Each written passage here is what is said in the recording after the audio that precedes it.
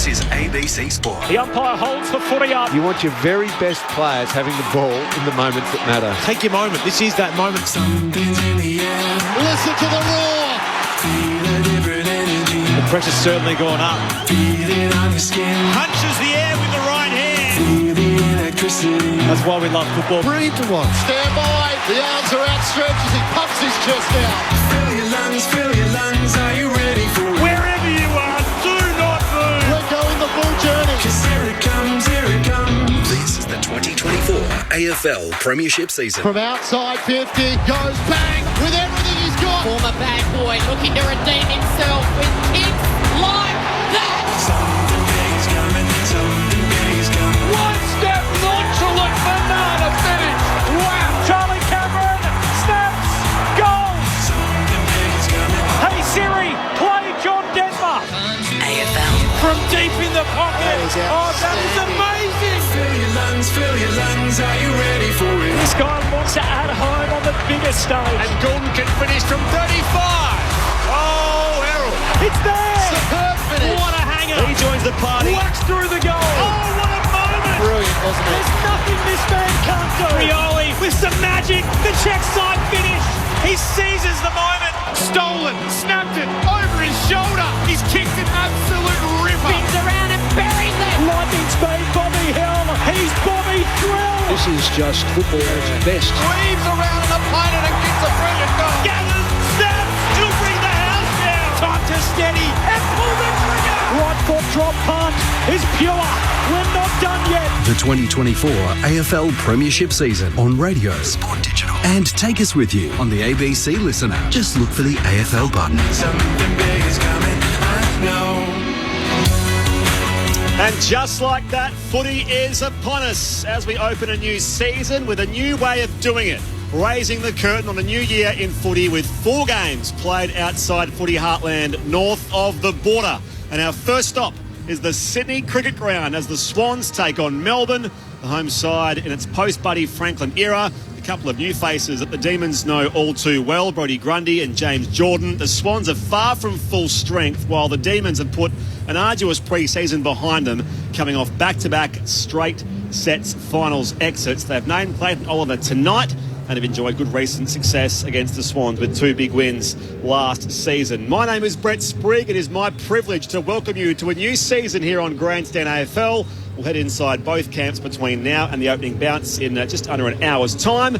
Ben Cameron calls the action alongside me. Welcome, Ben. Spriggy, it's great to be here. I must admit it. It is a real thrill. Opening night of the AFL season. We're north of the Barassi line, which feels incredibly appropriate considering we've got Melbourne and Sydney going head-to-head. A 216-game journey is what we're embarking upon here tonight. And 25 weeks plus 4 weeks of finals. That's what we've got to look forward to. I can hardly wait for the ball to be bounced and see Gawn and Grundy staring each other down and then going at it. There's so many storylines tonight. There's a few things to add to the spectacle as well. The Swans celebrating 150 years. Of course, the majority of that history as South Melbourne, and now 40-odd years in the Harbour City. There's a few things around that as all part of the pomp and ceremony tonight. Team news to hand in a moment.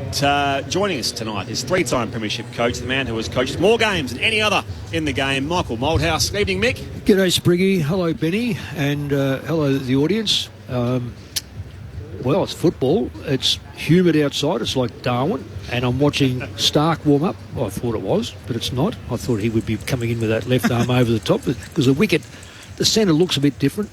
There is still a cricket square out there which will sort of dissipate as the season goes on, but it does look like cricket. So that's been taken out and set in. So we've got the wicket.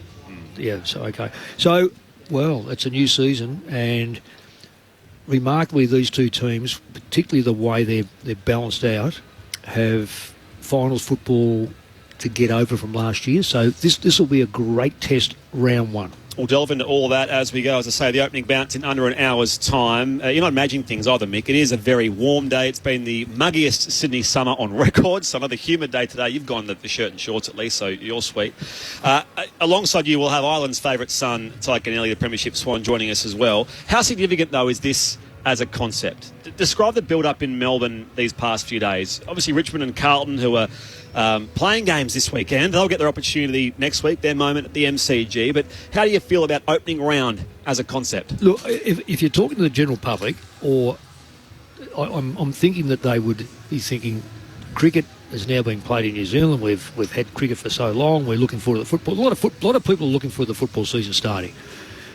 I would look at myself and say, look, I've played and coached the game. I've got to say that it's just getting earlier and earlier, and I keep hearing the same things.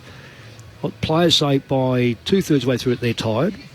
I suspect that there's going to be injuries because they wouldn't have started any earlier at late last year. So the pre-seasons have got smaller, and under those circumstances, I'm not 100% sure I really like the concept.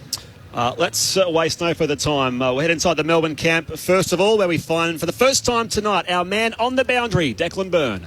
Yeah, thanks, Priggy. Joined by Melbourne assistant coach Andrew McQualter. Andrew, we're going to talk about Melbourne a little bit, but let's start with your last year, Richmond. You were head coach, a huge honour and I'm sure a huge task.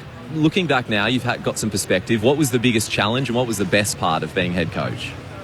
It feels like a lifetime ago. The best part was just the opportunity to be given the job and the responsibility, and I loved every minute of it.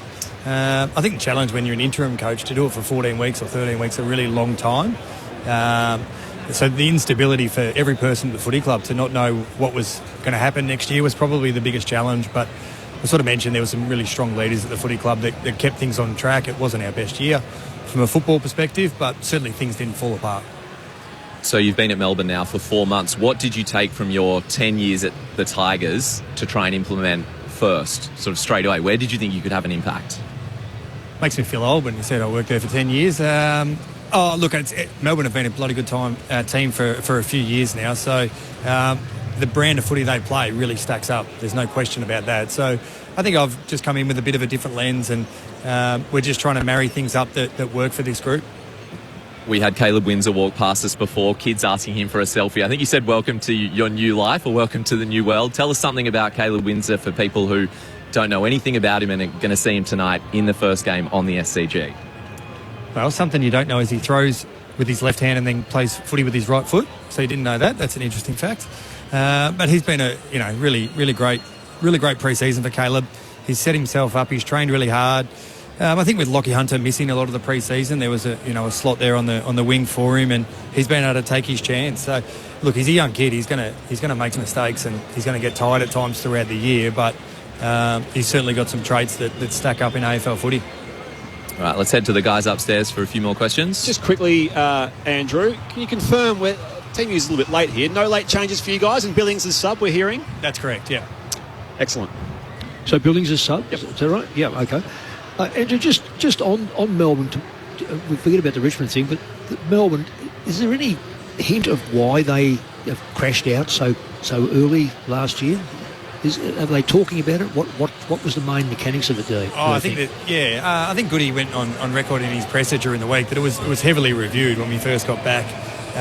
Both the mechanics, the football side of it, but also the dynamics and the communication side of things. And look, I think the reality is they had opportunities to win all of the finals they've played in the last 4 years, but we haven't been able to get it done. So there'll be some things we're trying to improve to make sure the result turns around if we get back there. Yeah, look, one of them stands out is the entrances inside 50, which was quite remarkable. I don't think any side in the finals has lost from those numbers differential. Is the forward line clearly last year wasn't functioning in term? Look, you finished high on the ladder, but you still couldn't score a lot of goals in moments against the better sides. How's that going to be addressed? And I'm not just talking about shots on goal. I'm talking about the actual way of making it easy for yourself, marking the ball within 25, 30 metres in front. Yeah, look, I think you know footy, Mick, more than anyone. It's when you have so many inside 50s, it means you're having repeat inside 50s, which means there's a lot of numbers inside your forward line. So certainly Melbourne faced that challenge towards the end of last year in those finals games. But there's some things that we've worked on all summer with our connection inside 50, with our way we move the ball. There'll be some adjustments that you'll see, but for the most part, the thing that keeps Melbourne in footy games for long periods of time is our defence and our contest, which will still be the biggest focus. Sure, and I'll just throw onto that one. Look, the hint is, you've had it in there 69 times and only couldn't score, but 69 times, that means it's gone out a fair number of times. Do you think that the pressure was appropriate at the time? Because Collingwood are a very good pressure side. They will make you pay down the other end. So is that... And I'm not just talking about one match. It just seemed to be that you dominate inside 50s, but on the other side of the coin, it comes out reasonably quickly. So you're talking about defence. Has that been addressed by any particular method or a player? I think forward half turnovers, we might have been top couple in the league still. So that's sort of, when the ball exits your forward 50, you want to turn it over as quickly as possible. And Melbourne were a strong forward half turnover team. So I don't think the ball bounced out of the forward line for scores too often last year. I don't think that was a big issue. Sure. Andrew, great to speak to you. Ben Cameron here. I think a lot of people have looked at a summer of discontent for the Ds. There's been a lot going on off the field, potentially distractions. How have you viewed that from internally? It's been a bit happening, hasn't it? Yeah. Look, from day one since I turned up to the club, I can only judge on what I see, and I see a really united group that work their asses off at training. They train really hard. They look after each other. They've got a steely resolve to change the results that have happened in the last couple of years, and that's all I can judge it off. Correct me if I'm wrong. I think you're overseeing the midfield group as part of your new role. I believe that Clayton Oliver, who's been a big part of the off-field storylines throughout the summer, contacted you early on and wanted to have a coffee and get to know you, and you've worked closely with him, no doubt. How big an achievement is it for him to be back here in round one and playing tonight? Yeah, it's a small world. Clayton actually trained with Richmond VFL when he was a 17-year-old for about a 6-week period, and I was kind of looking after him a bit then. So we had a bit of a relationship from that time, albeit a long time ago. So we had a coffee, and look, he's clearly had some challenges, but his last 8 weeks, he's done everything that's been asked of him, and he's really brought into what the club's needed from him, and he's in a terrific position now, happy and healthy, and he clearly helps us as a football team. Andrew McQualter with us, Melbourne assistant coach on Grandstand AFL. Andrew, at a time when it hasn't always been good news, and clubs and players talk about how they don't always pay attention to negative stuff, but I don't mean just that. Clearly you've had some sad stuff with Angus Brayshaw's retirement, for example. To come into a new season and then share that moment with 3 new players, 2 of which are AFL debuts, how much does that lift the group? I think every year you love seeing debutants play. It brings a new feeling to your group. So to have 3 tonight is really exciting for our footy club. First round draft pick from last year. Blake Howes has been on the list for 3 or 4 years and had to fight his way into the team, and Jack Billings, who we've traded over from the Saints. So 3 different stories to get to where they are today, but we think they can all provide our footy team with a point of difference, which would be great. And you mentioned Caleb earlier. Who are you most looking forward to from that group? Is it him? Well, I've probably worked the closest with Caleb over the pre-seasons as a midfielder, so yeah, really excited to watch him. But the other 2 clearly got some traits that'll be good for us as well. Last one, Minnie. What's the nickname they've given him? Have they gone with Duke or Castle? What are they rolling with for Caleb Windsor? Maxie called him Robbie Fowler the other day, the best winger since Robbie Fowler for the D's. So I think we might just have to put the brakes on that one a little bit, but we'll see if it sticks. Good on you, Andrew. Appreciate your time. All right, thanks, guys. Andrew McQualter with us on Grandstand AFL in the Demons camp. He means Robbie Flower, doesn't he? He does mean Robbie Fowler. Robbie Fowler's also Robbie Fowler was a star striker for the Liverpool Football Club, but we knew what he meant. Mick, you would have seen a lot of Robbie Flower running down the wing, the late Robbie Flower. Does the young Windsor remind you of him? Well, I need to have a really close look, because Robert Flower was one of the really great people who played AFL football, VFL football. You wouldn't understand, Benny, what light means when you say light winger. Is that a shot at me, Mick? Well, no, because Spriggy bought 2 buckets of chips up here, and you've eaten both of them. But look, that's okay. I mean, it's share and share alike. But he played the wing the way the old wing. And in those days there were players like, and I can use these, and I'm sure some of the people out there will remember these names. Dougie Hawkins on a wing played a different type compared to, say, Keith Gregg, who won Brownlows, compared to Dippy Domenico, who played very much like Hawkins. So you have contrasting wingers, but they played probably half back to half forward, up and down the line. So when your wingers were matched up, Robert Flower played as a winger, and it was very difficult. And Schimmelbusch is another one to play. If you're going to get beaten by speed, you got beaten all day on speed, because they didn't close the game up.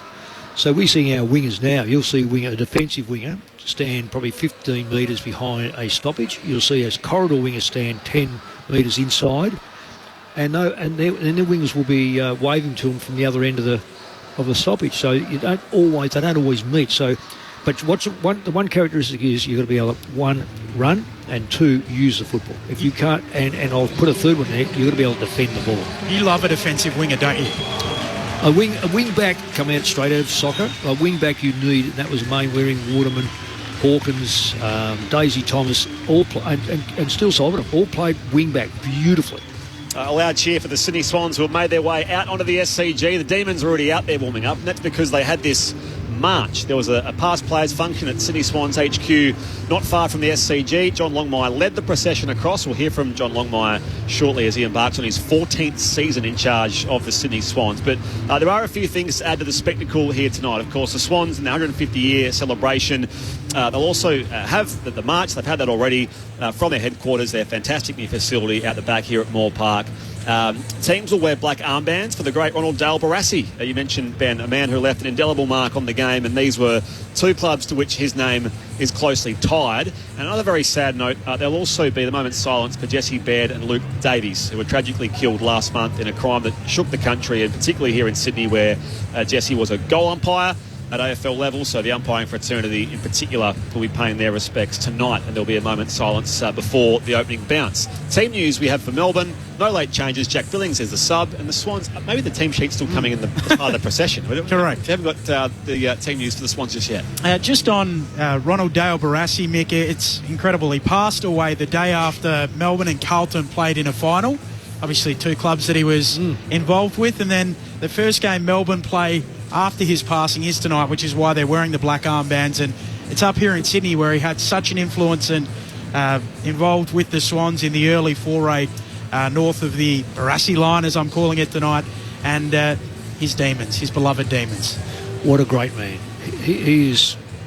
And if we don't have the cup named after him, we are. What are we waiting for? Who are we waiting to be able to give the name to the Premiership Cup? It's got to be the Ron Barassi Cup, no different than the Vince Lombardi. And I know there's a lot of people going, oh, that's Americanism, but no.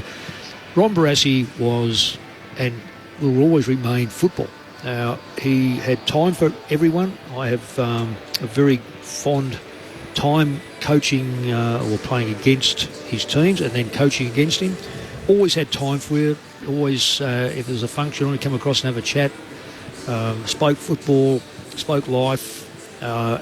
He's just one of the greatest people ever I've met in football. Just quickly on the Swans, no late changes, and Sam Wicks is their sub. So that team news to hand just a short time ago. If it was going to happen, not to sort of deviate too much from the task at hand, but as far as renaming the Premiership Cup, it could have happened. It should have happened in the centenary year, 96. At that point, Mick, he'd been involved in 10% of the 100 grand finals on Barassi. That's unbelievable, isn't it? Isn't that extraordinary? Yeah. So if it should have happened then, and it's well overdue, maybe it should happen now going into the future. But yes. Why, Spriggy, why is there a reluctance? I mean, you're the man, you know everything. I don't. Usually, I'm one who's all for being reserved on these sort of things. So I think maybe we are too reserved. quick. No, not on this. Not on this. I think sometimes we are too quick to name a new trophy or a new medal or build a statue of someone that's quite contemporary. Latest, the greatest. We jumped 100%. Yep. This is overdue. So I agree on that front. Nick. There's no argument. It's fairly unanimous, isn't it? Yeah. Surely. Well, I don't think anyone argues about it. No. Just get on with it and do it. Just on Melbourne, who are out there warming up, as I say, the Swans have joined them a short time ago. Fascinating team. As the song says, keep your eye on the red and the blue. They've been the most watched, or had the biggest watch on them across the pre-season. They beat Carlton at Princes Park in the pre-season last week, and some key names stood up. They love to start with a statement here, wouldn't they? They have to. I'm saying they have to, because Sydney have got a mixed team in the middle without players that you would first choice players in the middle. The game generally gets won or lost in the middle. Now, this is why the Grundy-Gawn thing is going to be absolutely outstanding. I can't wait for that contest. But then the fact that Oliver's jumped up and if he gets 50-60% game time in the middle, it will force Petrarca to play a little bit in the middle. But Sydney, if Sydney can come away with a victory in the middle, it'll be damning for Melbourne. We'll pick it all apart very shortly before we head into the Sydney Swans camp.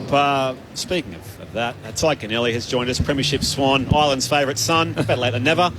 How was the past players function? very hard to leave. It's very hard to leave. It's great to be back, and that's from an Irishman saying, it's hard to leave.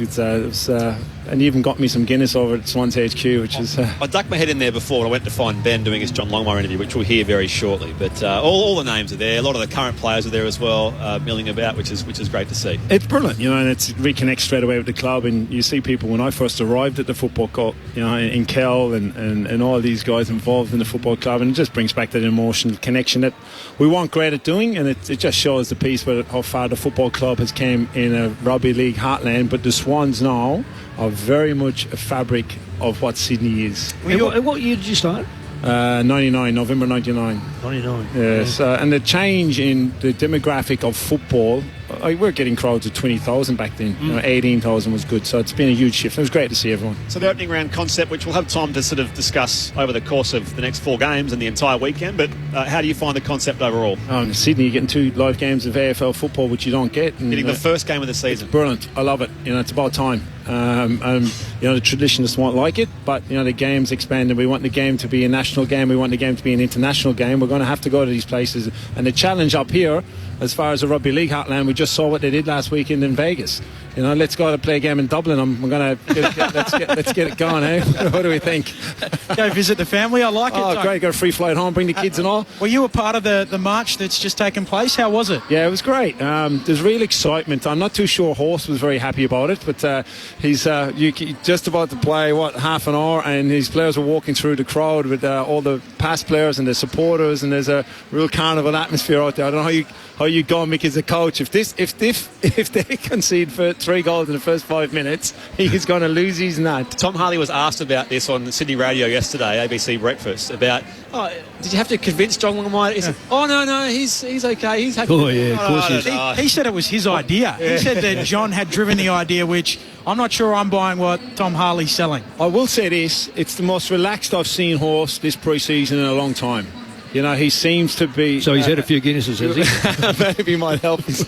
But he's been very relaxed generally as a pre-season as a whole. I think it's clearly he's been coaching for a long time, and we know what he's like on match day. But that might all change on match day. Pre-season's very different to when the games start. The opening bounce is 40 minutes away here at the Sydney Cricket Ground. Brett Sprigg, Ben Cameron, Mick Moldhouse, Ty Kennelly, Declan Byrne on the boundary. Of course, your texts are welcome tonight and right across the weekend, right across the year.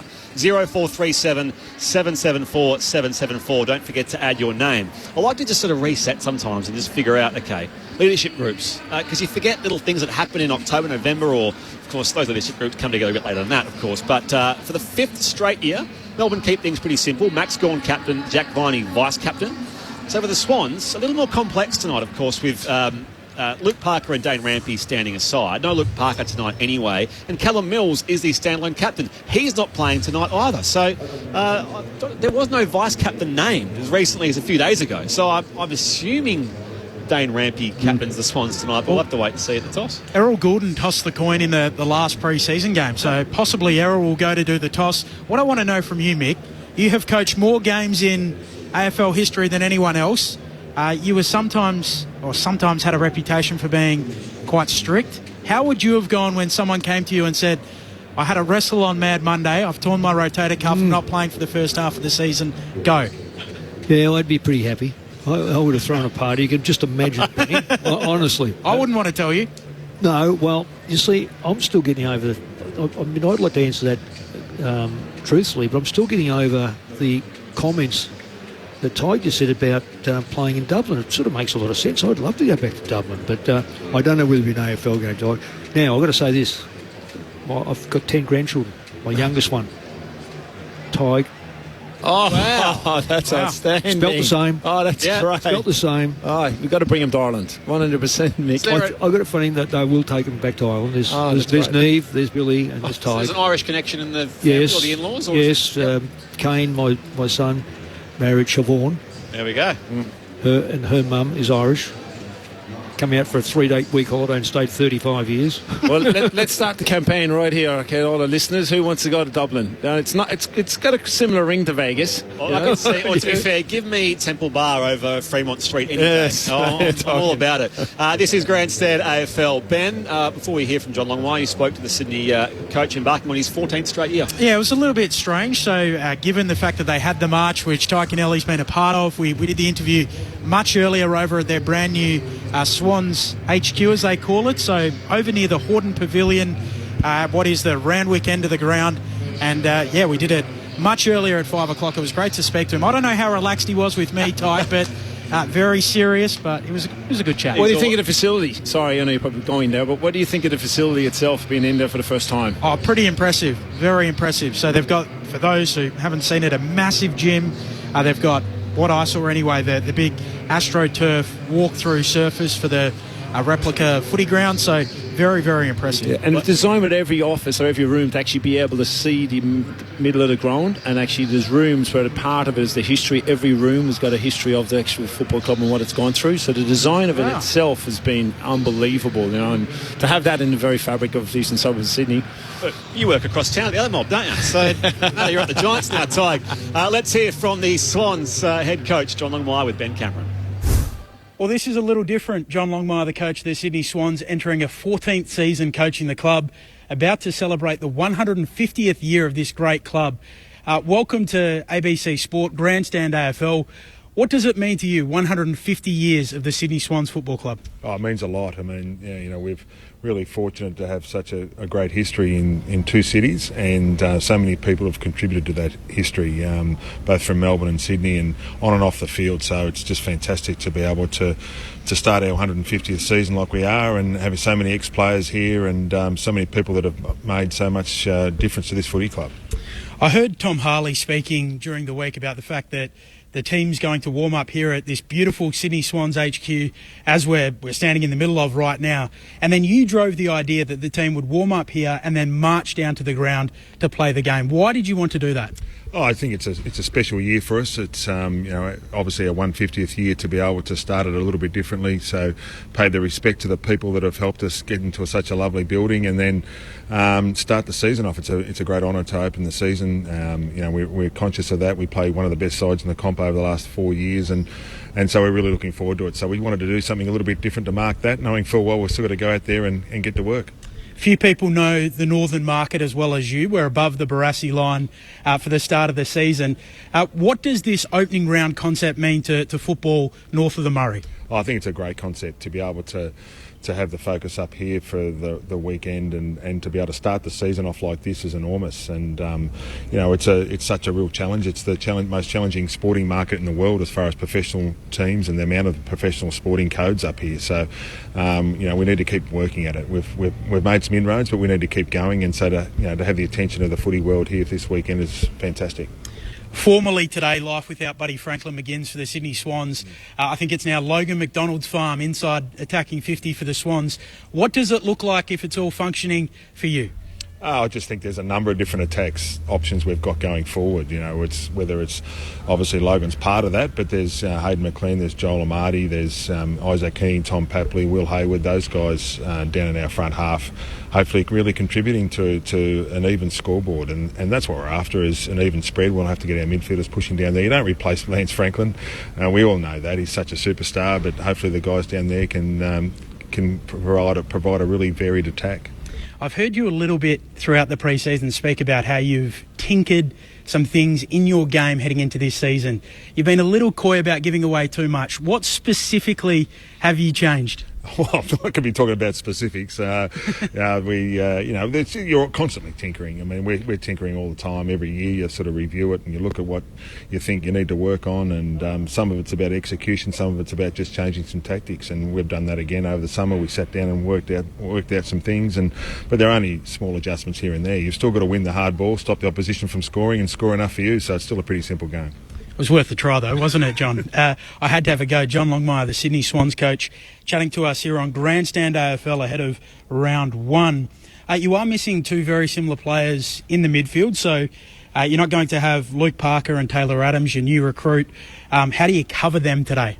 Yeah, it's a bit like Lance. You just can't cover some of the real experience that those guys have got. I mean, they're 200 plus players, 250 game plus players, and we'll have probably 6 players that are 23 and under in our midfield tonight. So that's a really exciting young midfield group against a real experienced group that are led by Max Gawn so well. So we're excited to see where that goes. They'll learn a lot no matter what happens, and so we're really fortunate though to have a good young core midfield group, and they'll keep learning and growing together. Brodie Grundy comes in, obviously plays against his former side tonight. He plays against Max Gawn. They were a duo last year. What have you seen throughout the pre-season from Brodie Grundy? Just how well he's fitting into our club and what he's brought to our club. It's he and Rachel have turned up into Sydney and embraced the Sydney lifestyle. They've jumped into it. He's been awesome off the field. He's just brought so much of a different perspective to our group, which has been super. And then his on-field stuff has been enormous. He's another ground ball player. His tackles, his pressure around the ball for a bloke his size has been something that's really stood out. So it's a big task tonight. We know that Max is in great form, a great leader, but we're really confident what Brodie's able to deliver. How was dinner with Andrew Dillon, Laura Kane and Adam Kingsley? Yeah, it's good. I mean, it's great that those guys get around to all the coaches over the season and spread some. We've got plenty of advice we give, no doubt about that. Sometimes it can be a bit of a thankless task being in the AFL because there's not much you get told that you do right, even though we know they do a lot right. So, no, it was good. What did you tell them about being an AFL club in the Northern Frontier? Just the fact that you don't really know until you live here and spend a lot of time here, and that's the great thing about Adam Kingsley. It's not, when he's at somewhere else or in Melbourne, he sort of didn't really understand it and dismissed it a lot. But when he lives here, he understands it really closely, and so you really don't know until you live here and spend a lot of time here. So it's just making sure that, and I'm sure that they will, the AFL will spend some more time here. I know you've spoken about it a little bit, but there would be a lot of people who wouldn't have heard you speak about it. Callum Mills obviously appointed captain. There was the Mad Monday incident which ruled him out for the first half of the season. My immediate reaction was I would have loved to have been a fly on the wall when John Longmire heard about this news. How did it land with you? No, it was obviously disappointing. I have talked about it once or twice, so it was disappointing. But in the end, we've moved on. I mean, that was 6 months ago now. So it's about now what he can do. He can still influence the team off the field, and he's going to do that. He's going to be, he's already a great leader of this footy club. He's been a captain of this footy club for a couple of years, so he's going to continue to do good things for our footy club off the field, and then when he gets on the field, whenever that may be, he's going to contribute. Last one, really appreciate your time here in these beautiful surrounds of the new headquarters. This group, 2 years ago they played in a grand final. Do you view it as a continuation of that group and going again, or is it a new team here starting 2024? I think you're always evolving as a footy club. I mean, we played, I think we were 15th youngest in the competition a couple of years ago against the oldest list, I think, oldest team that's probably played in Geelong. So, we learned from that, and we learned from last year. We had some injury challenges the first half of the year, and we're continually learning and evolving. And this footy club keeps evolving. A lot of our younger players have played a lot of footy together, but they're still only 22, 23, so they're still learning. And we've added some over the last off-season, which has been important, some areas that we needed to address, and we did that for the first time in a while. And so, we look forward to what they can do, and we know there's going to be ups and downs along the way, but hopefully it's a good, exciting journey for everyone. Enjoy the march. I think it's a great idea, and it'll be a fantastic thing for a fantastic footy club. Thanks for your time. No worries. Thank you. John Longmire led the march. He spoke there with Ben Cameron just before it. Great of him to join us pre-game on opening night. Opening round, Grandstand AFL right across the channels of ABC Sport through ABC Radio, News Radio, and of course the world-famous ABC Listen app. All your favourites are back. Saturday Grandstand AFL, which will feature Corbin Middlemass through most weeks. Ben Cameron's in the chair this Saturday with Mick Moldhouse and Luke Ball. On Sundays, Matt Clinch with Cameron Ling and Jake Nile. Of course, all the footy, all the time. And the best place, of course, is the ABC Listen app here on Grandstand AFL. The team's made their way back down into the rooms. They'll come out again shortly as the opening bounce here is under half an hour away. Australia v New Zealand. What about that? Unbelievable. 2 big test matches. Drives beautifully through extra cover for 4. All live and commercial free. He's bowled. That's it. It's bullet straight. It's all over. Australia and New Zealand. Clubs it straight down the ground for 6. Live coverage on now on the ABC Listen app. Just look for the big red cricket ball.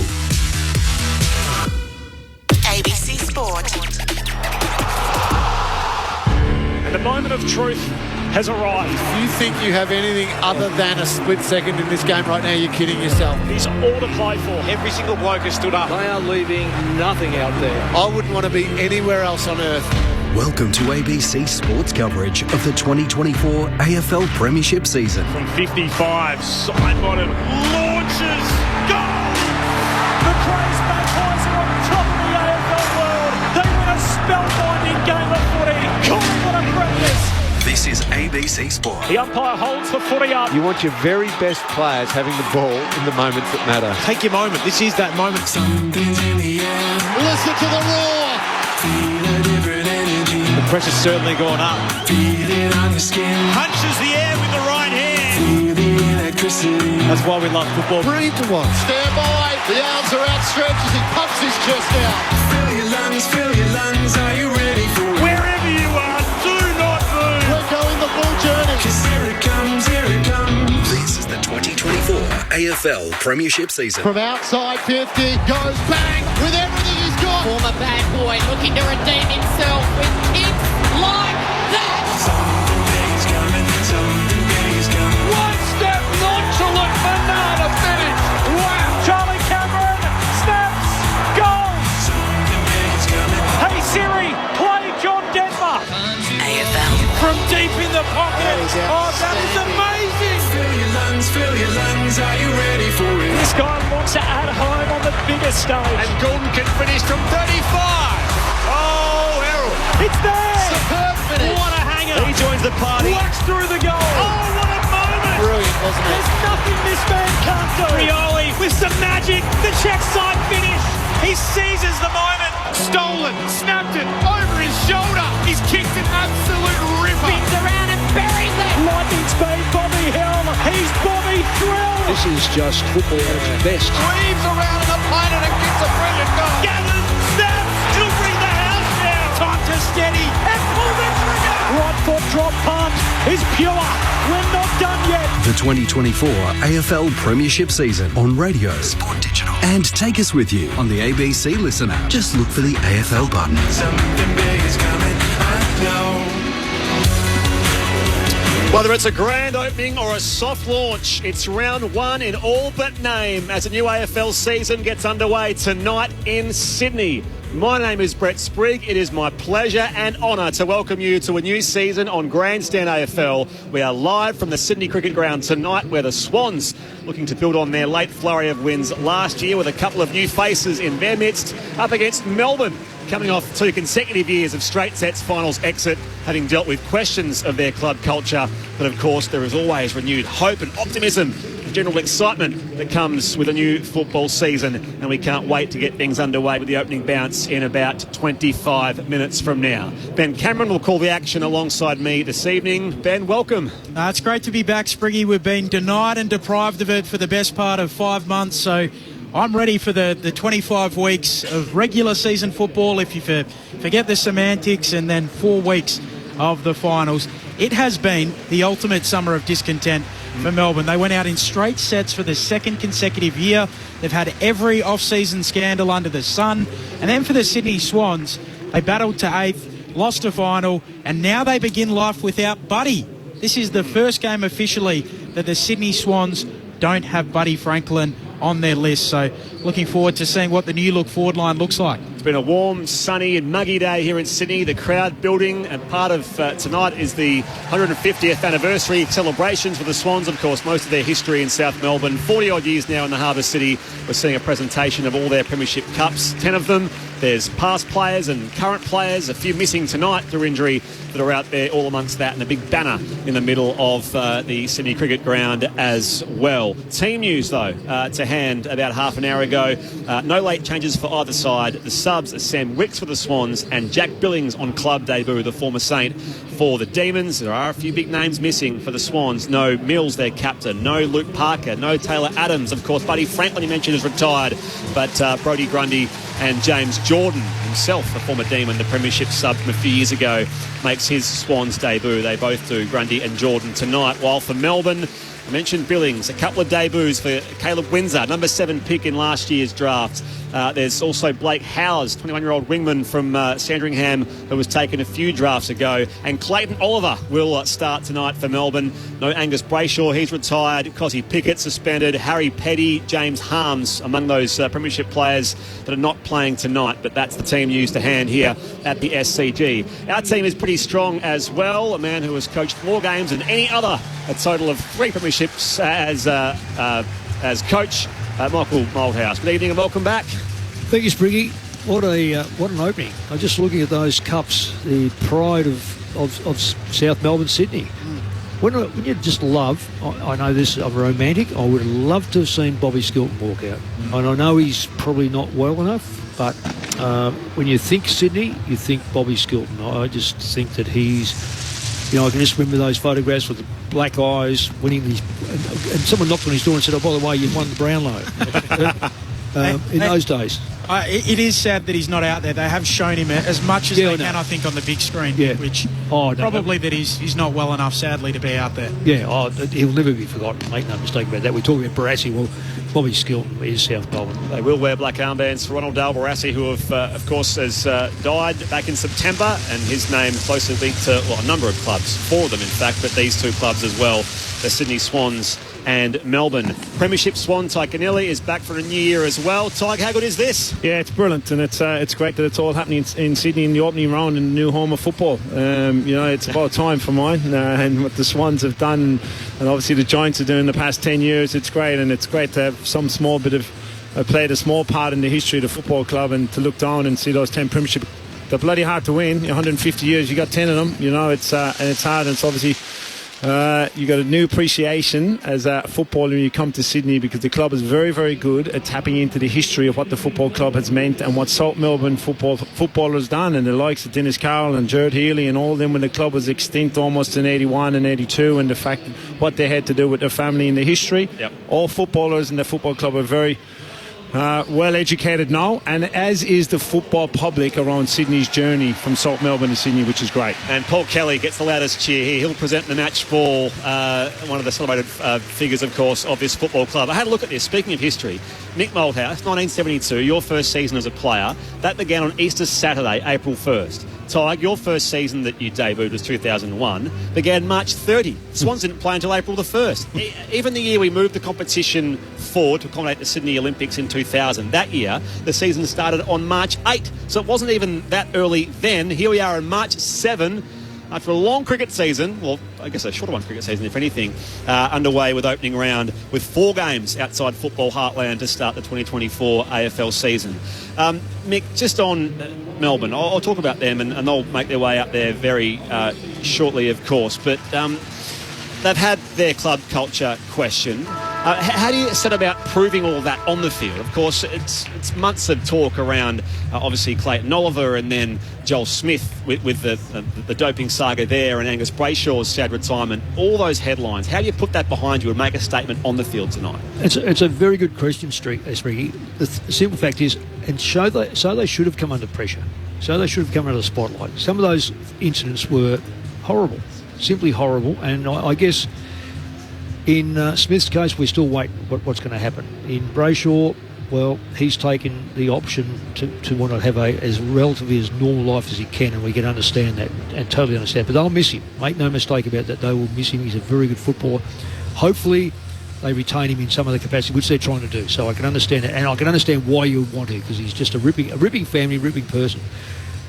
Oliver's interesting because, yes, I guess they got him up to get fit for this game. I would say he owes the Melbourne Football Club. Not many players the club owes. It's more the players own the club. And in this case here, Clayton Oliver owes Melbourne supporters an enormous amount to be able to, 1, produce, 2, be as unsighted as he can off the back page, no front page stuff, and play good football. We know he can play good football. I reckon it's put massive pressure onto the leadership group here, Max Gawn. I reckon he's worn so much of it, and he's just about to break through the banner right now. So this will be a great test for his leadership and the club's leadership for this year with all the things that have taken place. The D's make their way out. I know that, Ty, traditionally the exciting stuff is out the opposite end of this season come finals time, and they've been out in straight sets 2 years in a row. But give us some idea. It's a long pre-season. So much goes into planning for game one, getting off to the best possible start. And to that point, if it happens to be a loss, it would be very deflating. Well, from a Melbourne's perspective, with there's so much going on off-field, they can't get here quick enough. The whole football club cannot get the distraction of what's happening off-field. Just get the result. Let's get the game going.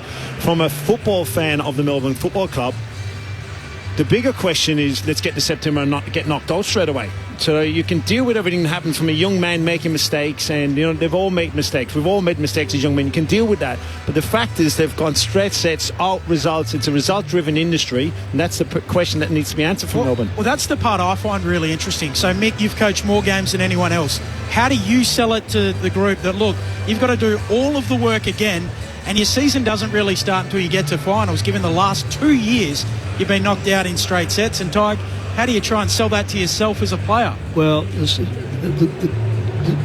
fact is that team that ran down the race 2 years ago, it won't be running down the race here collectively. A lot will, but a lot won't be. So it's a mixed side. We always try to break it down. I coached 52 finals and lost a lot of them. Let me tell you, we didn't win all the finals. So to get over finals, you dissect it. One thing you can't do is walk away from grand finals, perhaps because you've got there and you've given your best. But the other finals, you can't walk away from unless you dissect it and go, okay, we need a new player. We need to change this up. We need to go defensive. We need all sorts of things. So Melbourne, I would say, if they haven't looked at it categorically right from the good wins and the bad or the losses, and found out, and this is what we have to do. So and by going like that, you're actually going forward. You're not looking back.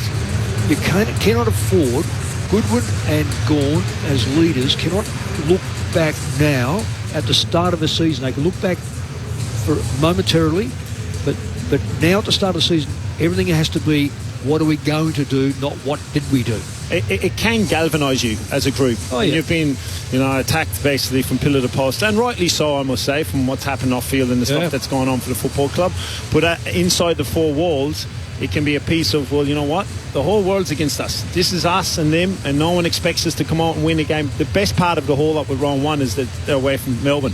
Yeah, but them get away and can galvanise them a bit. Yeah, but the thing about that one is the world might be against you. Self-destruction. Yeah, it's not because poor Melbourne. We're the instigators of this, so they can't hide away and go, the world is against us. They've got to say, we've made mistakes. What are we doing about it? Out come the Sydney Swans, the home side with 40-odd thousand in the building tonight. A sellout crowd or near enough to get the 2024 AFL season underway. You're with Brett Sprigg, Ben Cameron, Mick Moldhouse, Ty Kennelly, Declan Byrne on the boundary. You can text us right across the night, right across the year. 0437 774 774. Just to sort of swing it across to the Swans then. And we mentioned the post-Buddy Franklin era. And as to what that does, not just in the 22 or 23 players and the structure of that forward line, but the headline status that he commanded and the presence he had in the media and the way the Swans were marketed. The club denies this, Tig, but in some ways it's true of every club. Who are your marquee guys? He's a big one, and now he's gone. So there is sort of a void there. Sorry, I'm getting used to the technology again. One summer. It's an interesting question because Sydney traditionally have done it with Plugger, Hall and Franklin, and it's worked in the market. Warwick Kappa, Ty Kennelly. But I think the club has gone past that now. As far as a marketing ploy, it's now it's a football team that's entrenched in Sydney in the rugby league heartland. It doesn't need to do it. Now the Sydney does love a big figure and loves a sellout, and they're trying to put Isaac Heaney's that piece now, but no one's going to replace Buddy. He is a big influential figure in the game and in the game that's ever happened. So Logan McDonald, Hayden McLean, Joel Amartey, as well as the guys around them like Tom Papley, Isaac Heaney at doing the crumbs as well. I mean, big year for those guys coming. Yeah, but Franklin's he hasn't played well for a long time. In fact, I reckon he's carried Lance Franklin, as great as he has been, has had very, very poor finals series right from the word go. I think he played one very good one at Hawthorn. I don't think he's had a really great one at Sydney whatsoever. And his performances over the last few years he missed 1 year virtually. He's been injured. He wasn't in top 5 goal kickers of last year. So I don't know whether they'll go on. Oh, I do. He did have a really good grand final against Hawthorn. Yeah. That year I when said he 1 year. went to Sydney. No, I said 1 year. Oh, you said 1 year. That was the year. Yeah, right. Okay, so look. Sorry, I thought I got you, Mick. No, I said he had one good one. Papley, McDonald, Heaney, Hayward and Goulden kicked the goals last year. He didn't finish in the top 5 goal kickers last year. I'm pretty confident to say he didn't top the goal kick the year before. He had virtually had a year off the year before that. So I don't necessarily think, and I'm pleased Tyke said that they're gone past having the marquee player, although saying that, the club might get over that. I don't know whether the Sydney public will, because the Sydney public will love a name. It may well be Grundy. It may well be Errol Goulden as well, who's 4th in the Brownlow last year, equal 4th in the Brownlow last year. He's off contract this year, Ty. He'll get offers from a lot of clubs. The Swans aren't afraid to lock their players away long term. It's going to be a big year for him again. It is. Looking, the card the Swans will play as well. His mum and his dad, and they're working in the football club, and his mum's coaching, and he's been in the academy since he was 8 years of age. Money does talk, and there's a new football club not too far away as well from entering the fray. So, I'd be trying $1.5 million at Errol Goulding, and if you're a football club outside of New South Wales, that's what you're going to have to get to try and pray him away. We spoke about the gimmicks and the marquee guys, so Buddy Franklin, Warwick Capper in years gone by. I did hear Tom Harley say that the academy guys are the big stars now. So Errol Goulden is one of those. Braden Campbell, Isaac Heaney, Callum Mills. How have you noticed that? Nick Blakey's another one. Yep. It's not a bad halfback. It's been great, and the academy itself has been a big reason why the numbers are big from a supporter point of view for the game. It's a brand piece. You get kids now that are 10, 11, 12, 14 that are looking to wear the Swans Academy brand, and it's a really strong brand.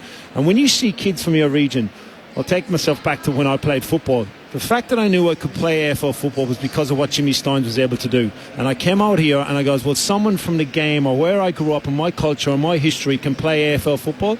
That's exactly what academy kids are doing in Sydney. They're looking at these boys and they're being the best in the competition, and they're going to believe, what, I can do this. It's a genuine pathway now for me to be an AFL footballer. Just a quick one. The Swans playing tonight with 150 years of history behind them, South Melbourne, Sydney. Mick, I know you love your history.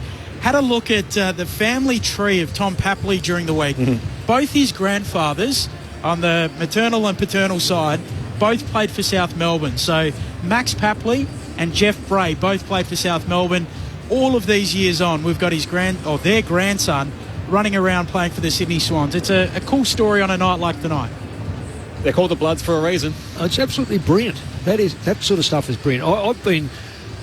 I'll say father-son rule. I'm opposed to it because I just think it gives clubs too much of an advantage. But when you read that, not that he would have come through grandfather-son rule, so he actually got drafted. But I think those sort of stories, when you analyse that, I remember it was only a couple of years ago that he wanted to go. So his grandfathers, I don't know if they're still alive, but they would have been boxing his ears, I would have thought.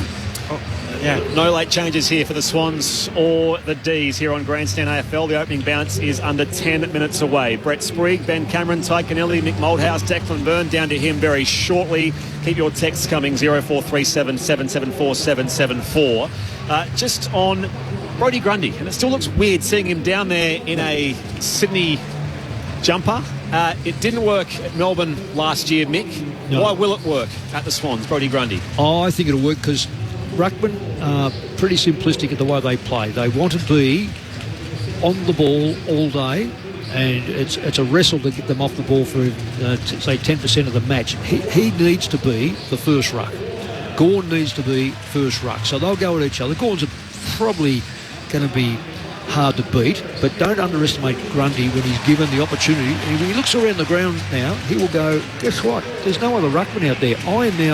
It's up to me. So I think you'll find that he will play some really good football. I think he's a champion young bloke. He's not, I can't say champion football at the moment, but he's got potential now that he's the number one ruck. He could go for the next 4 or 5 years and be that and become, as I said before, a little bit of a cult figure here, because he will get around the ground on this short ground, take the marks behind the ball. He's highly skilled, he's highly competitive, and he's different. He really is a different dude. Yeah, I couldn't agree more. You just talked about the impact that Buddy Franklin not being at the football is going to be. I think Brodie's impact in this football club will be just as big, if not bigger, than Buddy's. It's what the Swans need. It's what the Swans, from a pure football perspective, anytime the team has had close to premiership success, has been really strong ruckman. It's been really strong ruckman. And you look through the 10 premierships that the Swans have had, but even pushing for grand finals, his impact on a centre circle, that's, you know, and we talk about stoppages at the SCG, it's as important in any ground because of the size of the ground, but also to Mick's point, Brodie will get off on the fact that he's actually the man. He's that type that goes, well, I'm the man now, come on, let's go follow me. And ruckmen do that, and knowing his character, that's the type that he'll be. I must admit, I didn't have Mick Malthouse dropping a dude on my bingo card for the opening night of the season either, but here we are. It's all different. We're up in Sydney and ready to go. Gawn and Grundy going head-to-head. That was very much the Queen's birthday matchup. And then they became a duo, and now we see them as enemies again. It's going to be a massive storyline tonight, no doubt. Just on the Swans' defence, how they go up against those fleet-footed Melbourne small forwards. Are they too big? You look at Milliken, McCartan, and a few of those guys. Robbie Fox is sort of medium size. How do you rate that matchup? It's a shift. It's an interesting piece when we get into the detail of the game itself and how it's going to be won and lost. It's really where the goals are going to come from either end. You're without Franklin and you're looking at the Swans one end, but also the fact that they've made a decision to not go with McDonald, put Spargo in who hasn't had a pre-season game. They're going, well, they're clearly looking at, let's get him on the ground. Let's try and get Sydney on the ground. Now, Milliken can play quick and play medium tall, so it won't be an issue. Ramps is okay as a small defender. He does play a size. Tom McCartan's probably the one, but he'll have Shaq, he'll have the bigger opponent, so he'll get someone. But it's an interesting play. Clearly you're looking at tactic Melbourne going, let's get smaller, let's get at Sydney with our fleet of foot.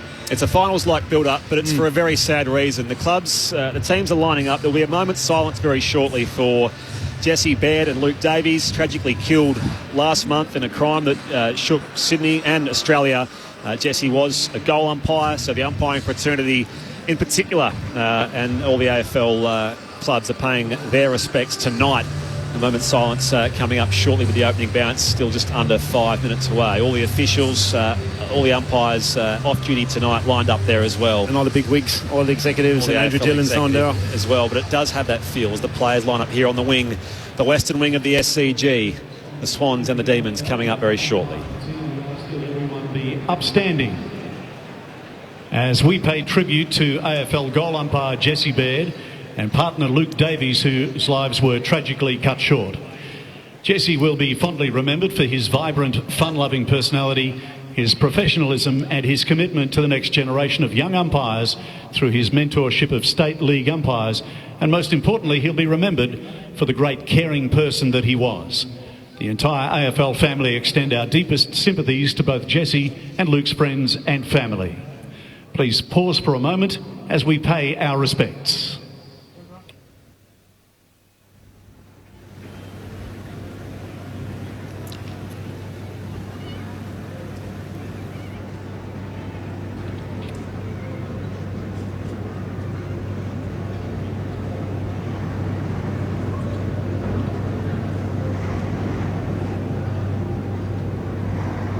May Jesse and Luke both rest in peace. Wonderfully observed in the wake of that tragedy a few weeks ago. The crowd certainly building here towards that 48,000 capacity. Dane Rampy, it looks like, will be the Swans captain. We were sort of musing on that before the network joined because Callum Mills, of course, not playing, and Luke Parker, who has stood aside as captain. Callum Mills, a standalone skipper, will captain tonight. Just a quick one, a very strange one for Brodie Grundy, the dude, Mick, as you called him, ahead of his first game as a Swan. He was stung by a blue-bottle jellyfish behind his ear going for a pre-match ocean swim. So he's posted on Instagram a photo of his ear, very much swollen. And that's not from Bondi.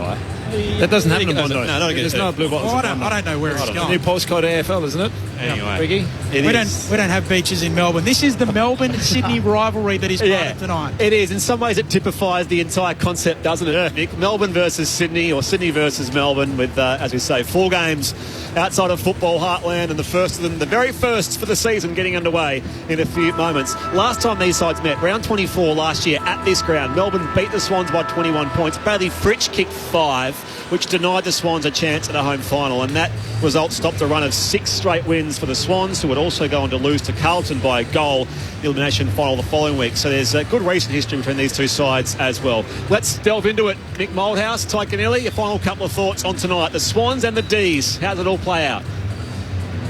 Well,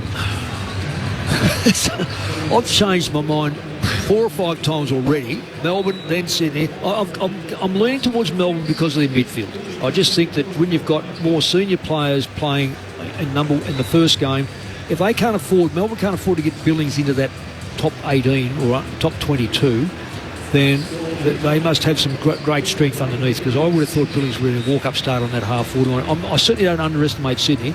Melbourne do have a fairly good record, Ty. Yeah, look, obviously the battle we've talked about in the middle is going to be enormous with Gawn and Grundy. From mine, it's just where the goal's going to come from either end, and that's where the swing will go from Sydney's perspective, as far as that Logan and Joel and Hayden have played a lot more football together as a three in the structure. With Hayward, Papley, Heaney, it's a lot more of I'm more confident with that forward group kicking goals. Obviously, it's going to be, can they get the opportunity from that midfield, where the test is going to be with Petrarca and Oliver. In mind, they've been passed out now by Dacos, and De Goey is the best player. And the challenge will be obviously what's happened off field for Clayton. Can he actually put that aside as a footballer and actually come to play for his football team on the ground? And can the Swans forwards get hold of the midfield of these defence? Yeah, I'm just worried about Oliver spending a lot of time on the ground. He's has had issues before, and his pre-season has been limited, and that means then Petrarca, when you look at the goals that Petrarca kicked last year, he has to go forward, play forward. So Melbourne got to come up with I reckon they've got to come up with another midfield as well. Let's head boundary side again. Declan Byrne is there for us. Declan, good evening. Yeah, good evening. Well, if the Swans don't get another opening round, they've gone all in tonight. They've had the huge love-in Premiership Cups, all the past players, and the weather has turned up as well. It's 24 degrees, bit of cloud overhead, bit of wind towards the Paddington end. Max Gawn won the toss for the Demons, so they will head to the Randwick end. The smoke from the fireworks is dissipated. We are ready to go down here at ground level. It almost feels surreal. But it is a new season, a new postcode, as they're saying. It's the same great game, and the best place to hear it is on Grandstand AFL. Here's Ben Cameron. Opening round, opening night. We're away and running in 2024. Gawn and Grundy, they stare each other down. The umpire lays it down, both with hands on it. Onto it, Papley, starting in the middle. Hooks the ball inside 50 for the Swans. Lever comes across, brings it down. Jordan picks it up against his former side, loses it. Rivers a clearing kick into the middle. High ball going back with a flight. Roberts tumbled the mark. Picked up here again in the midfield, though. Melbourne have good numbers around the ball. Hand pass comes to Viney. Little 1-2. Gets it back to Neil Bullen. On the wing they come now. Hand pass was a little error there for Shaki. Now it's worked forward again by Windsor on debut. And now it's up over the top. And it's going to be off hands and over for a throw-in. So Kayla Windsor's first touch in AFL footy. It's going to be a stoppage here on the western wing. No score inside the opening 40 seconds. And Heaney starting inside for Sydney. A bit of a shift from a structure of obviously last 2 years as a forward. Played a lot as a midfielder in the pre-season, and he started here. Grundy works his way to the front, lays it down, then applies the tackle on Viney. Free kick. It'll come back. It'll go the way of Viney. Good play by Grundy. He's finding with getting in front of Gawn. Gawn will push him under the ball. Viney veers to the left, kicks the D's long inside 50. Pack forms, off hands, it comes down at ground level. Neil Bullen squeezes out a kick, right forward pocket. Lloyd there for the Swans, gives it off to Goulden. Clearing kick, can't find a target. And the mark is taken by Shaki. 51 metres out from the D's attacking goal. Flares it across the half-forward line here again for Rivers. We'd probably like him to have a crack at it there, Shaq. All the players inside of 50 here for the Demons round weekend. Up towards the hot spot now. Running start. Fritsch couldn't pull it down. Florent brought to ground there in a strong two-man tackle. Neil Bourne and Petrarca get a hold of him. Will ball up 25 out from Melbourne's attacking goal. Clearly you can see Grundy's tactic to get back in the hole there and actually offer some support to Sydney defence. Ball in the air. Gone to the outside. Petrarca busts out and tackle. Lost the footy in the process though. Gathered by Rampy. He's brought to ground now by Viney. The umpire says, give it to me. At right full forward. It's interesting, Gawn has gone to the forward line as a ruckman. He's not staying out, not letting Shaki do it. Grundy hooking it down. It bounces to Oliver. His kick smothered. Ricochets to Florent in his defensive goal square. Just says, get it out of there. Dumps it on the boot. Bouncing ball on defensive 50. Onto it, Bowie. He's tackled. Quick little kick away to Langdon. Left half forward for the D's. Left foot flying shot on goal. Tumbles out. Deep in the left forward pocket. Forward 50 stoppage for the D's. No score through the opening 2 minutes. Just got a couple. Sorry, Spiggy or Mick. No, I was going to say, I reckon Grundy's had the better of him so far. 5 times he's got his hand, or 4 times he's got his hands to it. Grundy, Gawn hasn't had it once. Stoppage deep in attack here for the D's. Playing in front, Grundy follows up now, taps to the outside. Trying to get hands to it now. Campbell brought down there in the tackle of Oliver. And again, the umpire will ball it up. It's really setting up strong behind the ball, Melbourne. Sydney have exited, but bought repeat entries from Melbourne, setting up well behind the ball. Gawn beats Grundy. The flying shot on goal hits the left-hand goalpost. So the first score is a minor one, Melbourne's way. 3 minutes gone opening term, Grandstand AFL. The Lizard, Blakey, slinks away from halfback and delivers Silver's service to Hayward. Leading up to halfback to Mark. He goes short to Fox. Still backward of the wing for the Swans. Fox goes short to Rampy. Tight roping the boundary line on the western side of the ground here, the Swans. 34 this year, Dane Rampy. What a warrior he's been for the Swans. Kicks long to half forward. Gawn is there, hands to it, doesn't mark. Rivers rows for Melbourne. Handball to Oliver. Handball to Viney. Handball back to Rivers. Handball to Windsor, the debutant. Windsor through traffic, eyes up. Sends his kick back the middle of the SCG now towards that one-on-one. Petrarca goes to beat Hayward. Fires up at ground level now. Can't get to the Wakeland. He's tackled without the footy. Umpire says play on. In again goes Salem. Turns his kick high towards only as far as Heaney, who marks at centre half back here for the Swans. Demons one behind. Swans yet to score. 4 gone to the opening term. And Melbourne have settled a bit better earlier in the Swans. Sorry, Tyke. We'll get into our rhythm. Mark taken there by Grundy.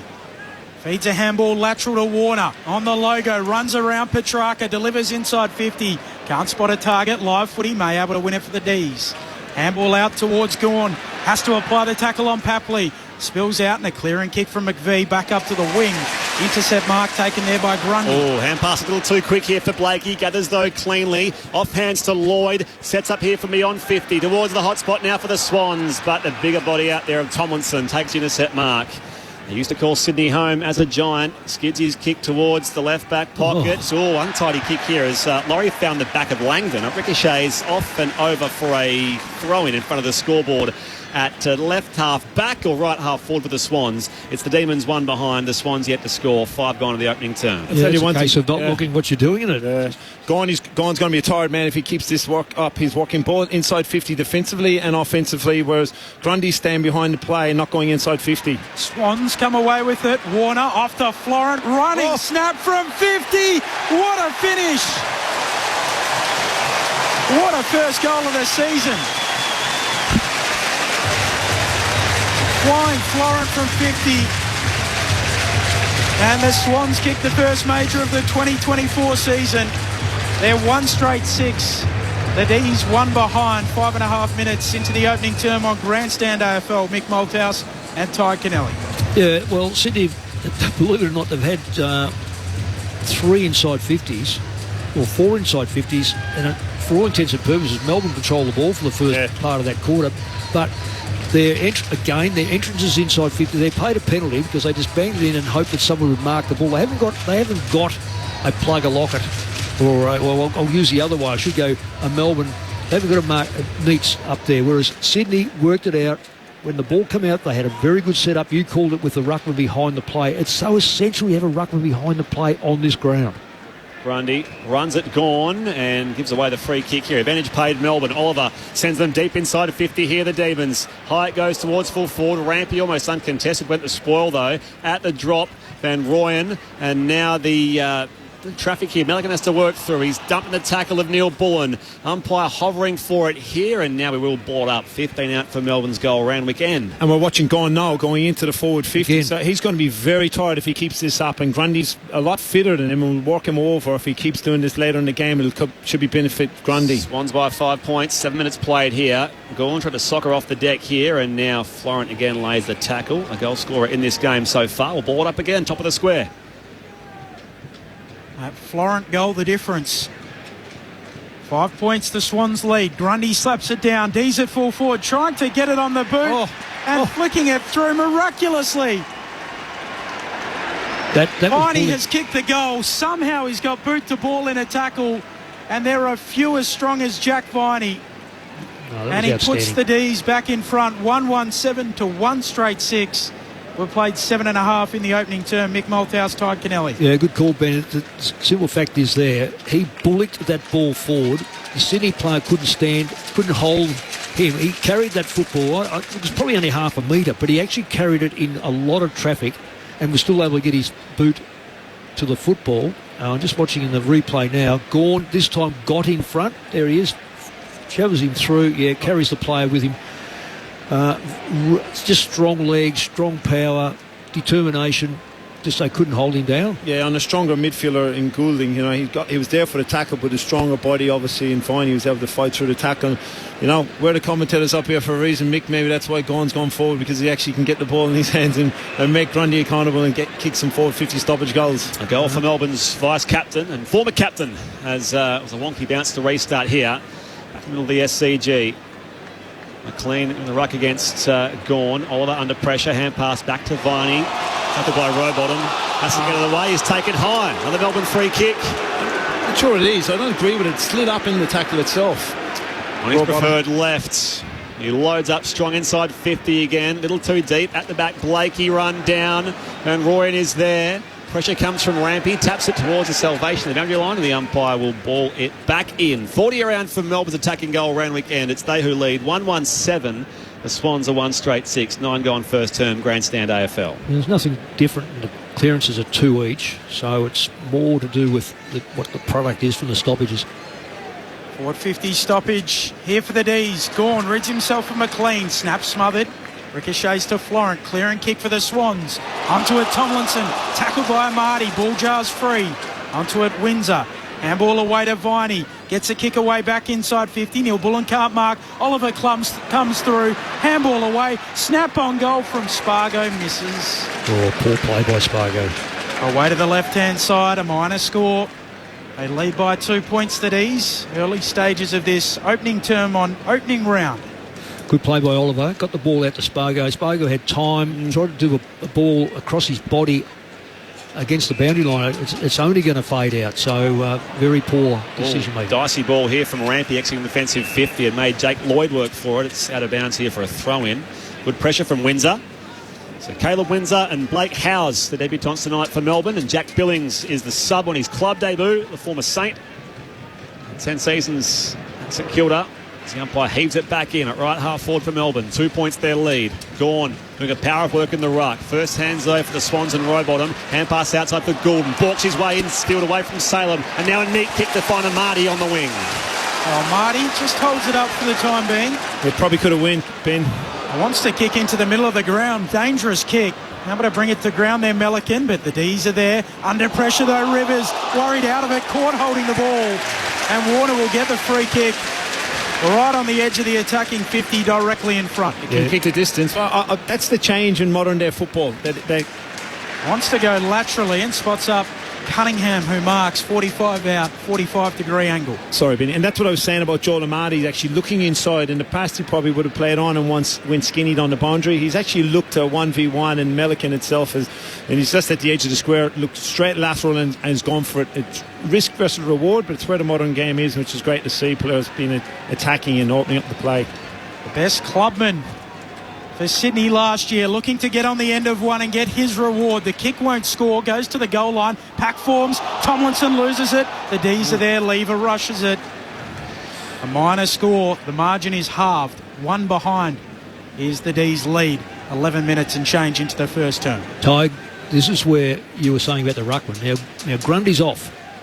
So this is where, when does Gawn come off? And when Gawn comes off, you watch Grundy go on to the secondary ruckman. Yeah, he came off in the 7-minute mark, and he's just making his way off now, Gawn in the 12-minute mark, really. So well, that's interesting that he's actually extra 5 minutes. He's played, quarter. Balls with Tomlinson at the left back. Got pressure here from May. In comes Haywood with a tackle. Dispossessed him, but Salem had to mop it up here for the Demons. Now sends them beyond defensive 50. And it finds Fricks. There was a shove, though, given here, which will be now a free kick going the way of Dane Rampy. From the eastern wing of the SCG, he's still 75-80 from goal. Needs a neat entry. Demons by 1. Rampy's kick on his preferred left side. Speeds its way to the pocket. At the back there, trying to keep it alive, McDonald. And ball to throw, I think. Being pinged here for incorrect disposal. So it's another ball here with Tomlinson. Just alongside that right behind post. It's the Demons 1-2, the Swans 1-1. 12 and a half gone first term. He's been good, Tom. Yeah. He's been really around the football, used the ball well. Tomlinson sends it long out towards the eastern wing. Big fly coming from the back from Blakey, unable to bring it down. And the umpire wants to come in and ball it up.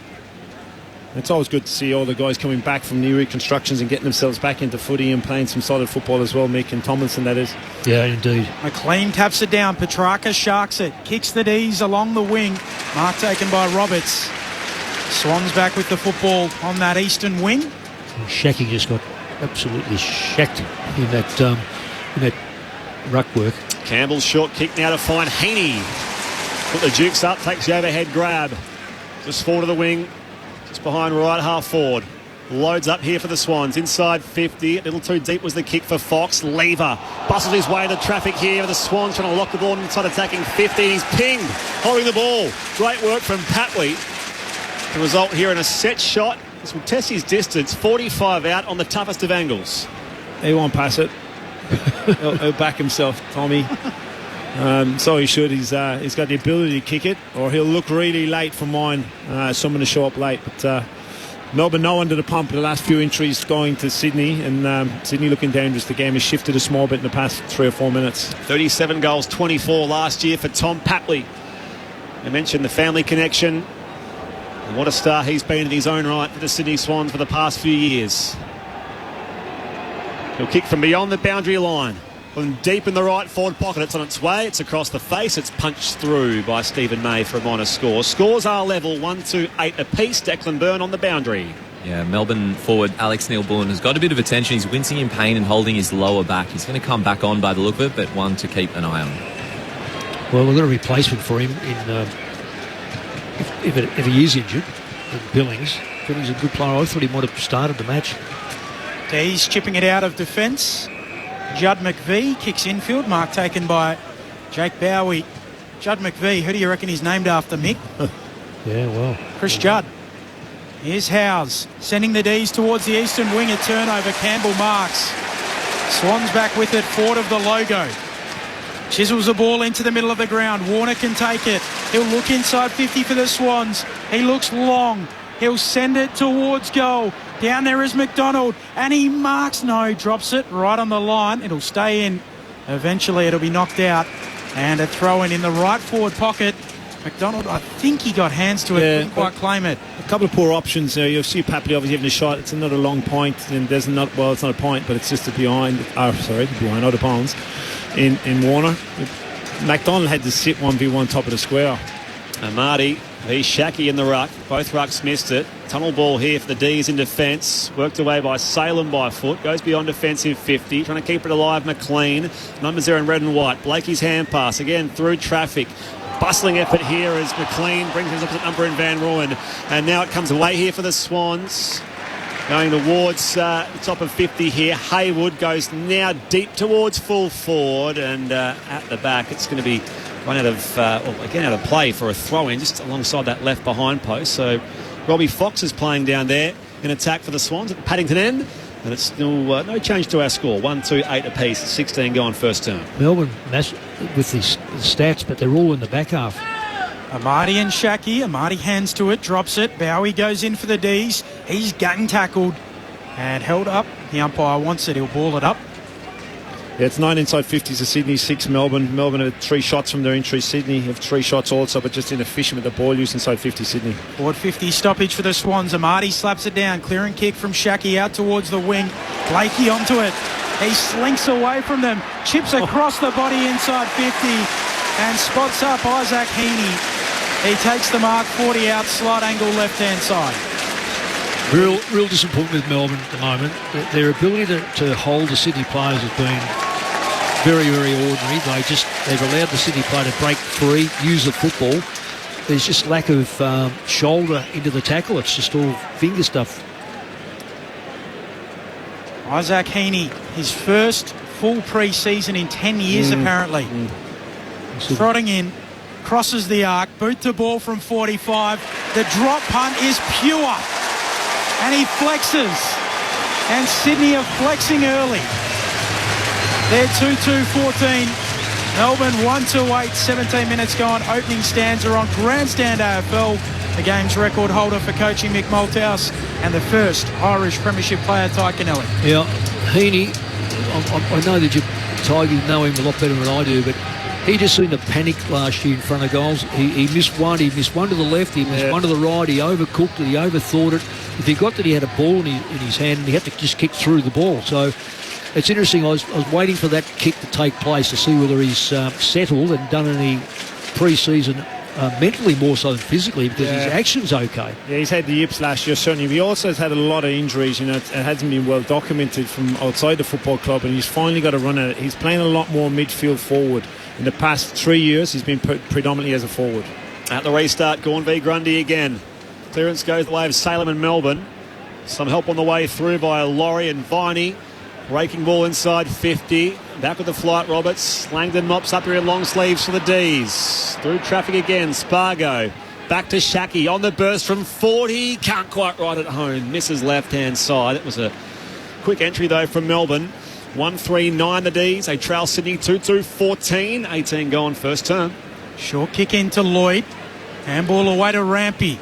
Biting off the kick towards the logo. Spotting up Hayward. Sprawling mark. Right on that opening round logo.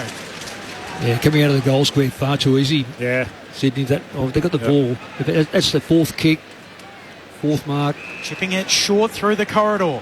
Here's Roberts. Kick charge down. Sparrow wins it back in the middle here for the D's. Gives it off to a teammate running by in Chandler. Chandler has some room now. Goes wide out of Spargo again. He's 75 from goal. Goes on the lateral again here for Bailey Laurie. Debuted in round one last year. Loads up inside 50. A little too deep. Doing some work in defence. Down there was Roberts. Tunnels it away here towards Rowbottom. Back to Hayward. The Swans can clear again. Snaps into the middle of the ground. Going after it, Bowie. And eventually wrapped up with the football is Bailey Laurie. And a ball up attacking edge of the square here for the D's at the Ramwick end of the ground. Grundy and Gawn go at it again. Coming through Heaney. Tries to pick up the football. Hayward goes in. He does pick it up. Tries to get it on the boot. Can't. Goulden coming through. Runs straight into a tackle. Taken high. Free kick going the Swans' way. And Errol Goulden. Spriggy, earlier you mentioned round 24 meeting between these sides last year. Errol Goulden 42-2.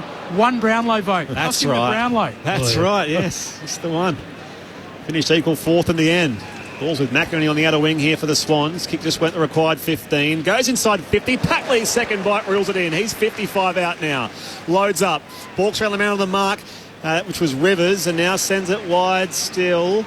It's been marked out there by Braden Campbell. Tough inside 50 for a minute. Right half forward. The left footer goes high towards the top of the goal square. Up they go, 2-on-2. At the drop, Grundy. And now Rivers happy to just tow it through in defence. Rushes the behind. Swans 2-3-15. Melbourne 1-3-9. I've just hit time on now in the opening term on Grandstand AFL. I'm just saying as a key forward for Sydney with May and Lever for young Logan McDonald. You know, it's going to be a long night with those two key defenders playing in front of him, and he's going to have to fight hard for the contest and work extremely hard to get some options forward of the ball for Sydney. Lever with the long kick, sending the D's out towards the eastern side of the ground. Chopped off by the Swans, and they're quickly back the other way. Campbell comes infield with a short kick. McInerney marks. He'll chip it short, and Goulden's able to take it. And now a wheel and go Goulden. Low ball inside 50, turnover. Mark taken by Sparrow, just inside his defensive arc for the D's. Swans lead it by 6. Sparrow short kick to Rivers. The lad from East Fremantle comes wide to the western wing. In plenty of space where it's marked by Chandler. They've moved the ball quickly so far here in Melbourne. Swans by 6 points. D's go inside 50. Fritsch was all on his own. Rampy gave him too much separation. Fritsch wheels around, snaps as he plays on and misses near side. Yeah, not surprised. The way he is one of the most unreliable top forwards in the competition. Melbourne 1-4-10. The Swans are 2-3-15. 22 gone. Florent bites off the kick up the middle. Can't find Rowbottom. Bouncing ball inside 50 for the D's. Fritsch meets it. So too Melican. And it's held up. Yeah, fatigue setting in. Sorry, Benny. I think it's a bit of fatigue here. A lot of missed tackles or missed targets, and Fritz has got to be better than that. Well, Fritz, think about the one he missed at Collingwood where he kicked at right angle. So, you know... That's a gimme for his ability. It's an absolute gimme. You know, at this day, Absolutely. Kicking around his body, perfectly set up. Grundy slaps it down. No one able to gather it cleanly. Ricochets towards full forward for the D's. Swans are there to mop up. Rampy tackled out by Fritsch. And we'll get a ball up in the left forward pocket here for the D's. The Swans lead it by 5 points. 22 minutes and change into the first.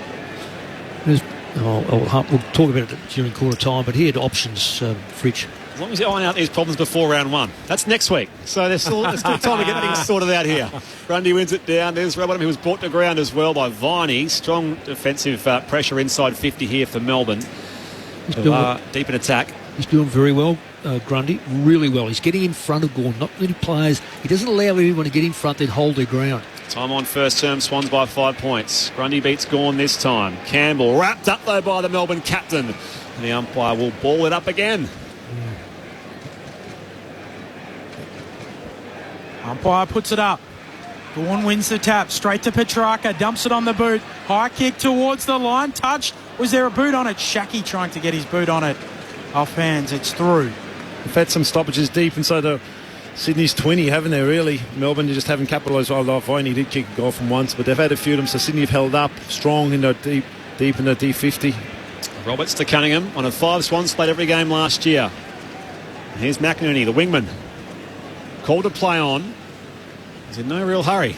This is the problem for Melbourne. It's been too easy for Sydney, both defensively without the ball in hand. Melbourne have been very easily to get through, and they've held up Sydney, but it's almost like Sydney's choice to go slowly, but it's been very poor from Melbourne's defensive. Campbell did slow things down. Swings it across defensive goal here for Tom McCartan. Brother Paddy, of course, retired last year. Long ball out to the wing where he finds Florent in acres of space. Needs the entry here. Pulls the kick short at half forward. Papley goes up. Can't control it. Viney's there for Melbourne. Now Oliver goes to clear as well. In the middle of the SCG. Petrarca missed it. Gathered by Roberts with the Swans. He's wrapped up by Petrarca and the umpire will ball it up again. No wonder Buddy Franklin retired. I'm just looking at Logan McDonald streaming inside 50 there, and all Oliver Florent. I'm looking at John Loma. I'm sure he's saying it. Just get it inside 50. Give Logan a chance. Oliver Florent, that is, with the turnover kick inside 50, inside the middle of the ground. So Grundy slaps it down, but held in. We'll do it again. Umpire puts it aloft. Grundy takes it out of the ruck, squeezes a kick out towards the eastern wing. Race is on. Langdon the first to get there for the D's. Handball forward to Neil Bullen. Gives it back to Langdon. Handball over the top. Oliver tackled out.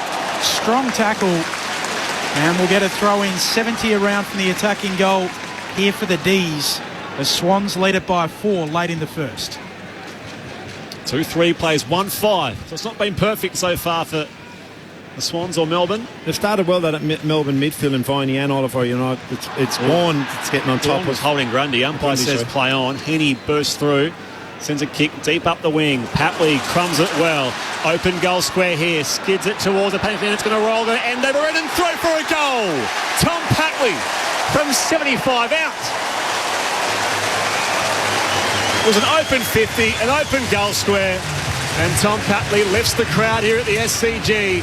The Swans out by 10 points as we approach quarter time. 3-3-21. Melbourne 1-5-11 on Grandstand AFL via ABC Radio, News Radio and the world famous ABC Listen app. Well done, Tom Papley. Well, not only well done, smartly done. This is 0 round, so we'll say 0 round, but a lot of mistakes made in these sort of rounds. But when you get a player that's got really good touch, thinks about the game, looks up and finds there's nothing in front of him. Do I run the ball or do I kick the football? I know the ground. I'll just kick that type of drop punt that's going to end over end and, it's going to go straight. And that's exactly what he did. Top players hard to hold down. Well, Sydney ended up playing the tall forwards high, which meant May had to play on Papley. He ended up going to the contest. Papley came to the front and nice crumb. Heaney in the middle, wins it on the ground. Handball to Lloyd. Handball away to Roberts. Handball to Warner. Sydney retreating. Handball out to the wing. Florent with it. He'll chip short. Forward of the logo. Here's Heaney. Striding down the wing. Driving it inside 50. Tomlinson punches it away. Holding free kick. It'll go against McLean. So free kick to Tomlinson at fullback for the D's. Sydney by 10 points. Approaching quarter time. Opening night of the 24 AFL season. Tomlinson loads up again, just thumps it beyond defensive 50, out to a pack where Grundy comes in late, into the side. Strong pack grab. Gives the Swans possession on the outer wing. Waste no time. Goes back inside 50, but his kicks a turnover as well. It goes down Lever's throat for the D's. Going to swing it across defensive goal. Here's Caleb Windsor, busy on his debut so far. Drops a mark though in the right back pocket. No real pressure on him, so he goes to gather again. It's a pinpoint pass here again. They come beyond defensive 50. Rivers to link up with Sparrow. Sparrow, a new contract for Melbourne during the week. Skids this ball up towards Oliver, middle of the ground now. Works it away by hand. Still going here, Lever. High ball inside 50. Shacky out the back. Controls it to his chest. 25 out on a tough angle in the left forward pocket. He's generally a very, very good kick, although he's kicking against his leg here. So this will be... Well, mate, he's going to try punt. He is a very, very good kick for goal. No, he's going to check-side it.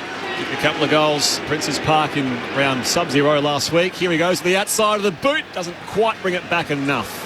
And he misses. So minor score again here. Melbourne 1-6-12. The Swans are 3-3-21. 28.5 gone opening term. He's had a couple of shots now. You know, it'd be good for his confidence. It'd be nice to kick one, obviously, but he's getting opportunities. Not much has changed from Melbourne last year, is it? Really? No. They've had 5 months to think about it. Nothing's happened, Ben.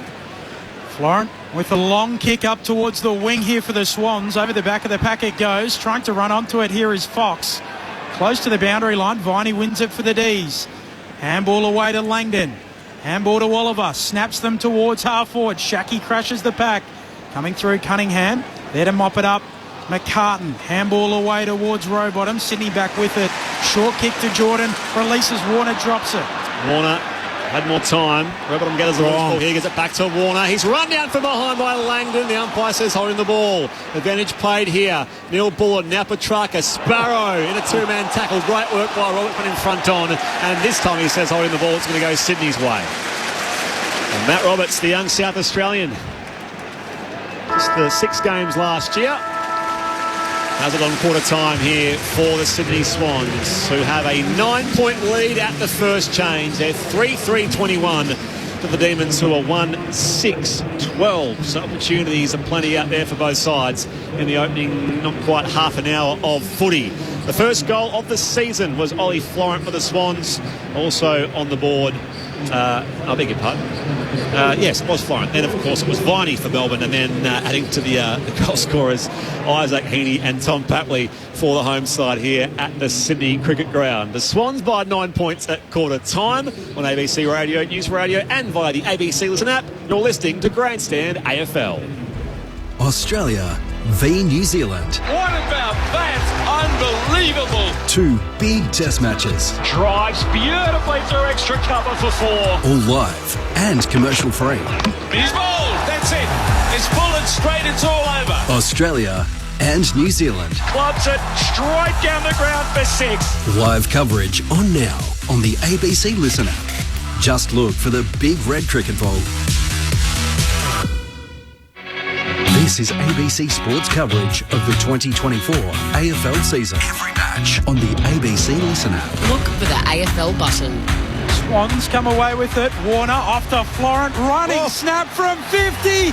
What a finish. What a first goal of the season.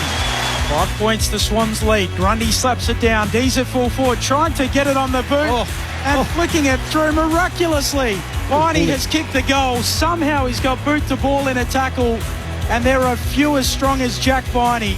Forward 50 stoppage for the Swans. Amati slaps it down. Clearing kick from Shacky out towards the wing. Blakey onto it. He slinks away from them. Chips across the body inside 50. And spots up Isaac Heaney. Isaac Heaney trotting in. Crosses the arc. Boot to ball from 45. The drop punt is pure. And he flexes. And Sydney are flexing early. Heaney bursts through. Sends a kick deep up the wing. Papley crumbs it well. Open goal square here. Skids it towards the penalty. It's going to roll. Going to end over it and throw for a goal. Tom Papley from 75 out. The 2024 AFL Premiership season. On your radio. ABC Sport Digital. And on the ABC Listen app.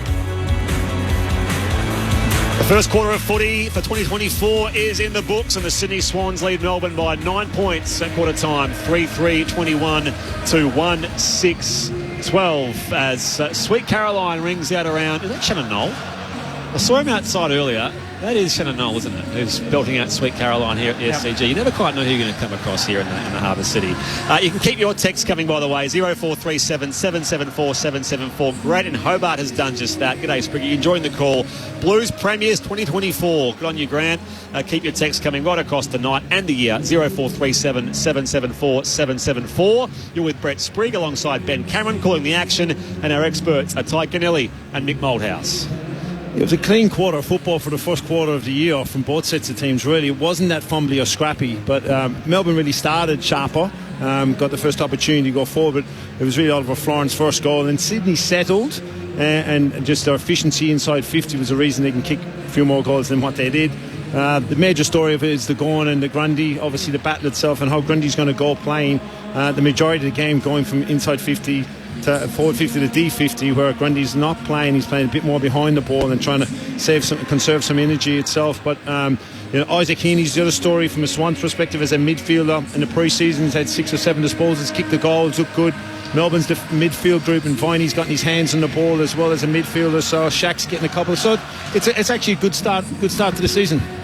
It certainly is, and I think Sydney would be absolutely delighted the way that Grundy's gone. He's had 4 possessions, I think, to Gorn 1. And a strong mark. And a strong mark. He gave the ball back, but there's no question at all that those 2 players training together for 12 months, he's learnt that what Max Gorn does is uses his body to move players underneath it. So if you can stay in front and hold your ground, the ball generally ball will fall in front of you. So he's been able to do that and do that very, very well. Melbourne's inability to hold the ball in their front 50 and then bring the ball and then they lose the ball through the middle.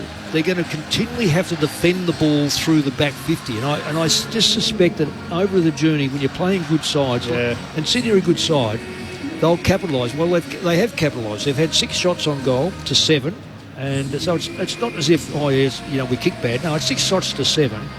And a lot of those there's 6 points by Melbourne were grubby kicks. And then there was a couple of set shots. One by Fitch. I've just got to say, for a player with that sort of ability, he gets all the accolades when he kicks these 3s, 4s and 5s against mug sides. He's got to start kicking those against top side. Tonight was an opportunity for him to finish that off, not play across the body like he did. I know I'm going to be hard on him, but if you're not hard on players, and that's a reality for Melbourne supporters, he will continually let you down because there's not enough Melbourne players that can kick multiple goals. He's one of them. He has to make sure that... We've seen this. So Jack Viney is a midfielder, comes down and bullocks his way through, kicks a goal. The other forwards never even look like kicking a goal.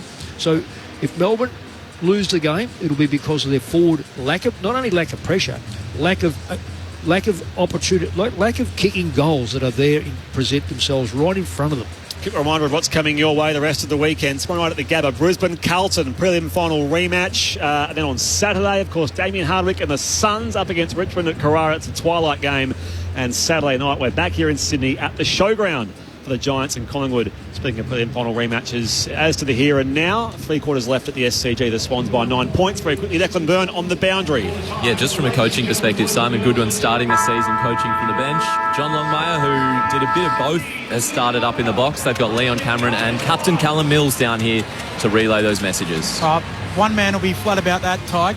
Dean Cox, who has to sit next to him and cop all of the barrage of sprays that Horse and he'll get delivers. He'll get it, and he's a big boy. He can deal with it, But the story also has been the efficiency of where the goal is going to come from. Sydney look a lot more dangerous in the forward 50 than Melbourne. Jack Viney, 10 touches, leads all comers at quarter time. Back in the middle, we restart for the second term. Warner slips and regathers here for the Swans. Goes down the corridor. McInerney's copped a finger to the eye or something. He's a little worse for wear in back play.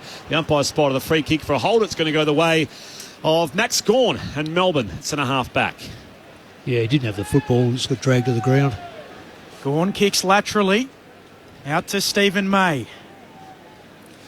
Find yourself in trouble going backwards on the SCG because there's little you can do about finding the goals. Well, they've worked their way into trouble here in the middle of the ground, the D's. They work it out, though. Gorn picks it up, gives it off to Petrarca. He'll kick laterally out towards Spargo. The 4th generation league footballer goes short inside 50. And the mark taken by Langdon, 48 out. Wheels and goes. Wants to move it on quickly. Kick to full forward. And the Swans are back there. Mark on the last line. There by Melican. He'll kick laterally. And Blakey has it in the right back pocket. Swans lead by 9. I'm going to pick on him again. Fritz didn't put his hands up. He was the target player. Ooh. And didn't put his hands up, got pushed under the ball too easily. And he's a very important role, Melican, with McCartan obviously retiring, and he's holding up Francis, of course, as a key defender, and, Rams is coming towards the end, but, he keeps developing and improving. He's going to be key for Swans going forward. Heaney and Blake Howes see it over for a boundary throw, and it's a bit of a skiddy ball out there. There's a bit of moisture in the air, and we're seeing players lose their footing a few times as well, as was the case for Nick Blakey a short time ago. But Benny was just telling me how much he loves the humidity in Sydney, so I'm sure it's going to be slippery down there. Loose ball gathered here for the D's, and Salem goes inside 50, but McCartan picks it off here for the Swans in the left back pocket. And I'll start again. No change to our quarter time score. The Sydney Swans by 9 points. I was sweating up in the mounting yard on the walk to the ground, Tyke. How did you go on the walk, Mick? Easy. Beautiful. Long kick up towards the wing. Pack forms. Punch down in front onto it. Windsor. Worried out of it. Now live footy.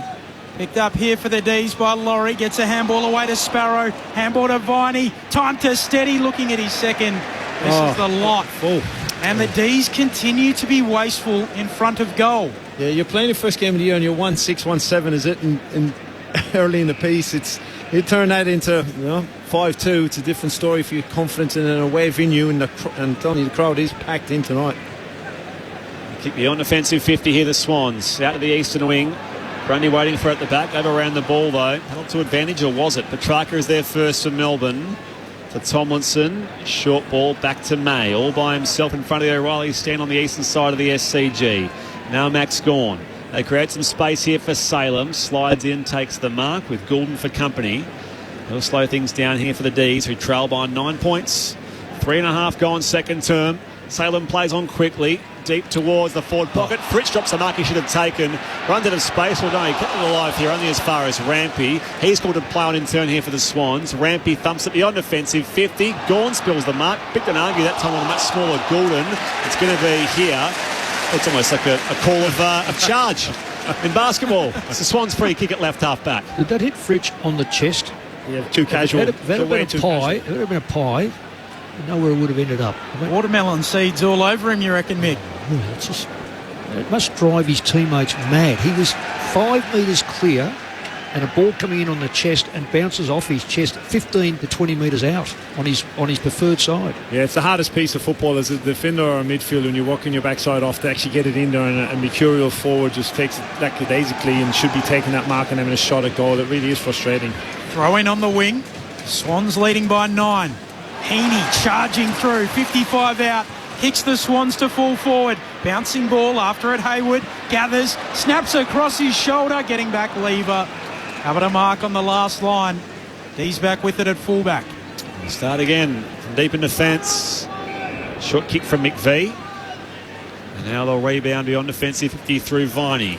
High ball towards the wing with the fingertips of Melican. Rampy there for the Swans. Spun the tackle. Blakey. It's a hot footy in there on the logo. Back to Rowbottom. Has some space here. Releases the hand pass now to Lloyd. The two-time best and fairest. Will swing it across by foot this time. Late pressure comes from Fritch on Roberts. The D's get the football back. Sparrow by hand to Petrarca.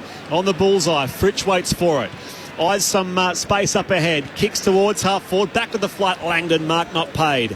Gathers though. Regathers. Comes back here for Van Rooyen, and now a shot on goal from Salem across the face. It might work out okay for Sparrow. No, he was held late, but it's going to bounce out of bounds here alongside that right behind post for a throw-in at the Paddington end. The Demons deep in attack. It's they, though, who trail by 9 points. 3-3 plays 1-6, 5 gone second term. Isaac Heaney done it on both ends. Great desperation that last line for Sydney. No, great decision from Jake Lloyd to turn the ball over in the middle of the ground, but well done, Isaac Heaney.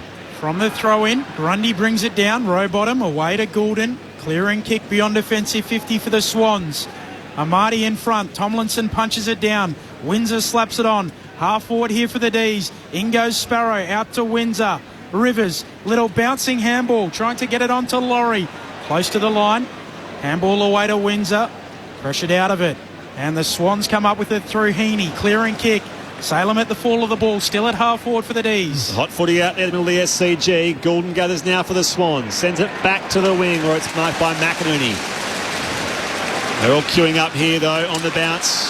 Warnock runs onto it now. He's 65 from goal. Who's back there? Fox. He's beaten this time though by Blake Howes. Howes mops up in defence for Melbourne and they can get away here off the last line. The hand pass comes wide here to Langdon again. Room to think about the next disposal. Thinks about going by foot. Walks his way around Lloyd on his preferred left side. Back to the western wing where it's bucked by McCartan. Swans in attack again. Oh, McCartan waits a kick. Blakey makes it look okay. He marks 70 out. Oh, yeah. Wheels and goes long. Looking for McDonald. Hands to it. Doesn't mark. Papley swoops. Left foot snap towards the goal square. Live footy onto it. McInerney swivels, snaps, goals. Sydney make the D's pay. Wasteful at one end, leaking at the other.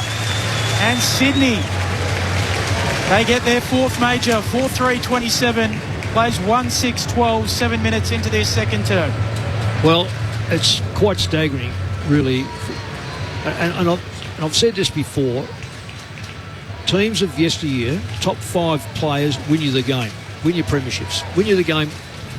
The bottom 5 side players win you games these days because your top 5 generally cancel each other out. So it's the bottom 5. And if you can identify the bottom 5, you're in real trouble. Melbourne's bottom 5 has gone to bottom 10. They have been terrible in their turnovers, terrible in their tackling. Their decision-making is horrid. And Sydney are making them pay. Sydney are a good football side because they are doing the little bits and pieces that are required to win games. On the boundary, Declan Byrne. Yeah, Alex Neil-Bullen started on the bench, was doing everything to get that lower back warm. He's still in a lot of discomfort, but he is out there at the moment. I'll keep a watch on Jack Billings, their sub. On club debut tonight for Melbourne. It's the Swans by 15 points here. From the restart, a high ball towards the wing. Ricochets out towards Campbell. It's a race on foot with Campbell and also Windsor on debut. Windsor gets there for the D's but runs out of room as he fired the hand pass back to Sparrow. Boundary throw in between wing and half forward for Melbourne. It's a similar pattern itself to actually quarter itself. When Melbourne started the first quarter well, it's similar here. They started the first quarter, but the last 5 or 6 minutes been very poor with the turnover balls. We saw with Howe, I think, was coming out in the back line. They actually turned that over to Blakey and very damaging and to allow McInerney to goal. So they need to tighten up defensively, Melbourne. The unmistakable voice of Ty Canelli on Grandstand AFL as Brodie Grundy gets on that loose football. His kick a little untidy. Stephen May out to greet it. Hand pass back here for Bowie. Neat kick by foot. Neat pass by foot to Petrarca. Otherwise, it's a kick. Salem goes forward here, also with a kick inside 50. At the drop, Swans have numbers in defence. Rampy takes on the tackle of Chandler, and the umpire says, "Give it to me." 40 out from the Swans' defensive goal at the Paddington end. That's a gimme. That's a gimme of a mark at this level. They've dropped 2 inside their forward 50. You're working that hard, and your forward's got to stand up at some point and say, "All right, this is not good enough. We've got to start taking these." That's a gimme 30 off from goal if you mark it. Is it Dewey out there? It would be. Yeah, it would be. Well, for that's sure. probably because they've had no rain whatsoever in Melbourne. It's Dewey for both sets of teams. Yeah. Oh yeah, but what I'm saying is, Sydney probably are used to it. Whereas Melbourne, I'd say that Melbourne wouldn't be. Howes drives the D's back inside 50. Gawn can't mark. Rampy off hands. Wins it for the Swans. To Goulden. Neat little kick. Finds Campbell. So the method's been better from Melbourne to get it in, but then when you've got forwards dropping them, it's disheartening. You're going, well, why? I've got to change things as a football team, but they shouldn't because the method's there. They just need to clean up their marks inside 50. Swans by 15. They want to switch it. Come all the way to Lloyd at right half back. He'll come infield to Cunningham. So that midfield that Sydney aren't missing tonight. They may be not out there in name, but the Sydney midfield has really taken Melbourne apart. Cunningham to Rampy, a neat kick long across the ground for Florent. Dropped the mark though. Pressure from Oliver, his opposite number, as Blakey arrives to it now. He's got some room on his left side. Thumps it long inside forward 50, 2-on-2. Tomlinson, the late spoil, to force it out of bounds for a throw-in left forward pocket for Sydney. Yeah, young McDonald's working extremely hard, Logan, for the Swans. You know, he's worked hard for that lead with Blakey, and then you could see the defender played in front of him. He doubles back. He's working hard. He's not getting the reward, but Nora only the tall forwards for Sydney tonight, and thus far Marty and McLean have barely touched the ball. Gawn wants to punch it away straight to Salem, who dumps it on his boot. Clearing kick up towards the wing. Loose footy. Bursting onto it quickly. Here is Chandler. Down the eastern wing he goes. Handball to Van Rooyen. Handball back to Chandler. Back to Van Rooyen. Time to stop for the D's on the wing. Off to Laurie. Off a step. Kicks inside 50. Cunningham punches it away. Goes again at ground level. Now they come in. Campbell getting involved. Eventually there the D's work it out. Petrarca hooks the kick to full forward. Punching it away. Out of play. He's getting back Hayward to help out amongst the defenders. Throw in right forward pocket here for the D's. They trail by 15. No, I haven't noticed much of Petrarca. He's got 10 disposals, but you haven't noticed that explosiveness away from the stoppage itself, have we? No, you haven't. And the other thing is Melbourne getting caught. One hand pass here, a little hand pass there. There's no directness. Their forward line has let them down. No leads. Here we go. Extracts the footy. Petrarca back to Spargo under pressure from Cunningham. Lost the footy in the process. They pile in from all angles and the umpire will ball it up. And there's a classical case. Petrarca has a position to kick the ball left. He hand pass it. The player fumbles the football. Now it's another ball up. Nothing clean about Melbourne at the moment. 12 gone second quarter. Swans by 15 points. Kick from Rowbottom goes high towards the wing, marked by Stephen May. So a turnover again. The D's to start again from the outer wing. Stephen May was hospitalised for shellfish infection or allergic reaction in the off-season, so it was all happening at the D's. They want to switch it here. It comes from Howes out to left half forward. Neil Bullen runs around the man on the mark. Goes long towards full forward. No one able to mark. At ground level, Shaki wins it. Handball a turnover. Petrarca comes through, knocks it away. Throw in left forward pocket here for the D's. They still trail by 15, 12.5 into the second. They need a real sting, Benny. Not one of those little ones on the beach. They need a rocket. What would you give them, Mick? I'll give them a double rocket the way they're playing. I'll give you the tip. Back in it comes. Snack's gone uncontested in the ruck. Just taps it out of bounds again for a throw-in. I'm nervous sitting next to Mick. Yeah. You'll get used to it, Ben, don't worry. Who sat next to you? Who copped the brunt of your sprays? No, I didn't. It was just very quietly. Just do go around your job, Ben. That's not what you told me about the phone. Oh, well, the phone. Yeah, well, that's a different. Back in it comes. Grundy and gone again. Neil Bullen first hands here for nice. Snaps on goal all the way home. He saw his opportunity and by golly he took it. Melbourne get their first goal of the second term. Just their second of the match. Alex Neil Bullen on the board. It's Sydney 4-3-27, Melbourne 2-6-18, 14 goal in second term, grandstand AFL. Well, Spriggy, you were so surprised that he kicked it because so was he. Because the ball came out the back of the pack. He just happened, and that he's in the right spot. Make no mistake about it.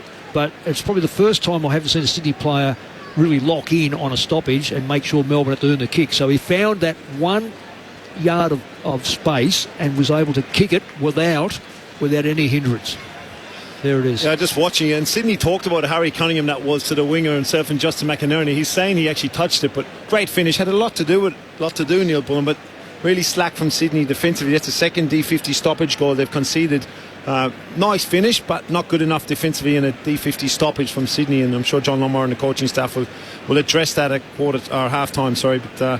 But they're looking at it. They're acting a review. Errol Goulding, where it's touched or not his baby finger on his left hand. I think he did touch. Yeah, you reckon it flicked back? I think he might get away with it here. Well, you know what? If you're that desperate, it's going to be a point. Rock and roll it.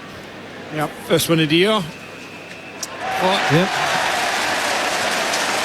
It's not your night, is it, Mick? Well, you make your night, Ben. That's the difference. Yeah. You see, Melbourne will start to feel sorry for themselves in a minute, and it's all going to be too late. They have got as much control of the football, and our stat sheet here doesn't. Oh, is it working? Yes, it's back together in 43-61. Melbourne are dominating the possession rate, but they're doing little to nothing with it. And that's the difference between the two sides at the moment. And that was their story of last year. And yes, Lakey out of D50 up to the wing, May able to mark.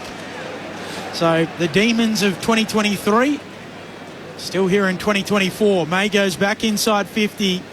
Off hands out of play, a throw in right forward pocket. Well, that ball was a point. Melbourne had a chance to set up. Sydney run that ball and kicked it, and it went to the wing. Now you've got 30 seconds to set up. so that the full back can't do that. So something is amiss at the Melbourne at the moment. Margin 14 the Swans way. Trying to clear a path for Sparrow. Taps it on here, only as far as Papley. Hurries a kick high in the air. Back towards the middle of the SCG. Looking for it here, Salem.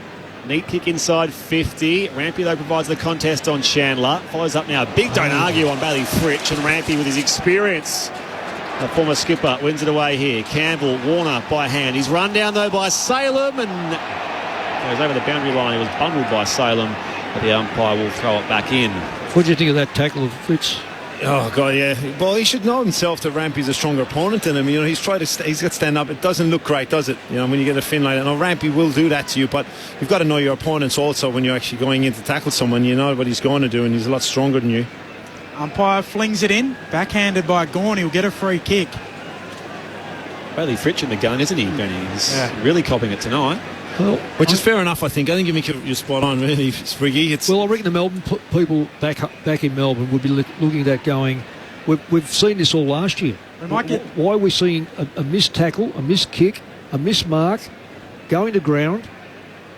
They'll go inside 50 again. Langdon, high kick to the hot spot. No one able to mark it. Spits out towards the pocket. Getting there, Jordan. Shovels off a handball to Heaney. He carries it out.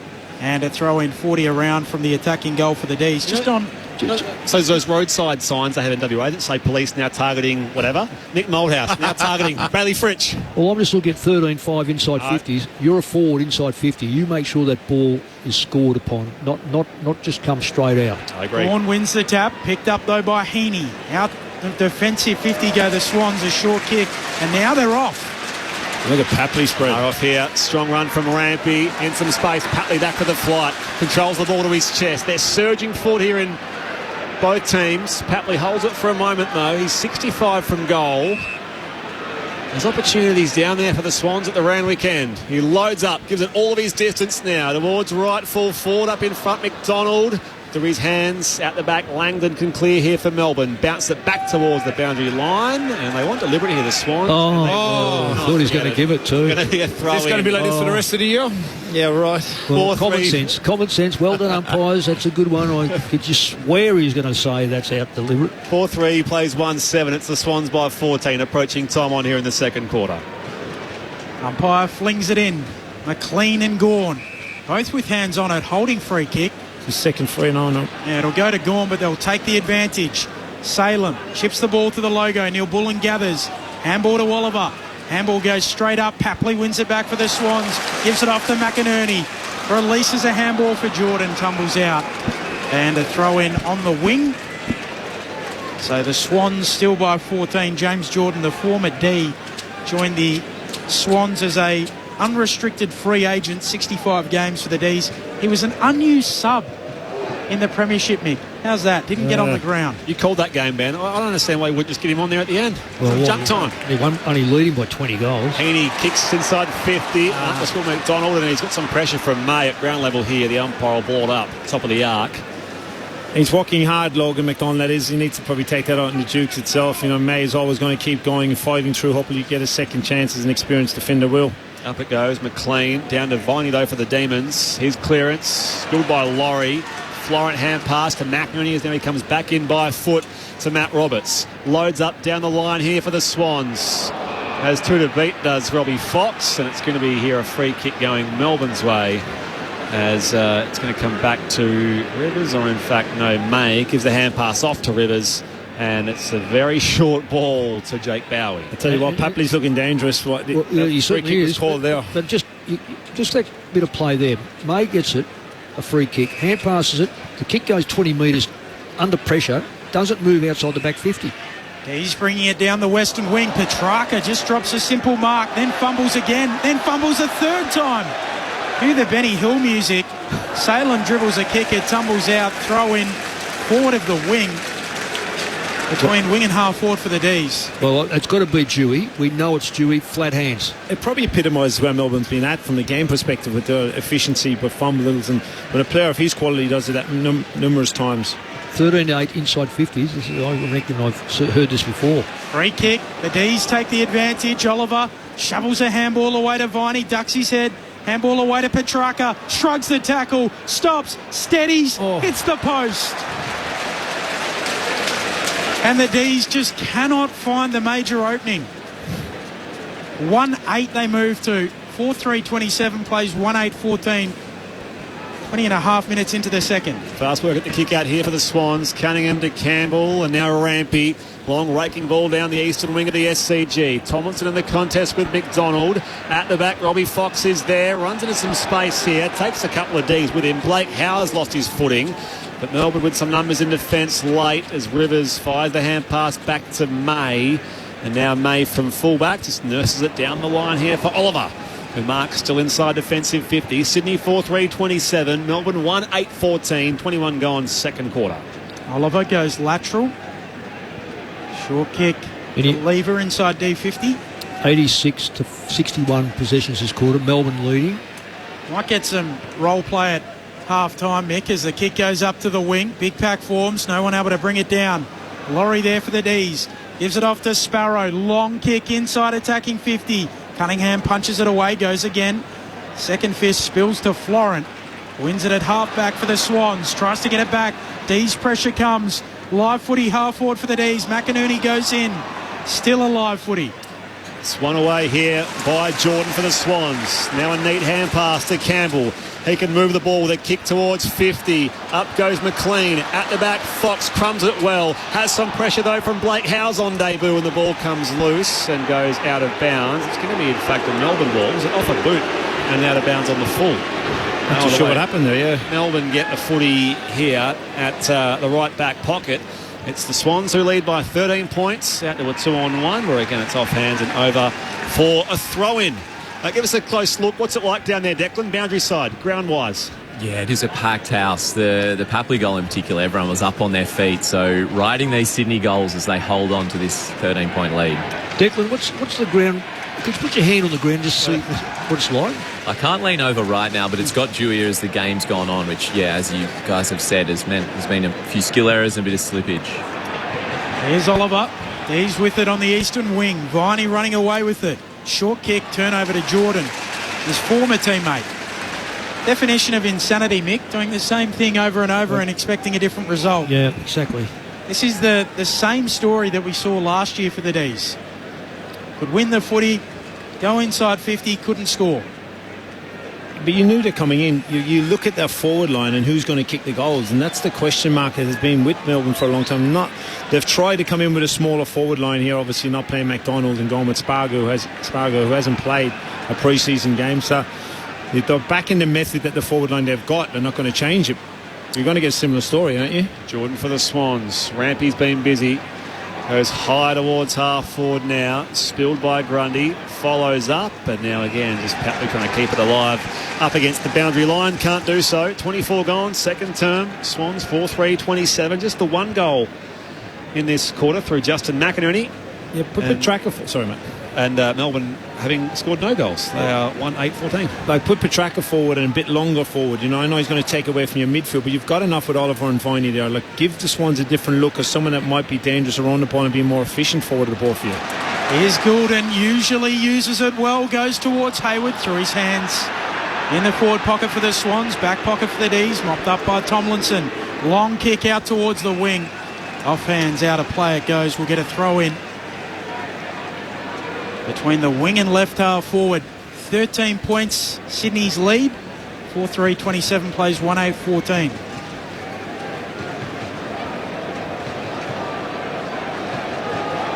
Back in it comes. Kind of a bumper crowd here on this Thursday evening.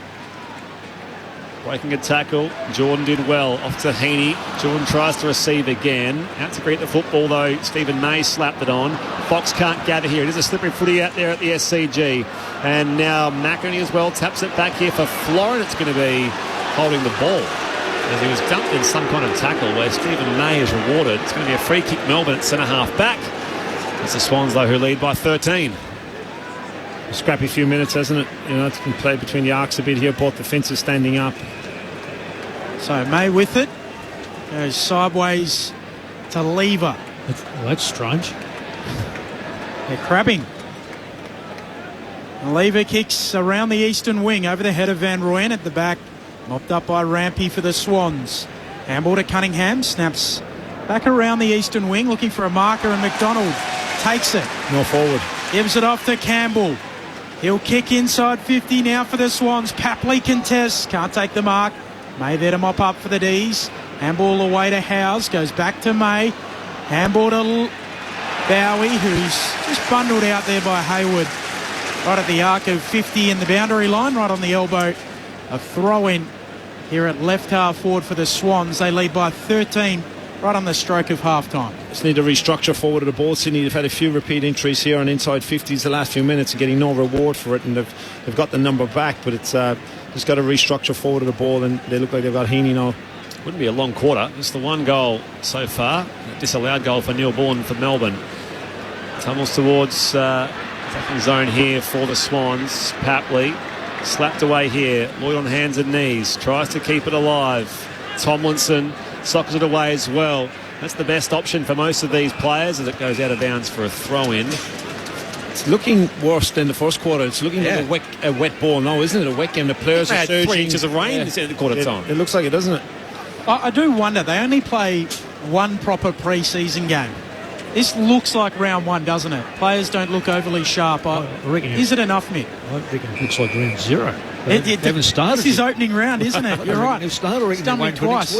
This is PS2, pre-season 2. Exactly. I'll tell you what, you ask any player to prefer to be playing in March 7 and April 7. You don't want to be doing pre-seasons, you know. You just started. It's the clubs that are obviously asking for one game because of the injury piece, and they've had the choice to play 2 games. They wanted to play. Grundy wins the tap, but straight to Oliver. High mongrel ball up towards the logo. Coming up, McCartan in the back free kick. It'll go to Blakey. Been quiet in this term. He was busy early. Well, Van Ruin all he did was manhandle a man before he got down there. He's been another forward that just hasn't looked like getting the football. Swans with it. Defensive edge of the square. Lloyd goes to McCartan, who moves it back out towards Jordan. Premiership sub for the D's 3 years ago. He's got 14 Premiership teammates out there tonight as one of them, Clayton Oliver, just bundles into the back of Matt Roberts. No free kick forthcoming, much to the chagrin of the Swans fans. And now it's going to come back here for Blakey, who was also dealt with late. This time by Sparrow. How would you describe Chad Warner's salad, Ben? What's he wrong with there? It's almost like... They call it's not quite a mohawk, but it's... They call it the dragon, I believe. The dragon. It's also shaved at the sides and sort of tails towards the back there as he goes towards 50. Marty had it slapped towards him. His kick, though, tumbles towards the teeth of goal here for the Swans. Papley looking dangerous. Slaps it away here. Overrun by Heaney. Gathered by Langdon for Melbourne. His kick goes beyond defensive 50. Dropped by Cunningham. He regathers. Fires on goal from 55. But getting back there and marking Stephen May at full-back for the D's. The Swans keep a 13-point lead, closing in on half-time. Short kick to Bowie in the left-back pocket. Time for Think Music. Bowie will drive it long up towards the wing. Blakey hands to it, spills down to Petrarca for the D's. Handball to Sparrow. Look away, handball to Oliver. In the middle of the SCG. Snaps across the body, inside 50. Bouncing ball. It'll favour Fritsch at the back. He can't gather it. Cunningham gets back. Wins it for the Swans at fullback. Handball to McInerney. Handball stolen by Petrarca. Yes. Sidestep. Don't argue. Handball away to Chandler. To Windsor. Windsor steadies. Measures his kick. Spots up Langdon. 40 out. Virtually directly in front. Well done, Petrarca. His work rate and his ability here. Now, you've got to be careful when you're playing on one of the better players in the competition and you fly for a ball and you don't actually get it. The better players have a great ability. The ball finds them. And the reason that the top players, when the top players come in, and Petrarca did that twice in that instance where a Swans player flew, stayed down, Petrarca got the crumb and then ended up working hard back forward. This feels like a moment. Well, they've kicked 1-8. I'll go 80% against. From 17 inside 50s. They need this going into half-time. Langdon's the man. And he's up to the moment. The D's get one after the half-time siren. And it may just be the steadier they need.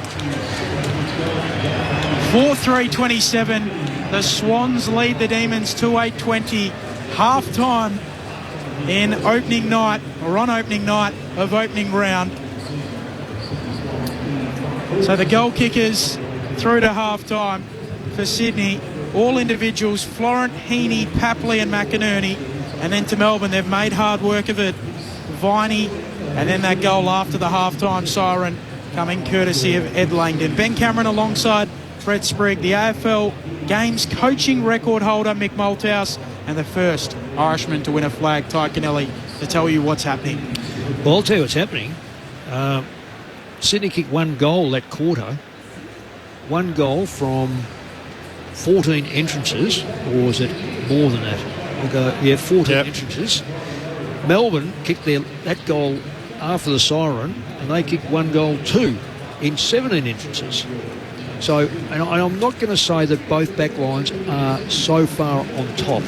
What it is, backlines are winning, but they're not dominating. There's been enough opportunities in both forward lines, particularly the Melbourne forward line, but there is just lack of pressure or lack of care when that ball goes in. And I think, Ty, you said it before, you can't drop, at this level you cannot drop those marks. We've seen Melbourne drop probably 3 marks that were all gettable within probably 15 to 40 metres out. So they're having shots on goal. At the other end of the ground, I go along with this. You're not going to survive the game out by having a loose play behind the ball and having one less forward and Melbourne keep the extra back, because once the ball goes in, it's not been delivered beautifully. Like, you know, there's no great players putting that ball into a leading forward, and because maybe the conditions aren't conducive for that. But what's happening is Melbourne, with that extra defender, are now able to mop that football up 14 times in by Sydney, and I reckon it was mopped up easily by May, Tomlinson, Lever, without great pressure. The only thing is that when they bring the ball back, they're not bringing it back with precision. They're going sideways. So therefore, they're not then putting Sydney under pressure. This ground, look, correct me if I'm wrong, Ty, but one thing you can't do, I still don't think they're allowed to kick goals on the wings. I don't think if you go to the wing, you're going to get scored. So the more Melbourne come to the wing from defence, the more Sydney go, beautiful, we'll now set up through the corridor and get in behind you. You've got to attack the goals from the corridor coming out of the back line. Is that fair? Yeah, 100%. And Sydney are looking to use the corridor a lot more than Melbourne. You can get trapped in this ground by going wide because it is so wide. It's a fair point, and Melbourne have done that quite a bit, and their entries have been from wide out here on the wings side, which makes the efficiency of the actual inside 50 less effective. Melbourne's midfielders getting their hands in the ball, and I think that late in that quarter you could see Petrarca, you could see Viney and Oliver have getting their hands in the ball, getting dirty, giving away the numbers with the ball going forward in the forward 50. And this is where the danger for Sydney is late in the game, where without the Mills or Adams or the depth that Parker that's not there, will eventually the damn wall break for Melbourne, where they'll get enough of it inside 50 to eventually kick the goals, and that's the danger at Sydney. If Errol Goulding has barely touched the ball for mine, Rawbottom's been okay, hasn't got enough of the ball, their midfielders haven't got enough of the ball from a Sydney perspective for mine. And all the backs have. Yeah, that's the thing. It's the ball's played back there. It's virtually a backlines game, isn't it? Yeah. Rampy and Blakey. Salem's had a lot of the football. Oliver, I was surprised with Oliver. I've got to take my hat off to Oliver. Yeah. Look, he's not that clean, but at the moment he's had 16 or 16 possessions for a bloke that's had a limited pre-season. This is where Melbourne really going to start to look after him, because the second half will get him. He'll have the breather at half time, and they're going to be very careful. It was the story of Melbourne all last year that they could win the football, but the money kick inside attacking 50 was no good, Mick. Yep. And they weren't able to score. No. What are you saying? You analyse the game as a coach. Why is it not improved? Well, I think it's also... Well, Benny, that's a great question, but I'm looking at the personnel. And I've seen Bailey Fritsch have his 5s and 6s, and he may well have kicked them a couple of times against the top sides, but he's mostly sides that aren't going to threaten for the 8 or thereabouts. I'm looking at the ground here, and I've got my young fella playing deep in the forward pocket. He just did a scissors kick. He's only 6 years of age. How many games did he play here? And the boy with the ball is Reg Grundy's son, Jemison, and the two. And there's my boy just about to kick it, Hughie Kennelly, and his friend Jemison. That was my eldest son, Jake. So every few weeks you're going to keep playing Little League. That's right. Ty, what's that Melbourne bloke running out to him now, wanting to sign him up for the forward line now? So we had Alex Neil-Bullen with a disallowed snap. It was a very late call. That was overturned, and then their only goal came after the halftime siren. Ed Langdon with the Melbourne Footy Club closed the gap to 7 points at the major break. So just on that, Mick, I play for the Demons. You're the coach. I'm sitting down on the steps in the lecture theatre at halftime. What are you saying to me right now? Well, there's two things you can do in life, Ben, is try or not try. And at the moment, when I see the ball go into that forward line, and when I see the Melbourne have kicked, Sydney have kicked the ball off 8 times from that goal line. Yeah, it's and I reckon that too easy. They've got to the wing on every occasion. One of them, when it was a touch ball where Melbourne had a chance to set up their play, and it was Stephen May that marked it out in the wing, incidentally, so it was a poor kick, but nonetheless, it went to the wing. So that's lack of attention and effort. No one drops marks deliberately. So I'm not going to excuse them because they should be taking those marks. But when you're not getting the football, it's what you do when you don't get the football. In other words, the pressure you apply around the ball, the pressure you apply to keep the football in there, they just clearly, Van Ruin hasn't even looked like it. Fritsch hasn't looked like it. Well, he has one looked at it. Petrarca's the only bloke down there. There can't be 2 Petrarcas. Viney kicked a goal. Who's the second one come from? Ed Langdon. Well, he's not playing on our forward line. So their forward line is dysfunctional, but a lot of that is the backs, Melbourne backs, are coming out of the wings. Then it's got to make its way in there. Then it goes in and it comes in on angles. Sydney cut the angles off. They've played here a lot longer than what Melbourne have.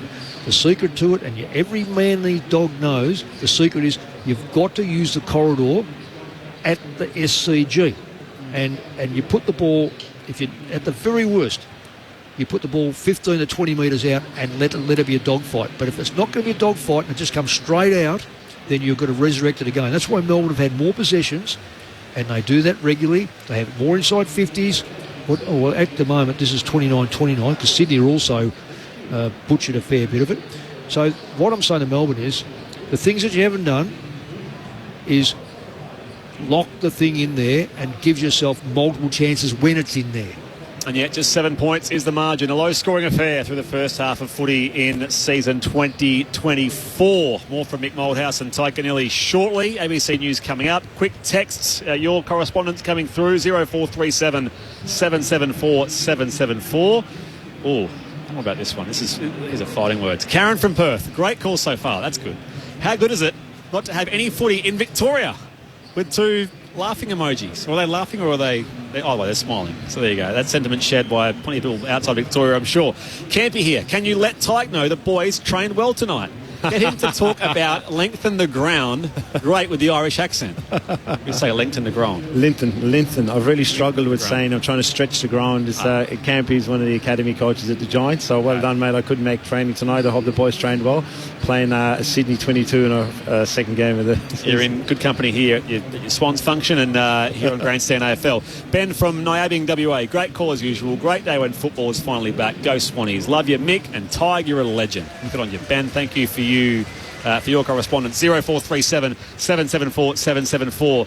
And there's a round of applause and on the big screen showing that Vale Ronald Barassi AM, of course, a man who had an indelible mark on the game and a name closely linked to these 2 clubs competing here tonight. The Sydney Swans are 4-3-27, Melbourne 2-8-20. That's half time. Back with the second half shortly, but right now, time for ABC News.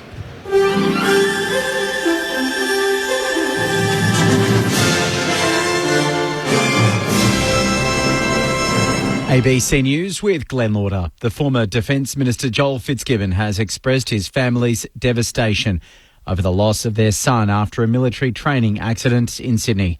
His defence correspondent, Andrew Green. Lance Corporal Jack Fitzgibbon has died following a parachute training exercise at Sydney's RAAF base Richmond last night. The acting Special Operations Commander, Brigadier James Kidd, has read a statement out on behalf of Jack's father, former Labor frontbencher Joel Fitzgibbon. We are devastated and heartbroken by the loss of our wonderful Jack. Serving in the Special Forces was Jack's dream job. Defence has suspended all parachuting activity as a formal investigation gets underway. Victoria's Police Chief Commissioner says the charging of a 22-year-old man with the murder of Ballarat mum Samantha Murphy is the result of painstaking detective work. Police from the Missing Persons Squad have accused a man from Scottsburn, south of Ballarat, of killing 51-year-old Ms Murphy on the 4th of February, the day she disappeared.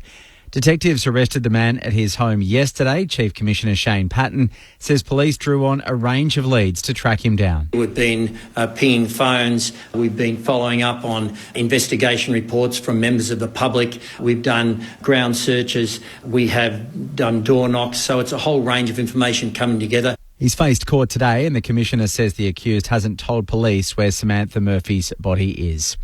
Ballarat community members who were involved in a weeks-long search have been organising a vigil for her. Locals are being invited to meet at the Eureka Stockade Memorial Garden in Ballarat tomorrow night to offer their condolences to Samantha and her loved ones. The Minister for Indigenous Australians says she shares the shock of many in the community that they've expressed over the use of cable ties to allegedly restrain 3 young children in the far north of Western Australia. A 45-year-old man's facing 3 charges of aggravated assault after video of the children was posted on social media. The West Australian Premier, Roger Cook's among those who've condemned the incident. And Linda Burney says while the matter is before the courts, it is deeply concerning. This was the actions of an individual that took it upon himself to undertake what happened. But at the end of the day, these are very young children. It was completely confronting. And I know that it's being taken very seriously. The Coalition is offering its in-principle support for the federal government's plan to pay super on paid parental leave from next year. From July 2025, the federal government's promising to pay 12% super to parents on their 20 weeks of government-funded parental leave. The Deputy Opposition Leader, Susan Lee, says she backs the idea but is awaiting further detail. The Coalition supports the principle of funding superannuation on government-funded paid parental leave. It's important that we hear from the Minister, who is also the Finance Minister, about those costings. Australia's share market operator, the ASX, has been fined more than $1 million for breaching its own integrity rules.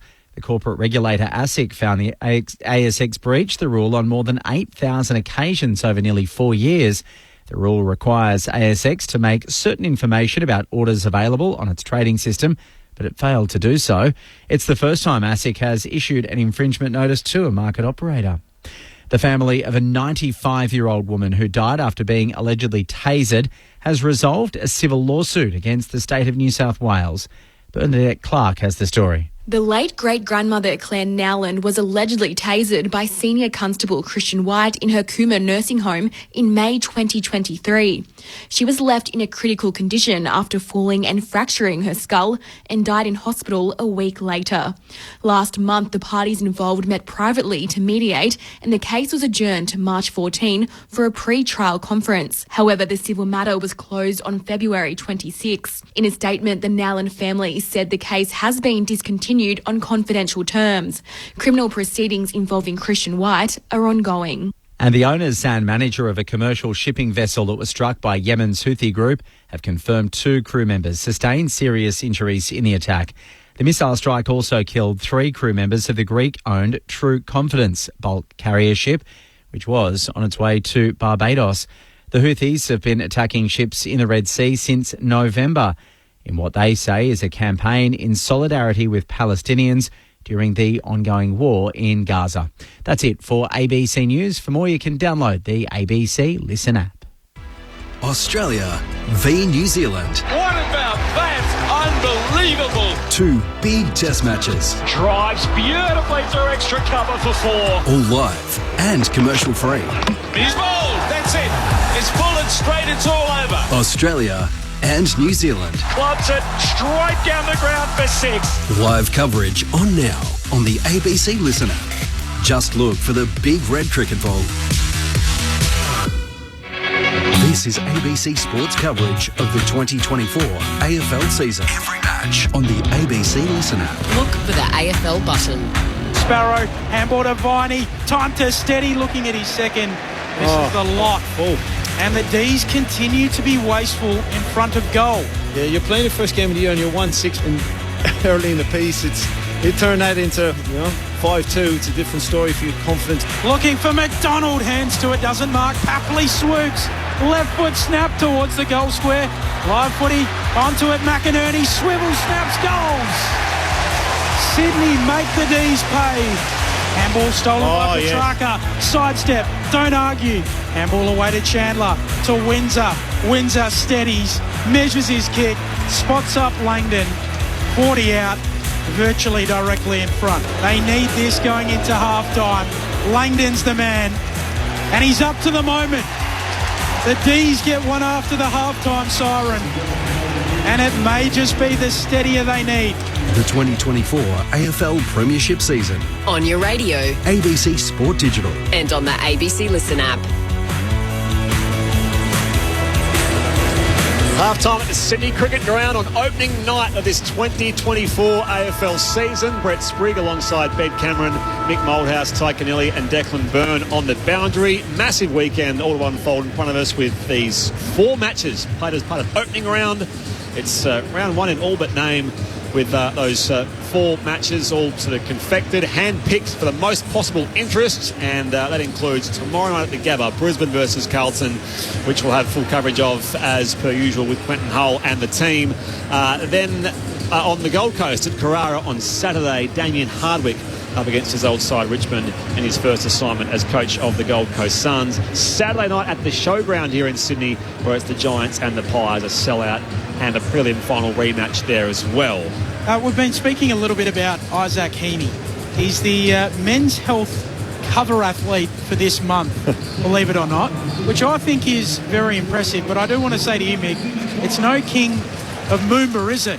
Which you were way back in 2011, believe it or not, which they're setting up for at the moment and coming up next week. And why are you bringing it up? Come on, Benny. I just thought it was one of those little titles. Thing. Yeah.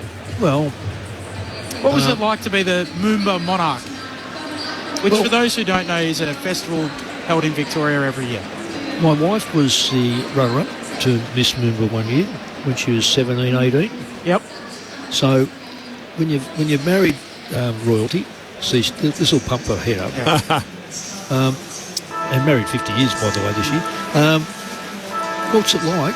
Ruby Rose was the Queen. Yes. She was great. Yep. Robert Doyle was the Lord Mayor, and what a beauty. Doesn't he show everyone else up how poor they are? So, yeah, it was quite exciting. It was after the grand final, premiership year. We may get some time to revisit it in our post-match show, because we'll have a bit of time. Yeah, of course. We'll have a fair bit of time. But just a few things, as we will. We'll also come back to discuss what's happening with the team news. But just a snapshot of what's happening this weekend. So Scott Pendlebury has been named to play for the Pies. And Ash Johnson as well, so he'll be the main target up for there against the Giants. Meanwhile, for the Tigers, Sam Naismith will play his first game in 4 years, which is a great story, and a few people I'm sure here at the Swans will be rooting for him when he fronts up for the Tigers on Saturday at Carrara.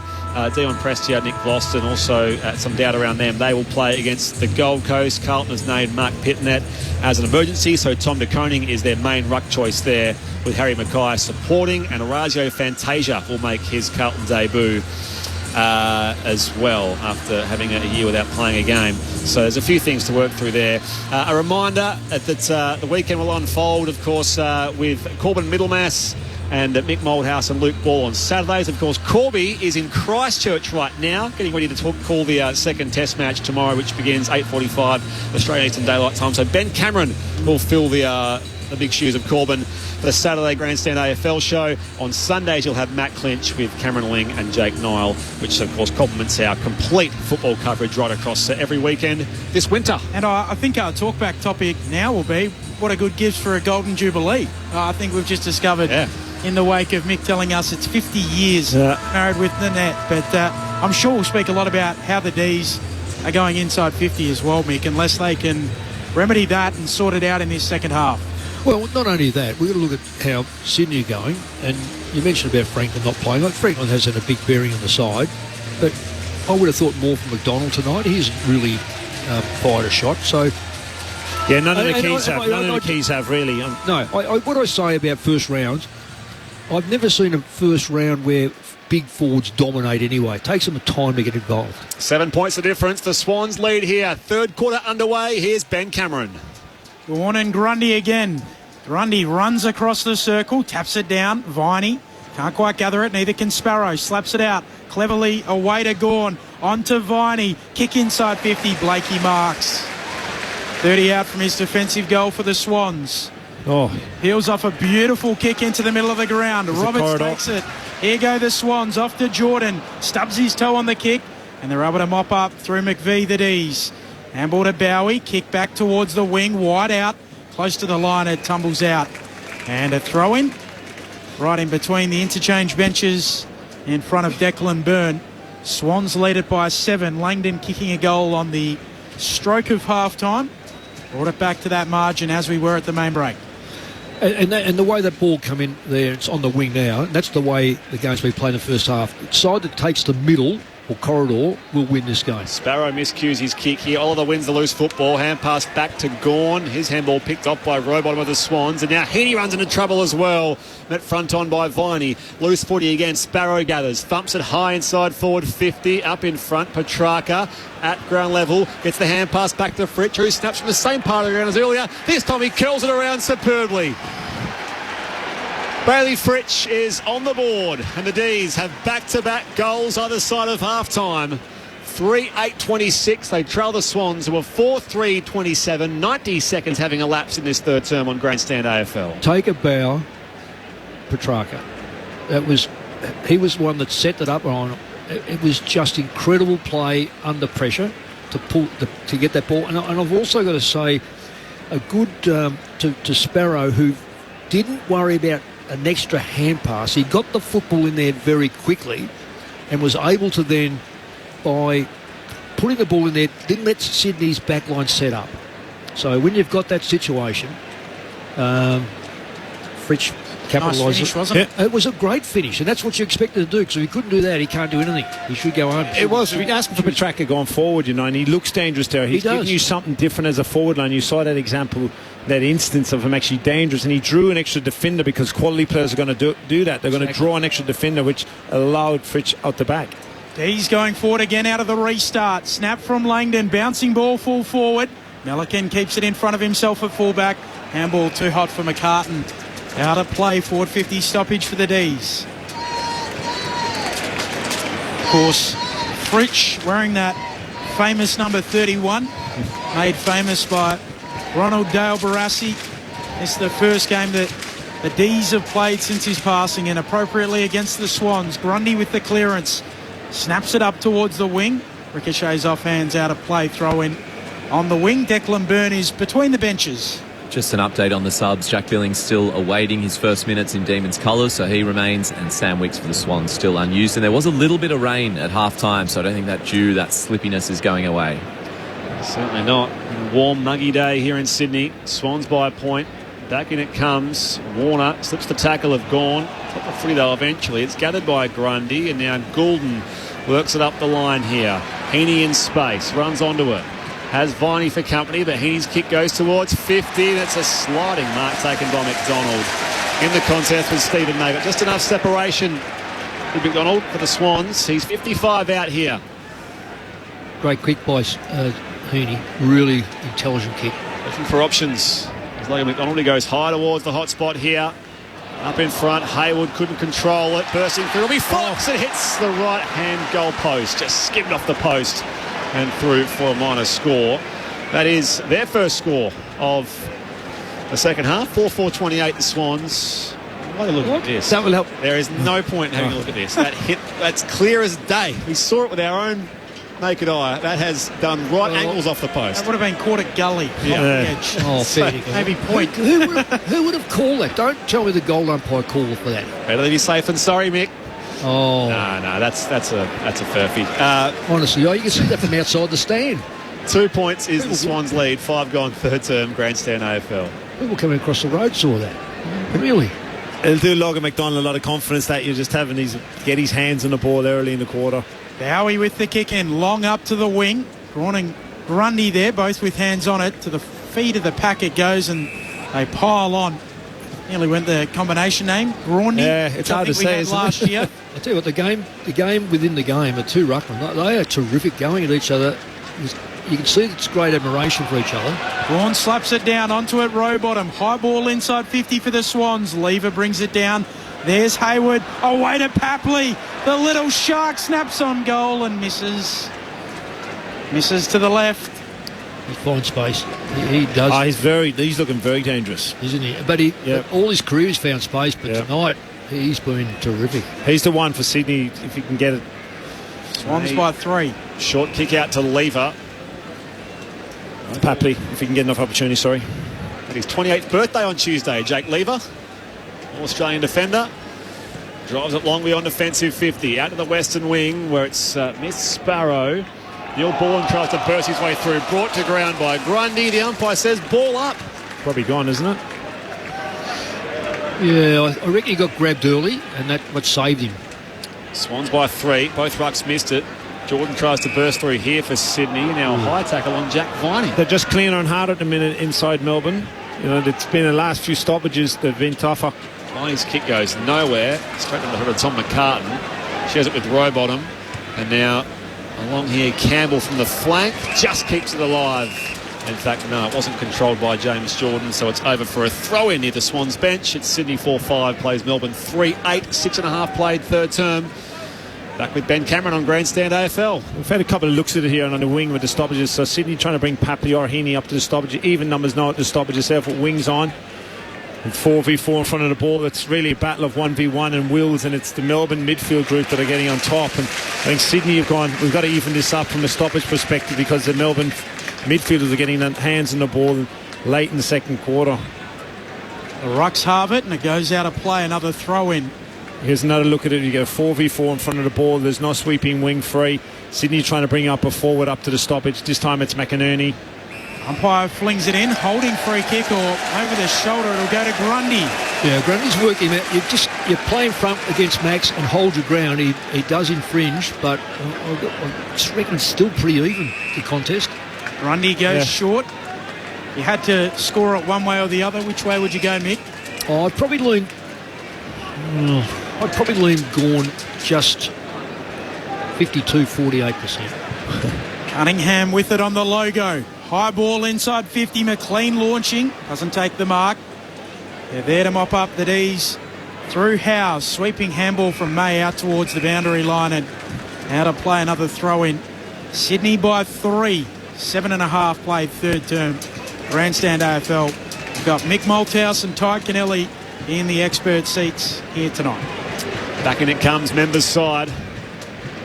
Rucks go to it. Gawn playing in front. Oliver hacks it out of the air, only as far as Rowbottom for the Swans. He was slung to ground. Gawn tries again. Coughs it up in the path of McInerney, and now Sparrow gets a hold of him. It's a hot footy middle of the SCG. Warner on hands and knees. Hand pass away here, only as far as Laurie for Melbourne. Bowie spun it away as well, and now Bowie turns tackler on Goulden, and the umpire is going to say, let's ball it up. In fact, it was McInerney who was on the bottom of all that. So a stoppage on the point of the square. Real wrestle here, isn't it? The last few minutes. Half forward here for the Swans. Warner head over the football. It's courageous. Salem slides after it. A little tunnel ball there from Bowie out the back. Howes waiting for it as well, and the umpire will say holding the ball. This will be locked in here. It's going to be a Sydney free kick as there was no attempt made by Salem or Sparrow to get rid of it. It's like a wet game, isn't it? That's not a good issue. Like, that should be pulled up. That ball rattled between two players, and the third one got involved. But it is, you're right, it is wet weather football. James Jordan extend the Swans 3-point lead. Tries to find a little bit Donald the full away here by Gawn out on the full. So it's been even more untidy this third term so far. This low-scoring encounter, Swans by 3. It's going to be here with Logan McDonald deep in the left forward pocket, 35 out. He's skillful enough on his favourite side as a right footer to kick this. From a big man, he's one player on the team that you'd want the ball in his hand when you're having a set shot. Career best year last year. Opens up the angle a little too much. It floats across the goal here, but it's marked by McLean. Yeah, right in front of guess who? Yeah, Big Max. Hayden McLean clutched the chest mark and he's point blank range here at the Paddington end to extend the Swans lead. Nice set play. He's absolutely ballooned the ball from the belly after pumping him up, Logan McDonald, that is. But a floater inside 50 of all floaters, and it's not great from your captain as a one-on-one opportunity deep in your D50 to get a spoil on the ball, and Hayden McLean let him look foolish. Signed a 4-year contract pre-finals last year. He misses! With no real challenge from the right forward pocket, he is missed. Goodness me. 4-6-30 the Swans lead Melbourne. Only just 3-8-26. 11 go on third term. Volcano Longmire is bubbling in the coach's box. Salem, dangerous kick. There to mop it up. Bowie for the D's. His kick misses the target, overshoots it. Papley onto it. Trying to take on Windsor. Does so. Comes infield for the Swans. Short kick away to Blakey. Handball back to Papley. Handball on in turn to Campbell. Handball to Rowbottom. Rowbottom gets it on the boot. Kick a turnover. Howes marks at fullback for the D's. He did everything right. Very exciting, wasn't it, Papley and Blakey? And he ended up with a player probably who doesn't want the ball in his hand, and Rowbottom going inside 50 with it. Sydney's defence here is outstanding. They are standing, holding ground, and Melbourne can't. Well, they've got over the back at the moment, out of bounds. That's the best result for Melbourne. Sydney's, just to explain to the people who aren't looking, in front of the Melbourne play, they had 3 layers of 3 players. So Melbourne played to get in between. Now, with a wet ball, all they can do is cough it up. So it was excellent play by Sydney. Swans by 4 points. Back in it comes in front of the O'Reilly stand at a side of the SCG. Bursting through Sparrow for the D's. Hand pass was tipped off here. McInerney tries to put it over the top. Oliver there again for Melbourne as well. Viney can't collect it. Walks his way around Warner. Little kick up to find Gawn, but McLean goes back with the flight to spoil. Declan Byrne, news down there, sub-wise for the Swans, for the Demons. Yeah, Jack Billings is warming up. He's done a few run-throughs. He's touching the ball at the moment. Alex Neil-Bullen, the one we've been keeping an eye on, is on the bench. No move made just yet, but could be close. Well, Melbourne, I would say, Melbourne, if they've got an opportunity, they should take one of the big blokes off, because they have been, Van Rooyen or Shaki, just haven't added value at all. Viney keeps trying, he always does, but he's caught holding the ball. Other athlete, Heaney, will get the free kick. Is the big plus from Sydney, but all keys haven't had a big impact really by the 2 ruckmen in the game, with either end of the game, either forwards. 50. That's stupid. Short to McLean, and then running by. Free kick given away by Sparrow. Yeah, 50 metres. It's 50 metres every day of the week. You just say to a player, go into your locker, unlock it, put your brain back in and come back out on the ground, because that rule has been in for a long, long time. So it's not as if, wow, guess what, we're not allowed to whistle anymore, but that 50 metres is 50 metres. Let's see Hayden McLean here. I might be a bit more comfortable. 45-50 out from goal than 5. Missed from 15 out a little earlier. Set shot from 45. The drop punt extends the Swans' lead. They respond after the D's kick the first of the second half. 5-6-36. Plays 3-8-26. Sydney lead by 10 points. Ben Cameron, Brett Sprigg, the coaching games record holder Mick Malthouse, and the first Irish Premiership player Ty Kennelly. And from a numbers game, you're looking at some of the numbers here from Sydney's midfielders. Errol Goulding and Warner barely touched the ball. For midfielders that have been around the ball in a really dewy, wet game, they need to start getting their hands on the ball. So it's quite surprising that Sydney are getting the territory game going in these conditions. Now, Melbourne have got nearly 40 more disposals than the Swans. So the rating needs to lift from that midfield group at Sydney. Declan Byrne, some news from downstairs. Yeah, Jack Billings is out there. He's on the wing. He's debuted for the Melbourne Demons, so the Melbourne Demons have made their sub. I think Bailey Laurie is the one who's been subbed out. That's correct. Bailey Laurie has been subbed, we can see here. So, 10 points is Sydney's lead. Restart back in the middle. Trying to trap it here. Goulden needs some support. Laying the tackle down there, Jack Billings trying to get in the action early, and we'll ball up again. I'd love to see Billings go to a half forward. He's a really smart half forward. Not the most reliable kick, but he really can put his hands on the footy. Thrown up. Hat kick away here. Works out okay for Chandler of the Demons. Marks on the wing. Called to play on now. Wills on that left boot. High towards the pocket. 2-on-2. Down there was Milliken in defence. Billings traps it now. tunnels his way through Jake Lloyd. Off the deck, that was a conspicuous disposal, which has been pinged here for a throw. And it will be a free kick here going Sydney's way with Jake Lloyd on the junction of 50, defensive end of the ground. The Swans 5-6 plays Melbourne 3-8 midway through this third term. Western Fairest winner back in 2018, Jake Lloyd. Drives it up to the logo. Amati flying, hands to it, doesn't mark. Jordan knocks it on. Grundy onto it. Handball back to McDonald. Swans handballing it on the wing. Jordan loses it in the tackle, holding the ball. Good tackle. And Royan got him. Really, really strong, good tackle, dispossession tackle. That's the sort of stuff that gets players back in the game. He hasn't done a lot, Van Rooyen, but that sort of bit of play is excellent. Is it a roost here as Van Rooyen up the line? It's dropped by Grundy. Chandler though for Melbourne. Little hand pass over the top for Spargo. Back to Chandler. Runs towards the pocket and sprays his kick out of bounds on the full. Everything but the finish that time for the Demons, who are just hammed in towards the pocket.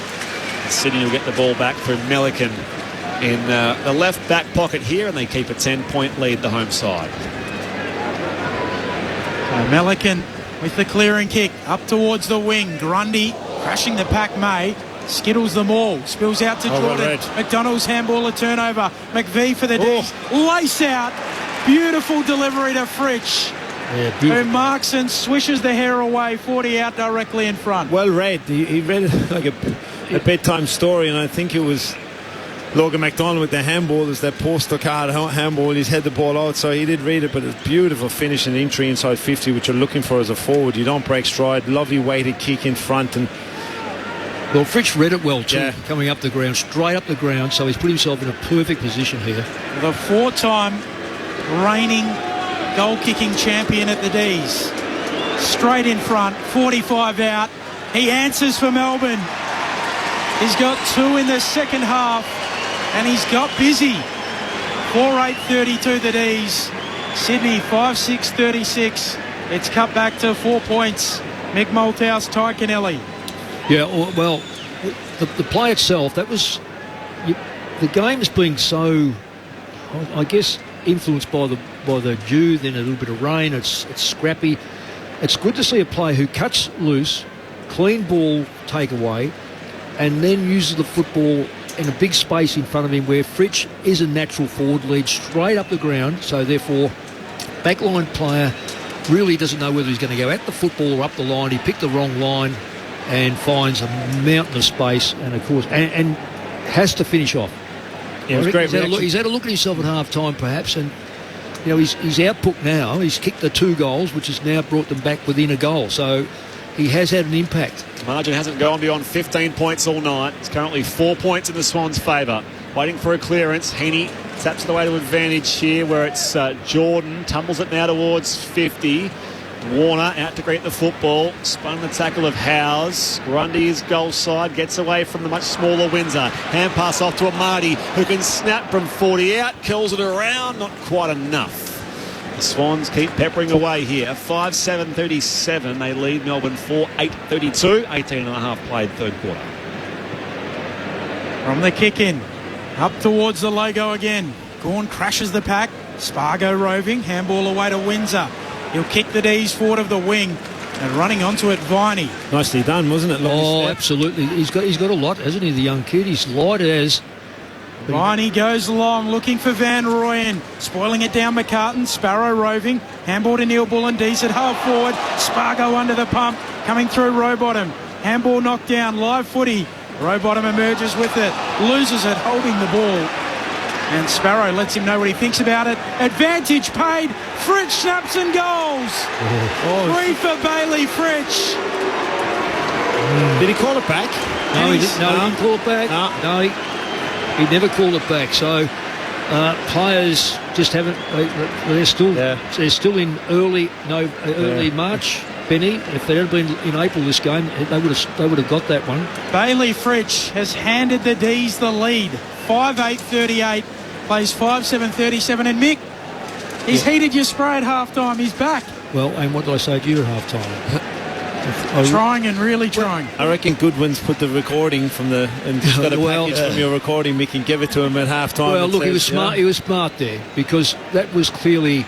Like, he's the only one that went near the football. Three Sydney players absolutely stopped around him. None of them went near the ball. That's a mistake. When the ball's running, you take the ball, let the umpire make the decision. Don't wait for the umpire. Let the whistle. Yeah, exactly. About it, time on the third term. The Demons are in front. Free kick advantage paid the Swans way this time. Here down the corridor.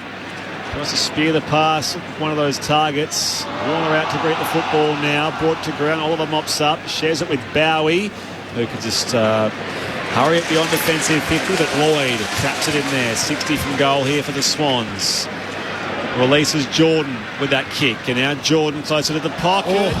Bowie and Mack, big collision. Bowie's still down, clutching the part of his arm. Yeah, his arm or collarbone or something. Yeah, the ball goes out of bounds here. We'll see. I'd say collarbone, shoulder. Nothing in that as far as they're both going for the ball. Oh, yeah, there's no problem with that. Justin actually had the line of the ball and he's came inside, didn't it? It's a great contest from both. Oh, that's a big hit, though. I'll say what he's done. I reckon right now he's done his AC joint. Yeah, it looks like a collarbone looked out. Yeah, collarbone AC joint. A couple of trainers out there with him now. And you know what they've done? They've just made their sub. Made their sub. Yeah, I reckon he's... Well, look, you know what? He's up and running, but that looks all collarbone to me. His right arm is dangling. He's just sort of keeping it as close to his body as he can as he runs off the field. Gets a pat on the head from Christian Petrarca. Tell you what, Bowie's certainly worse for wear. Yeah, real brave though. Yeah. Very, very brave, and honestly, that was a fantastic bit of defensive play. Demons by 1, throwing inside, attacking 50 here for the Swans. McLean competes with Gawn, and this time Gordon runs out of room right near the junction of 50. Interesting to see what they do there. If it's an AC joint, they may jab it. Declan Byrne, down to you. Well, they're going straight down to the room, so we'll see if he comes back up after some pain relief. But, yeah, he's in a lot of pain. Umpire flings it back in. McLean to the front. Backhands it down. Through the legs of a few. McVie knocks it boundary side, and umpire to spin it back in. Just on the D's. That goal from Fridge. He's kicked 3 in the quarter. But it is their first lead since Viney kicked their opening goal of the game, the second goal of the match. Yeah. Did get out to as much as 15 points. Umpire brings it back in. Gawn and Grundy both with hands on it. Windsor getting after it. Pick 7 from last year's draft. He's hatching an egg over the footy here and get another ball up on the arc of 50. And is attacking 50 for the Swans. The D's by a point.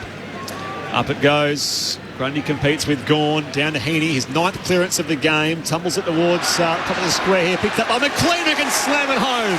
That's his second. A couple of goals this quarter for Hayden McLean. And the Swans get back the lead. 6-7-43. Plays 5-8-38. 23 gone third term. Grandstand AFL. Yeah, 2 Melbourne players just collided. No talk. The City play McLean stayed in behind them, waiting for the scraps, which were inevitably going to come through when you've got 2 players. Clearly it's a bit dewy. There's trainers with towels out there wiping hands. That ball just really should have been got by a Melbourne defender had they worked together. But what they did, they worked virtually against one another here. And Heaney's work inside has been great. It's been a standout for Sydney. But the numbers that Melbourne have had in general play from a midfield group, just looking at the stoppage stuff itself, it's hit-outs is 34-22 Sydney's way, and the clearances itself is 30-23 to Sydney. Yeah. So they're getting the ball around the ground instead of stoppage. That's the Melbourne midfielders. Declan Byrne on the boundary. Sydney have made their sub. Sam Wicks coming into the game. Joel Armadi going out. Copped a knock to his hip. Don't know if it's that or if it's just a tactical move. But, yeah, Sam Wicks ready to go. I'd say tactical hasn't had a whole lot of impact in the game tonight, Joel. 4 lead changes in the match. Grundy following up, as is his want. Getting involved, McInerney knocks it out towards Warner. High ball for Sydney inside 50. Drops it, May. Allows in Papley. Off to Heaney. Pulls the kick. Selflessly trying to find a teammate. Can't find him. Ball spills down to ground level. Lloyd gives it off the row bottom. Swings a snap on goal. Misses a little narrow. Love footballers who have 2 feet. You know, Isaac could kick that if he had a left. He was out and unselfishly came across the other side of the ground. But, you know, if he had a left foot, he's going to go for it and kick that. Rivers to kick out here for Melbourne. A goal the difference the Swans' way. Rivers buys some space in the right back pocket, thumps it high towards the logo. Grundy and Gawn tangled up out there. The umpire spotted a free kick for a hole going probably there, isn't it? Yeah. Great call, I think. There's been a few of those happening tonight. Gawn, hand pass, back off again here to Rivers. He was felled by Grundy late. Kick is intercepted here by Rampy. Hand pass away. Up the line they come again through Jordan, and now McDonald spills the mark over in front of the members' stand for a throw-in. I was going to shot at Big Max here. He had the free kick. A Melbourne player ran past him, could have got into the forward line. He waited, then he knew he couldn't kick it. The hand pass to another Melbourne player, but put it at his feet, and that Melbourne player then wrecked the kick. So Big Max got to be working a bit quicker. Big Max slaps it forward here. Onto it, Goulden for the Swans. Handball to Jordan. Handball to Warner. With it on the wing. Handball to Florence. Still on the wing. Handball knocked down by Neil Bullen. Now he scraps after it at ground level. He's on top of it. Umpire holds his arms to his chest. He'll ball it up. What are you scoring the ruck battle at the moment, Mick? Well, I said 52-48. I still think that Gawn's probably just in front, although here we go, another free kick. Who's going to give this to? There's a lot of free kicks from the ruck contest. There's been 6 or 8 for mine in the contest itself. No, that hasn't always been Grundy or Gawn, but there's been a lot of free kicks today. Goes the way of Grundy this time. On the logo member's side, he kicks a shocker that goes straight down the throat of Rivers, who kicks back up the line here. He's turnover as well. Finds Cunningham. It's just between the arcs and no real skill level of either side. Gordon, and this is his kick up the boundary line here where it's marked by Chad Warner. Inboard now for Blakey, running onto it. Gets away from Billings, delivers inside 50. Heaney was beaten through the air this time. Neil Bullen takes the mark here, top of defensive 50. Lays it off by hand to Viney, and now he kicks out wide for Langdon. Chestmark taken on the eastern wing. Snaps around the corner, looking for Van Rooyen, going back with the flight, twists and turns and marks. Gives it off to Langdon, chipping the D's inside 50, overshoots Petrarca. Cunningham drops the mark, now they're under the pump. The Swans trying to mop it up, Rampy's handball. Finds Blakey, room to run away with it, handball errant. Viney fumbles. They'll get a free kick, he was pushed in the back. Warner the offending party, I think. It's sloppy. Viney with the kick, 45 out, Plum in front. Well, that kick that missed Petrarca would have been 45 out too. So it was good follow-up play by the Melbourne players. They've become a little bit more direct this quarter. There's no question in that. And I like the fact that Melbourne are now playing Viney and also Petrarca forward of the ball occasionally, which gives it a different look. There's a fair old shove in the back. And Chad Warner. Jack Viney, second generation D. He's a blood and guts kind of footballer from right on 50. He shows us his polish too. His second, and scores are level. 6-8-44 each of two. 27 and a half minutes into the third before Mick Malthouse and Ty Kennelly, Declan Byrne between the benches. Just quickly, Stephen May getting some attention on his right foot. In a bit of pain, they've taken the sock and the shoe off, so he won't be on for a couple of minutes at least. Well, I'll miss him because he has held them together. Lever's not overly quick. Tomlinson's played okay, but this is now an opportunity when you smell this, when you know a player is off that sets the play up, then you've got to isolate the opponent that he was on. And are they going to do that? Yes, they are going to do that. That's great play by Sydney. Now they've isolated Tomlinson out of the goal square, whereas May before was very, very good one-on-one. Good test here. In fact, the Melbourne player's going to have to drop off, and he has dropped off. We're all square at 44 apiece as we approach three-quarter time. Clearance goes the way of the Swans. Heaney to Papley. Waste no time. Delivers inside 50. Finds way to clean. Mark not paid. Then by Rodman, who snaps from 40 out. And it's missing to the right-hand side. Swans in front, but only by one.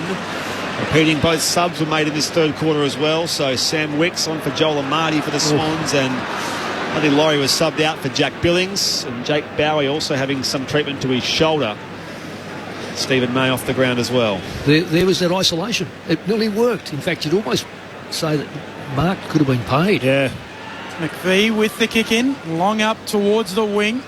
Pinball's off hands, roving Petrarca. Releases Langdon, gets it back, runs into a cul-de-sac, gives it off to Viney. Viney will kick forward of the wing, it'll come back. I just noticed Heaney being hit off the ball. He's gone on the umpire, spotted, well played. Well spotted. Spargo, I think, was it? In the face. So it'll go to Heaney. Actually, he got him in the face. Swans with it on the wing, he gives it off to Blake, he stabs it inside 50. Hayward. There it is. Storming out, he marks on his chest. 40 out, 30-degree angle, right-hand side. Just the last two inside 50s from Sydney have been both better ball users too. You get the better ball users with the ball in their hand. Obviously, Papley in that last one probably could have been a Mark McLean. But that instance, obviously, Blakey's ability to actually use the ball in Norrie's eyes looked very damaging. Just looking at the replay, I think it was an accident. I'll give it a Spargo. He's a good kid. Accident with a swinging elbow. Well, swinging off the arm. ball up. I don't know about elbow. I don't know if it was elbow. Was it? Hope not. Not for his sake. Will Hayward to extend the Swans' lead. He drills it.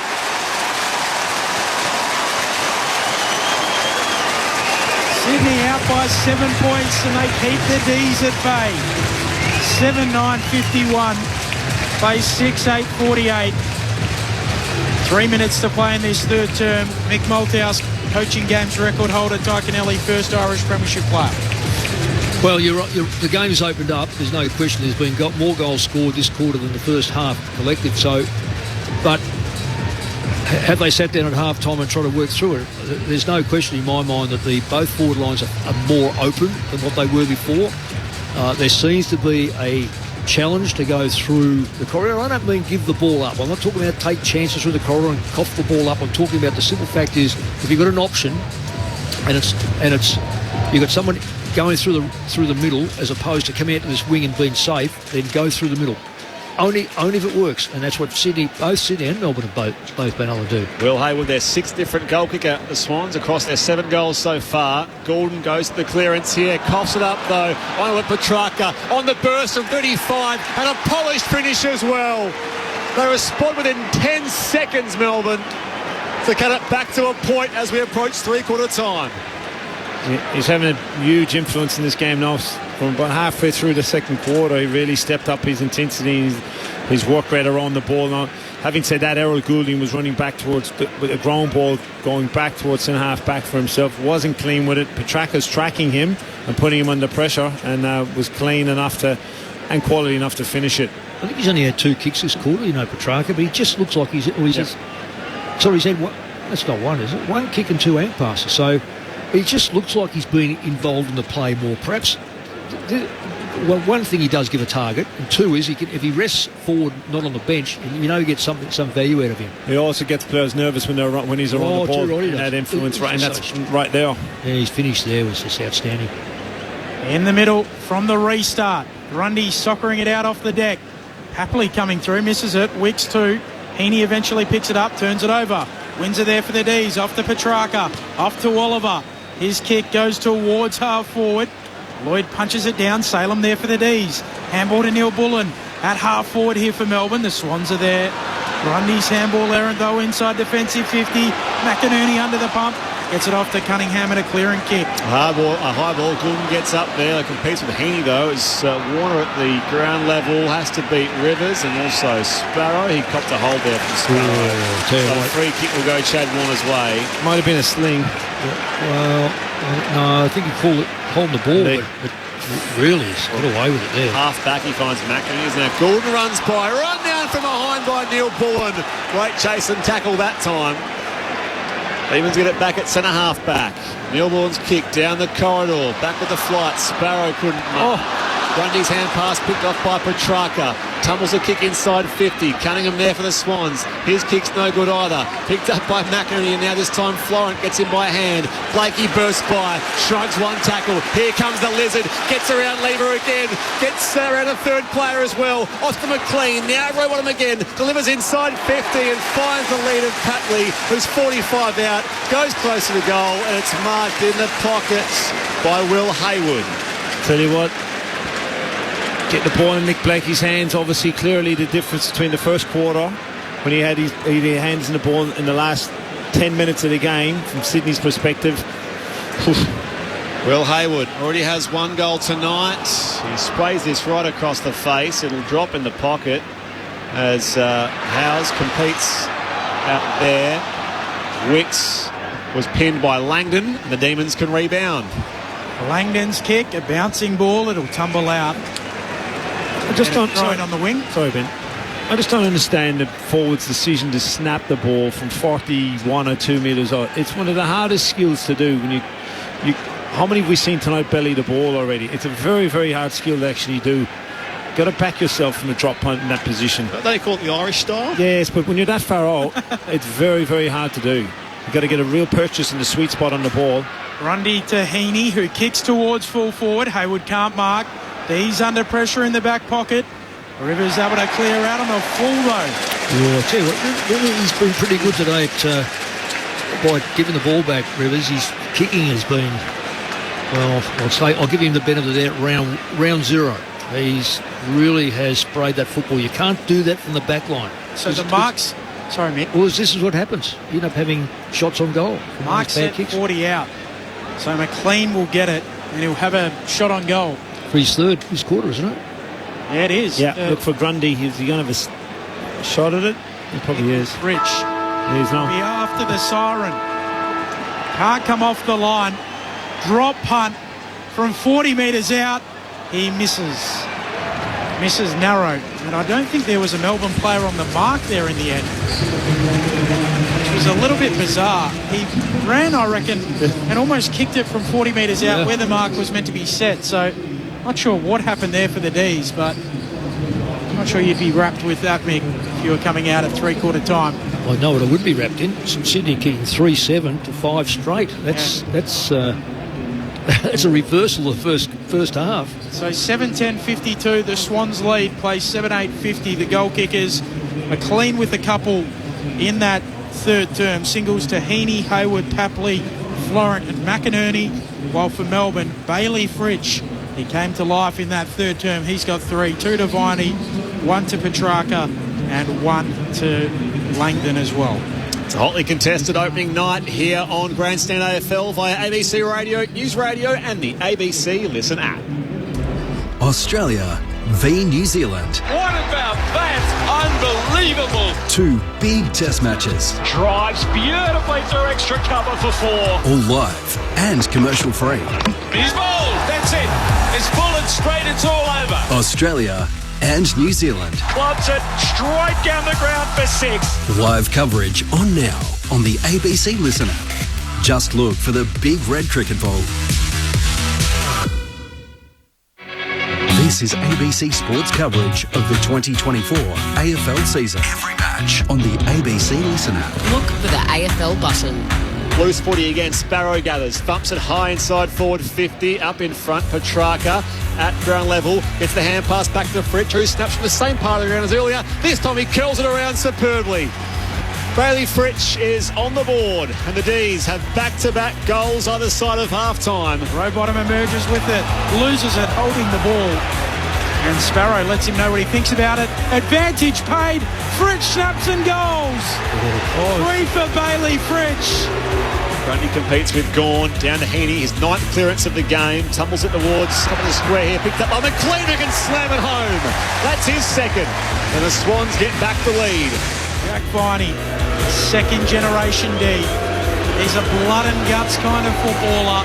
From right on 50, he shows us his polish too. His second, and scores are level. Swans with it on the wing. He gives it off to Blake. He stabs it inside 50. Hayward. There it is. Storming out. He marks on his chest. Will Hayward. He drills it. Sydney out by 7 points and they keep the D's at bay. Gordon goes to the clearance here. Coughs it up though. On with Petrarca. On the burst from 35 and a polished finish as well.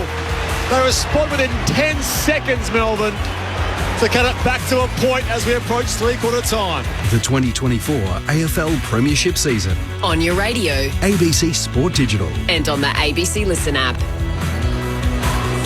And the Swans do lead by 2 points at the final change. Welcome back to the Sydney Cricket Ground. Sydney 7-10-52, Melbourne 7-8-50 in the opening game of season 2024. Great you can spend it with us on Grandstand AFL. A couple of your texts quickly, 0437 774 774. Our text line, of course, right across the season. Graham from Doodlakine in WA, which is in the wheat belt, I think, Ty, one of your favourite parts of the world. I've missed your call as much as my footy, but can you please ask Mick not to retire because he has the insight that is a national treasure? I'm sure Mick has no plans to retire, Graham. As long as we're here, Mick Moldhouse will be here. More from him very shortly. And the doctor in the TARDIS asks why we don't keep the same text line from Summer Grandstand into the AFL, which is 0467 92022. We do have a dedicated text line which is shared with Melbourne. It's because the NRL guys get the Summer Grandstand text line. No real thing to it, but don't text it because you get the NRL guys. They might like to hear from you, but anyway. Footy here. Game on. 2 points the difference. Our experts are Mick Moldhouse and Ty Kennelly on Grandstand AFL. Well, Ty, it's an open game. I said to Benny at half-time I wouldn't be surprised if Melbourne won this game, even though they're trailing. It's complete reversal as far as the forward line went. They really did open that forward line up, found leading targets. They was a bit stiff. They didn't kick another one there. There was a bit of a muck-up halfway in that quarter with two players colliding. And on the other side of the coin, we find 3 goals 7 kicked by Sydney from, as you said, 2 or 3 positions where they probably, butchered kicks that they would normally get. But having said that, and I'll repeat this again, rarely do you have in the last 20 or 30 years do I see big players, tall players, have a great influence in round one. It takes them a couple of rounds to get involved, get their touch right. Midfielders, they have, some players from the previous year who have had a big breakout year don't always finish off or don't start the season as well as they could. So, the pressure's on now. A couple of those young Sydney players who incidentally, I think Petrarca now will probably go back on the ball. Yeah, yep. And Oliver has been, he's certainly not best on the ground, but he's amazed me how he's been able to get possession of football with an interrupted pre-season. The game within the game, the 2 ruckmen, I think it's just terrific. It's hard to split them. Their possession rate's about the same. Hit-outs, I don't know. I haven't got the stat here. We'll find that out.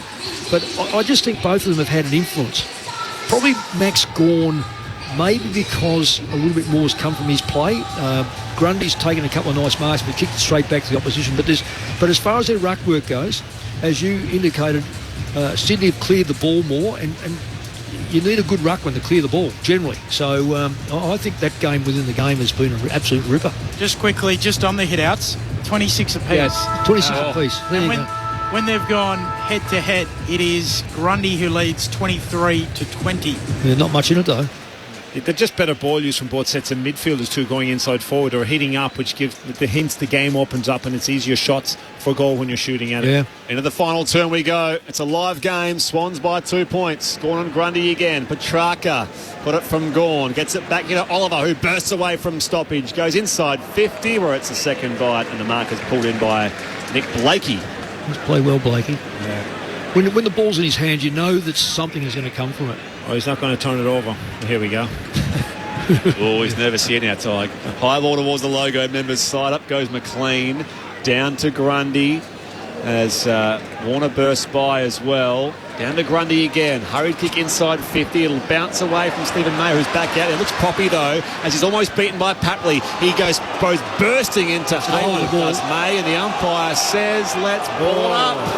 Wow, that's stoppage, a big call. Inside 50 for the Swans, who lead by 2. 50 seconds played, final turn. Yeah, I don't agree with it. He ducked his head and went straight in to try and take the tackle on, and he does look very lame. Gawn hooks it down onto it. Heaney away to Rowbottom, snapping towards full forward. Ricochets away to Rivers for Melbourne. Gives it off to Tomlinson. Long kick out towards halfback. Bouncing ball. Goulden tracking it. Slaps it on. Roberts going after it. It tumbles out, throwing on the wing. Declan, what did you see from Stephen May at the break? So he had 5 minutes with the doctors. They got it right and they put him through all sorts of tests, jumping, sidestep, stop. He was still very proppy, but they've gone with him out there, and as you saw, he's not the most fluid runner at the best of times, but he's going to push through for this final quarter. Umpire flings it in. Grundy slaps it down. Straight to Oliver, though. And we'll get another ball up on the wing. No loose players at either end of the ground, which is really interesting, although I noticed now Melbourne might have a winger back behind the ball. Swans keep a 2-point lead. Through hands it comes. Warner, he opts to kick. High inside 50. Out to the 2-on-2. Tomlinson, second grab. Pulls in a defensive mark. At fullback here for Melbourne. It's got to go to Grundy. Surely he's going to kick the ball to Grundy. Tomlinson, who's beyond defensive 50. You mean Max Gawn, who's out there with Brody Grundy. Gawn gets in front of Grundy, though. It's socket on here. He had a logo. Florent leaves it behind for Goulden. Out here to Roberts. Little 1-2 by hand to Goulden. Goulden loads up inside 50 on the run here. A little too deep for Tomlinson this time. Papley lurking by. Drop punt from the angle here. It's through the hands of Langton, and Lloyd sees it out of bounds for a throw-in. So a stoppage inside 50 here for the Swans at the Randwick end of the SCG. They lead by 2 points. No score either way in this final term, which is now 3 minutes old. And the two ruckmen split here. One goes to the ball and the other one comes back to kick behind the ball. And that's Gawn does the ruck work back half. And Grundy will take up spot right where the key forward is. Umpire flings it in. Gawn punches it away onto it though. Papley, handball to Goulden. Quick snap. Hand to foot like lightning. He misses left though. I tell you what, Tom Papley, anytime the ball is near him, he is getting his hands on us. And I keep harping on about it, but he is looking so dangerous. And he gets a couple of opportunities, he's going to light this place up. It's like he's moving in fast forward. Yeah. This is kind of his stage of the game, isn't it? Yeah. He has already kicked the goal. Usually he kicks none at this point, and he kicks 3 in a hurry. But he's been thereabouts. Here the game broken open here as Florent goes high inside 50. Lever parks himself under it, takes a strong defensive grab here for the D's. Well, Sydney are really peppering, but again, that lack of that forward who can take the big mark. Oh, it's a low kick here for Lever, but goes straight to Chad Warner. No one under mark. Swans get it back, 60 out from their attacking goal. What does the Chad do? Very slow, and giving the chance to Melbourne get their keys an opportunity to play in front. He walks around Max Gawn, goes to the pocket. Patley leads into the corner. And he takes the chest mark, 35 out, right on the boundary line. Yeah, he's the winner. He looks extremely fit. You've always asked the question with Tom, if he can get himself a fitness level so he can stay on the ground. It's been a challenge for him throughout his time in Sydney. He's getting his fitness levels up so he can actually stay on the ground because he can be this dangerous. Goal in the first half for Tom Papley. He opens up the angle here.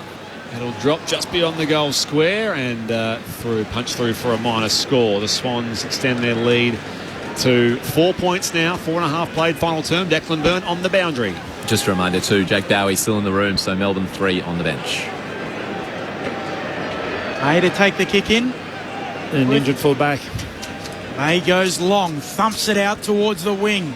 Grundy in front, takes the chest mark. Yeah, he got rid of Gawn before the ball got there. I was surprised the umpire allowed that, but anyway. Too slow. Sydney back with it on the wing. The kick, nearly a turnover. Gets through to Warner, who steps and goes whack! And kicks a wondrous goal from beyond 50. Swans out by 10. 8-12-60 plays 7-8-50. 5 minutes into the fourth. Hang on. Hold your horses. It might have grazed the post. I reckon there's a little bit of daylight.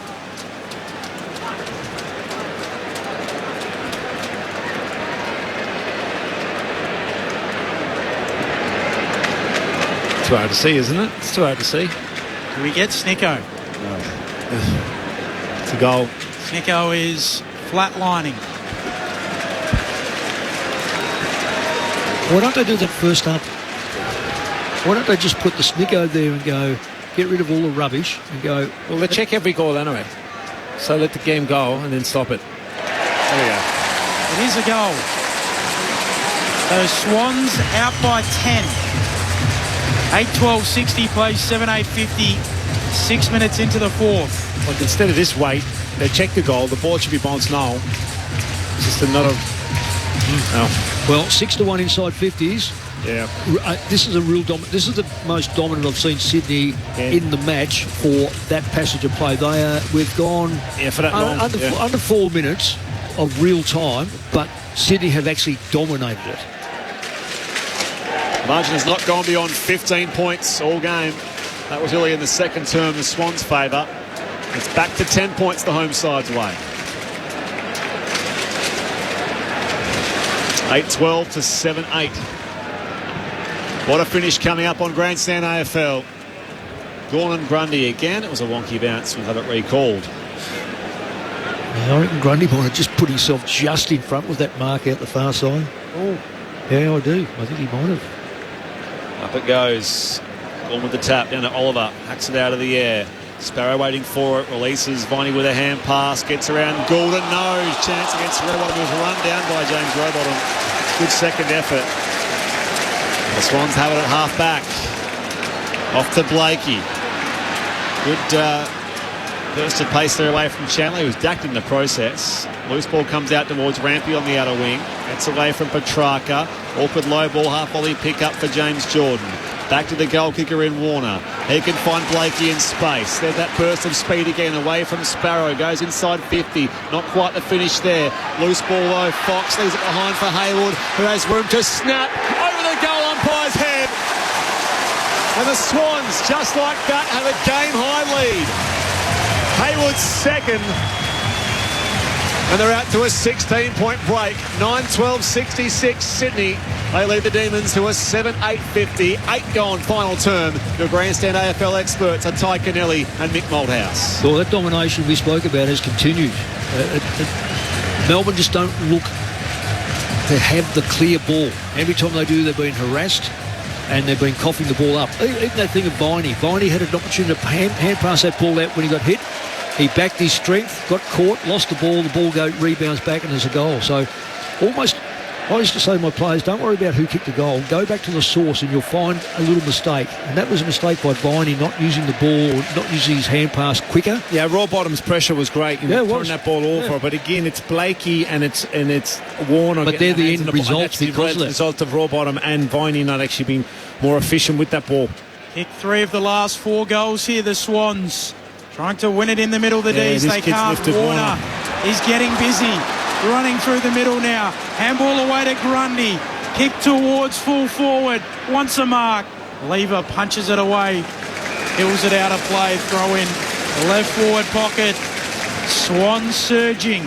Out by a game high 16-point lead.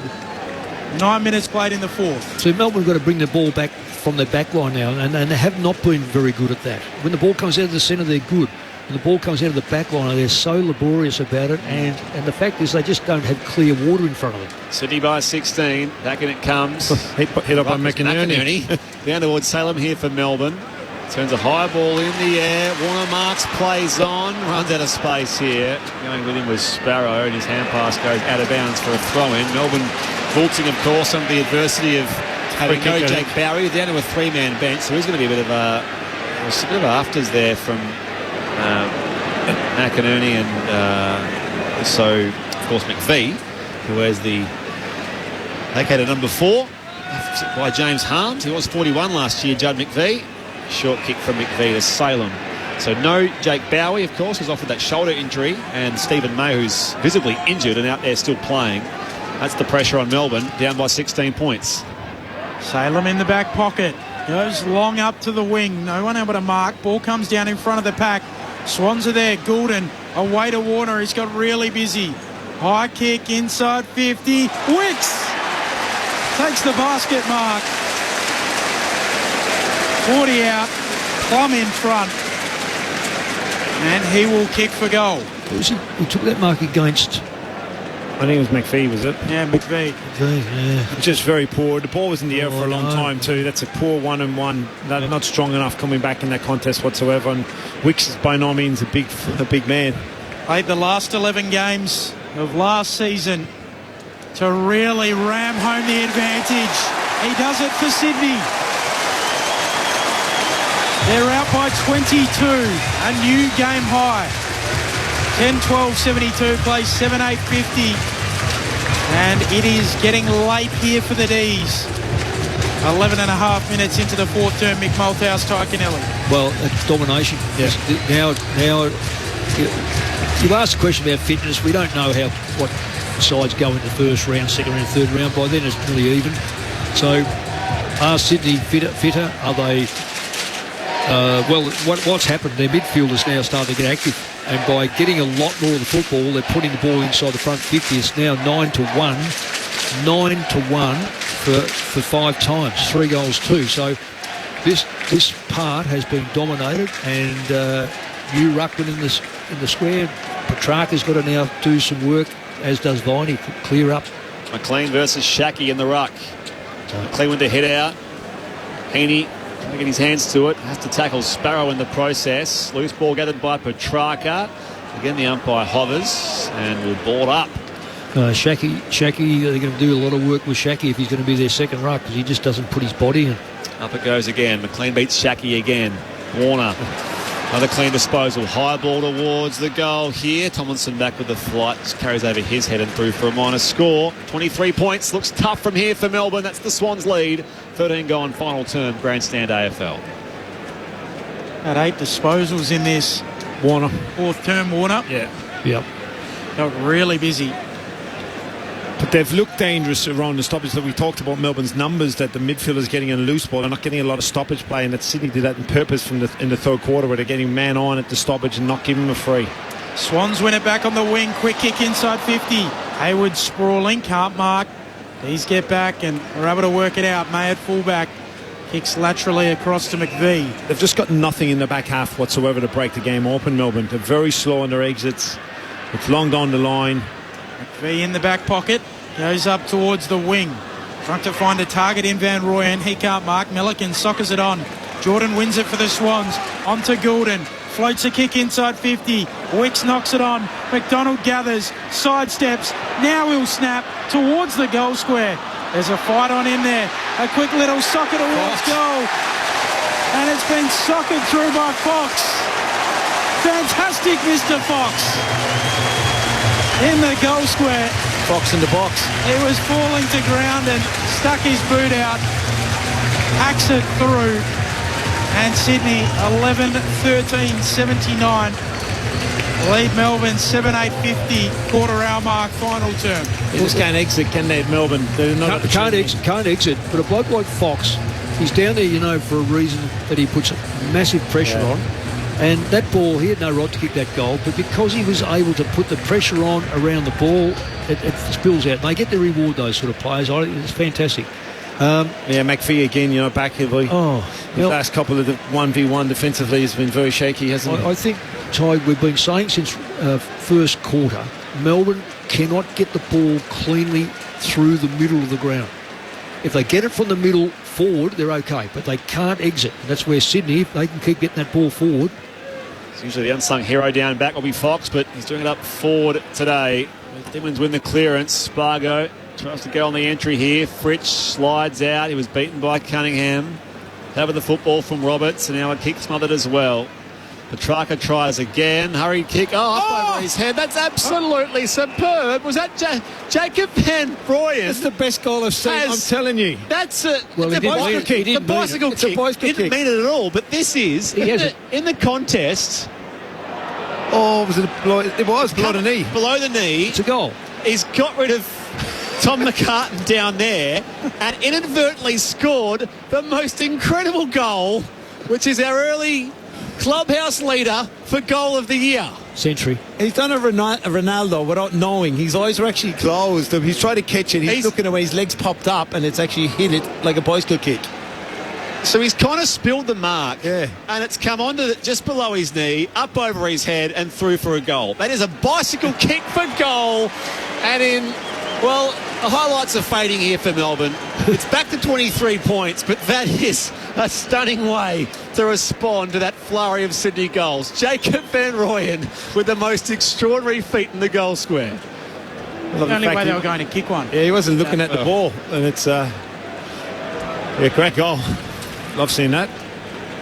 Almost Peter Wilson there on his back in the goal square. But what you'd really like to know that she actually meant it. No, I don't think he did. His head. No way, he did it. He's come up involuntary. Can you give him goal of the year if he doesn't mean it? Well, yeah, I think we can. Yeah, of course can. Petrarca again. Off his head as well. That is off his bots. Yeah. Off his hands. It's a Falcon for a start. Bang. Boom, off the snoz.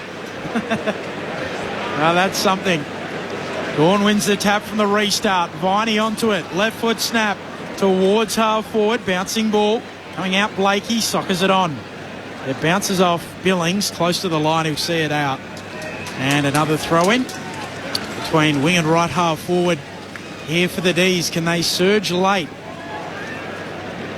Jack Billings can make a statement in this next 15 minutes and stay on the side and see if he can break into the 22.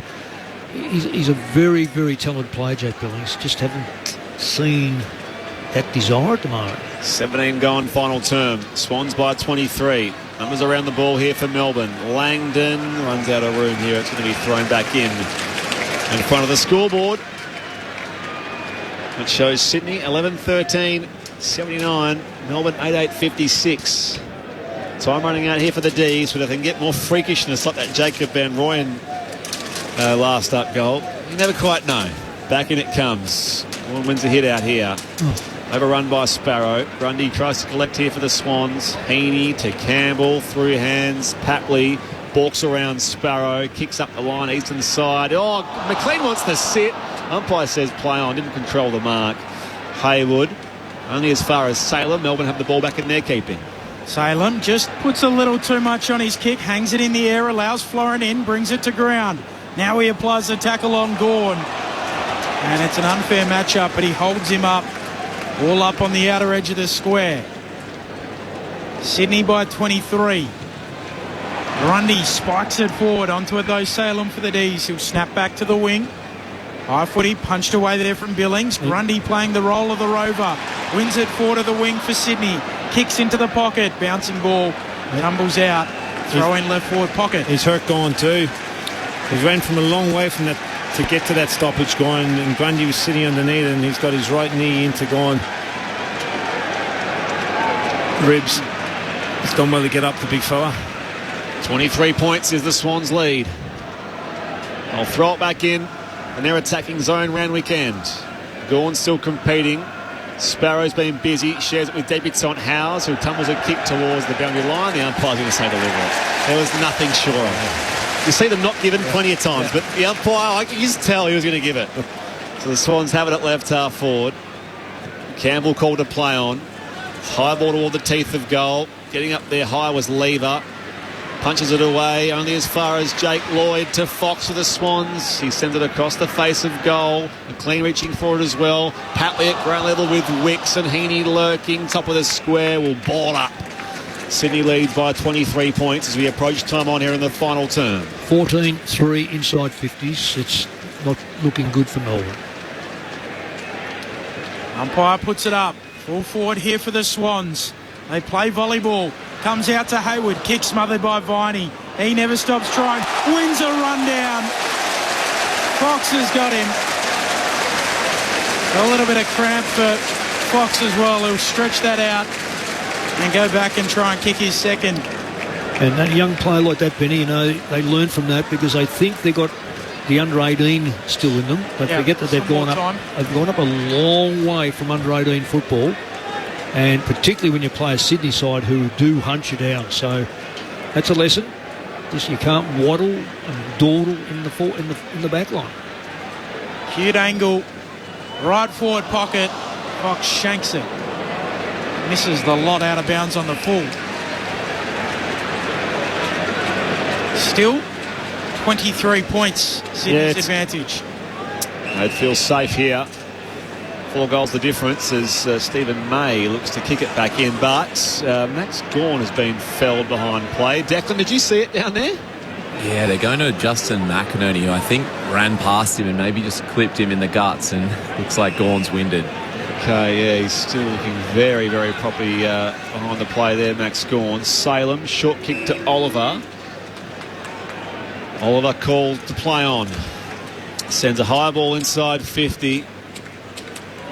Ricochets out towards McInerney again. Then on for the Swans. Loads up down the corridor. Fox competes through the air with Lever. Lever follows up well in defence though.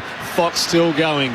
Gets some support in there from Wicks. Hand pass off to Heaney on that left boot. He snaps and he misses near side for a minor score. Margin now a clean 4 goals. 24 points the difference. 11-14, 80 to 8-56. Just seeing a replay of McInerney and Gawn. Well, it was nowhere near the ball, but it was a bump. It's unnecessary. It's almost like they've ran into each other, but he's probably copped it somewhere. Yeah, he certainly was targeting him. 22 going final turn. Howes kicks up to the wing. In front, Melican punches it down for Sydney. Heaney onto it. Back feeds the handball away to Campbell. Floats a kick inside 50. Good mark. Coming across the debutant Howes. Third year in the system, making his debut tonight. Gives it off to May. Chisels the ball into the middle of the ground for Melbourne. Spills to Oliver. He'll float it towards half forward. Van Rooyen marks. Looks inside 50. Has Fritsch out the back. He waits. Can't quite mark. Spills down to ground level. Onto it, Chandler. He fumbles it out. And the Swans did well defensively. They closed late. Halved it. Throw in left forward pocket for the D's. Swans by 4 goals neat. One thing you'll notice with the Swans this quarter, they were outnumbering Melbourne every time at a stoppage. Super effort from Melican to leave his opponent, and I'm talking a 40-metre sprint to get back and get that spoil and get the ball out of bounds. Sydney by 24. Tap down to Rowbottom. He can hurry a kick beyond defensive 50. McLean back to Florent. Neil Bullen there for the D's. He was felled late down there by Brodie Grundy, and now it's tapped away again for a throw-in. Deep at the Paddington end, the northern end of the SCG. They control this game here, the Swans. 24 points the margin. They need one soon, the D's. Going to the front. Slaps it boundary side. It trickles out. We'll do it again. Miscalculation or miscommunication there, Ben. A big tap down by Max, and there's no one running onto it. If you're going to do that, all you're doing is giving the opposition a chance for another throw-in, but you could have players cutting underneath you there. Second forward 50 stoppage. Gawn just lays it down, goes and gets it himself, puts it on the boot, kick partially smothered. Out of play, another throw-in. They have not really looked like it. Nah. All night, the D's. Well, it's three-quarter time they had a sniff. But certainly not in the last quarter. Oh, absolutely none. Absolutely nothing at all. Umpire tosses it back in. Grundy and Gawn. Gawn this time. Out of it late by Grundy. Umpire says play on. Warner lost his footing. Clever kick though through traffic. Picked off by Neil Bourne. He can snap, and it's marked over by Melican. At fullback here for Sydney. Short kick across the face of goal for Rampy. The Swans can get out of dodge now with Wicks marking it left half back. So Wicks content to hold it up. May Welhey in possession of the ball in the game at the moment. It's been busy since he came in, Wicks. Good change from Marty. What about that kick? Beautiful kick. Waits his kick beautifully to Campbell. 40 metre, just excellent. Neutral territory on the eastern wing. Campbell long up to Heaney, leaping into the mark. A little bit of cramp for Isaac Heaney. Sit down and stretch it out. Nearly 25 gone in the fourth. Swans in front by 4 goals neat. Long kick to full forward. McDonald comes out and takes the pack mark. 15 out directly in front. They've worked their way into it, the bigger boys from Sydney, the Keys. McDonald's probably, he's worked extremely hard and hopefully he gets a bit of reward here. But McLean's been good, and you're looking for Keys in the first half were non-existent from both sets of teams, really. And McLean stepped up in the third quarter, and Logan's worked hard. They've looked a lot more dangerous with their injuries, Sydney, and certainly deeper, but also lowering their eyes. And there's an example of a key forward, and Fox is the other one who stepped in. He's been the heir apparent for a long time. He pokes it through. It's his forward line now, and it's a cherry on top for the Swans. 12-14-86, plays 8-8-56. Sydney by 30 points late in the fourth. Yeah, and you would never have picked that at three-quarter time. Both sides seem to have been sparring for the first half and then opened up the game a little bit in this third quarter. And since then, it's just been quite dismal by Melbourne. We should not forget how good Sydney have been. It's okay to say Melbourne have gone to sleep at 43 possessions, Sydney 66, but it's 17-6 inside 50s, and I think that's an amazing figure against a fairly defensive type of Melbourne, but they've been opened up today. And the worst part about it is when Sydney get the ball into their front half or front 50, Melbourne can't get it out. And if they do get it out, it's under Sydney's terms, and it just keeps coming back in. So they've looked tighter on the ball, Mick, Melbourne, in the third quarter, in the fourth quarter. Yes, they've been ran off their feet a bit with Warner and Goulding stepping up. Back in the middle, Goulden's kick was smothered inadvertently by Rivers. Ricochets out here towards the wing, where Langdon competes with Lloyd. Rivers does pick up here for Melbourne. High ball inside 50. McCartan scores a simple mark. And then Warren applied some pressure as well as Oliver sees it out of bounds for a throw-in. 35 around for Melbourne's attacking goal at the Paddington end of the SCG. I expected more from Van Ruin today. I just thought that given he's probably the tallest forward down there, he just hasn't put himself in a position. Even there, he was 15 metres off the ball, and McCartan read the ball far better. He has kicked the stupidest goal I've ever seen. Yeah. So there is that to ponder. But Swans by 30. Goulden tumbles his kick up the line. Rivers tries to gather here for the Demons. Allows it now for Tomlinson. Works it all the way back by hand to Lever. Lever sidesteps his man. Runs his measure. Backward of the logo. Long, low kick inside 50. Shaki full-chested. Can't mark. Petrarca shrugs the tackle. Handball to Viney. There's a whistle. Free kick. It'll go to Petrarca. Sydney now put McDonald behind the ball. They started him the wing in the last centre bounce. McInerney started forward, who plays the true winger. Sydney playing with 7 defenders. Petrarca loads up, drives it on goal, right to the goal square off hands. Through for a behind. And there's Van Ruin in the goal square. Lets his man get in front of him and pushes him out of the way. It's disappointing for a young player. He hasn't learnt anything over summer. I've given these 2v1. They've parked the bus and McDonald in front of him here, so it's a 7 defenders now. John said that's enough. 29 points. Cutting it from the back pocket. Short kick to Roberts. Blakey. Offensive part of the corridor here. Off now to Chad Warner, who can set his kick back wide to McInerney. 29 points. Here's that margin here for the Swans. When he marks the footy in front of those old green-roofed grandstands at the SCG, the members and ladies pavilions. Goulden was waiting for it. Pressured away from Stephen May, who's still out there and still hobbling. It's a hand pass away under the pressure of McInerney, and now it's run out of bounds from McVeigh, or was it? No, umpire says play on. He kicks it back toward the logo western side. Opportunity here as they pile on top and give away the free kick, the Swans. Even there's they're getting after him, aren't they? Oh, they're getting after him. Yeah. Spargo was taken high.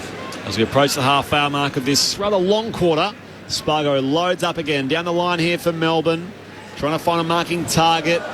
Billings spun on the tackle. Viney burst through as well. Back to Billings, the former Saint. Couldn't quite get a boot to that one.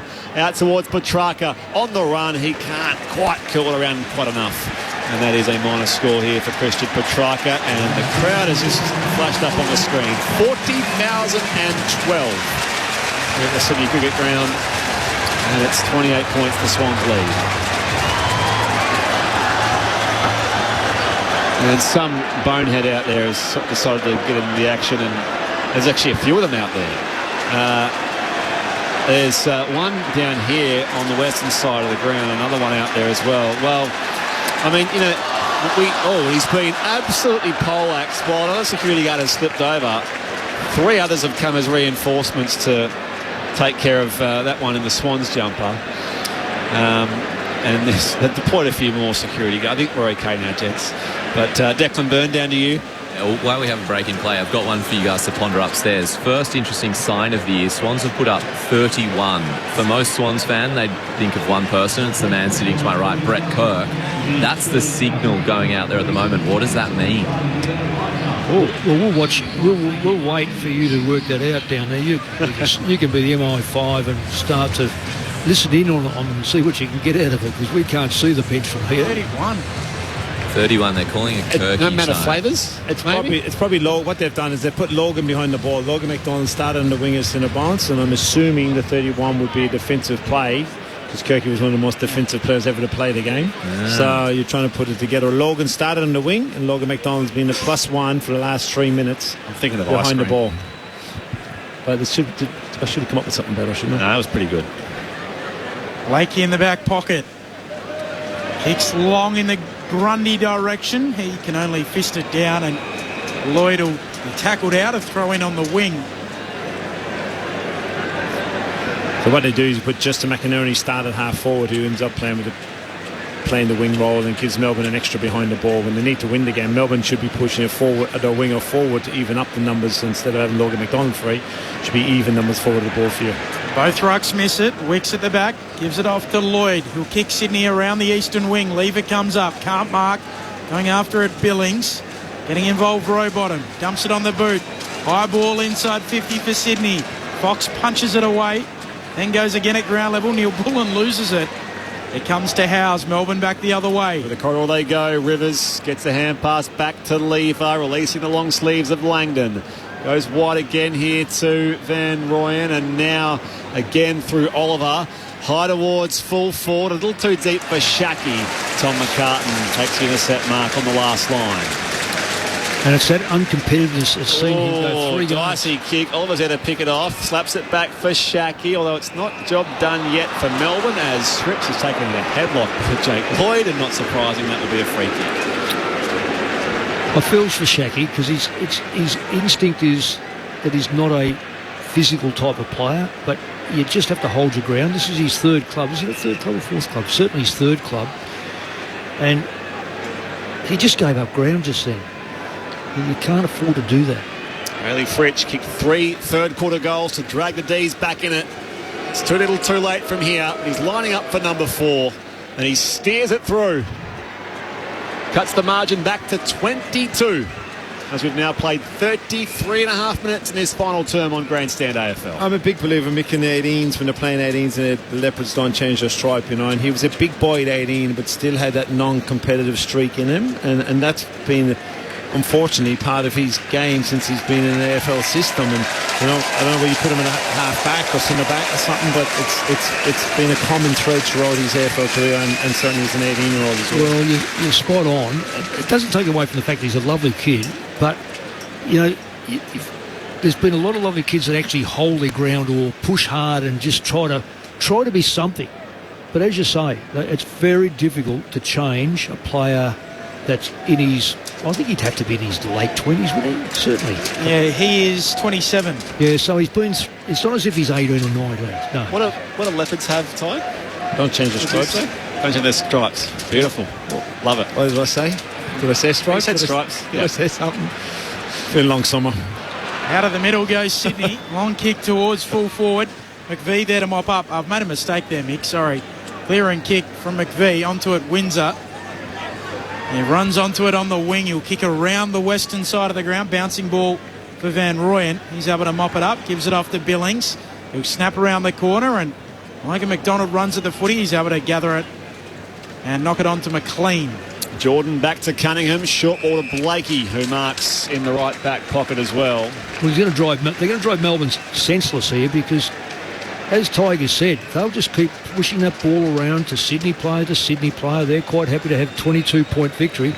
And in the meantime, the Melbourne players sitting behind the centre back half, and all they do is they might as well pay $15 or $20 to get in and sit in the grandstand. Comes up the wing. It's a big spoil from the side. Sees it out of bounds for a throw-in. Melbourne ended Sydney's golden run last year, but the Swans opened the curtain on 2024 with a big win at home. 22 points the Swans' way.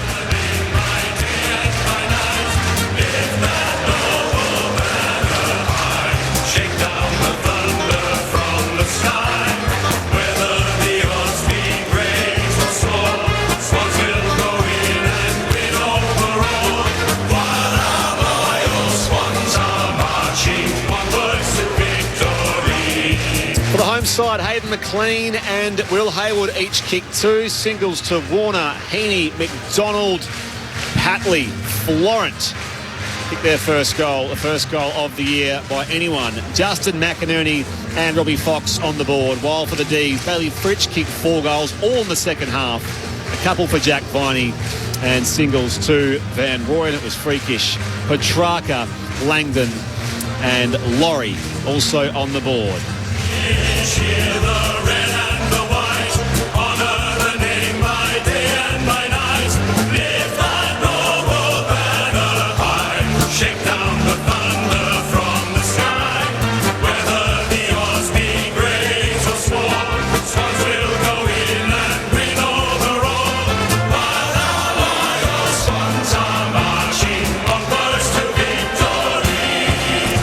Swans led by 9 points at quarter time, by 7 at the half, by 2 points at three-quarter time, but they thwarted Melbourne's late threat to break the game open and win by 22 points. At one stage led by 30 points in that final term of the Swans in front of 40,012, the opening night crowd here in season 2024. Your experts are Mick Malthouse and Ty Kennelly. Well, I'm going to say Sydney surprised me the way they played. I personally had them out of the 8. I know it's a long way. This is 0 rounds, so we've got a long way to go. I thought they fell in last year along with St Kilda. I just think they're the two teams that are most vulnerable. Melbourne are placing themselves in that position. And I'll categorise what I said before. Melbourne's top 5 or 6 players are outstanding. If they don't win comprehensively, their bottom 5 or 6, in this case 7 or 8, don't lift up to help out, then they're going to get beaten. It was quite easy to identify Melbourne's bottom 5 or 6 tonight. They didn't win the football. When they did, they gave it up. Their tackling was quite poor and the defence was poor. Sydney, you cannot possibly pick their bottom 5 tonight because almost to a man they all performed. They tackled hard. They chased hard. They made it difficult for Melbourne to come out of their back line. Melbourne's inability that when the ball went into their back line, they found it almost impossible to get into their forward line from the play. For Sydney set up a wall, but also attack them physically in the front back 50. Conversely, up the other end, I thought Sydney walked through the defence of the Melbourne forwards, got the ball to the centre line. Sometimes didn't go on with it, but when they did, it put Melbourne back under pressure. Melbourne's only hope tonight was to dominate the stoppages and keep the ball forward of the stoppage, which they couldn't do. Sydney, I don't know what the exact numbers were. I've got them here. Clearances are, Sydney 45 to 34, so that's a bit of a bashing. And the game within the game, that's the game I was looking for tonight, was the 2 ruckmen. And the side that won probably had the better ruckman. And I think Grundy has come away with the points. He looked good around the ground. They responded to him. He certainly shared the tap-outs. So they're on a winner here. And as I said before, I think this player is underplayed over the last 2 or 3 seasons. He's got 4 or 5 good years left in him, and he'll carry the ruck because he's superb build. He's a fierce competitor, but he also loves to be someone off the ground that's not a footballer. So he'll be able to keep his mind on the job when he needs to and then relieve that pressure off the ground. So Sydney all up tonight, highly impressive. And one other thing, when a side kicks a lot, I know sometimes you need goal kickers, and you've got to have goal kickers, but Sydney had 10 goal kickers tonight. Melbourne had 5. There lies the major difference. It was always going to be the piece coming into the game, wasn't it? Which forward line were going to function better. Yeah. And obviously then the piece around which midfield was going to get on top and give you opportunities for the forward line to function better. Both sets of forward lines really struggled in the first half. And Sydney obviously on top in the scoreboard, but not by a whole lot. But really in that last quarter and a half, it was just a domination from Sydney forward half play. Warner got going late in the third, and as did Errol Goulding. Their midfield piece around the stoppage clearances, which coming into the game, if you looked on paper, you'd be backing Melbourne's Petrarca, Viney and Oliver to get on top of them from a stoppage point of view and actually get the ball in and think that this is where they're going to actually win the game.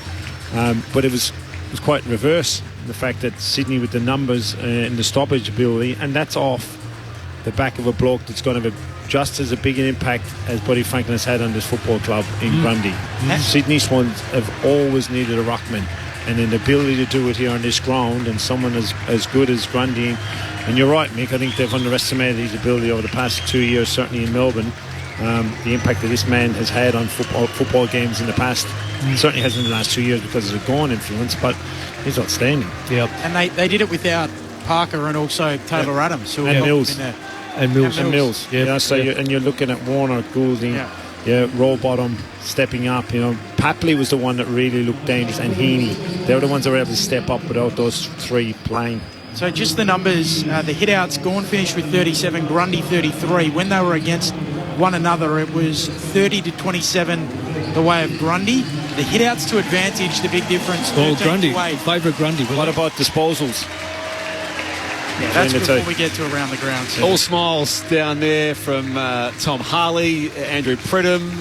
John Longmire doesn't really smile, but he's happy inside, I'm sure, as the players make their way down the race. Declan Byrne, they're coming your way.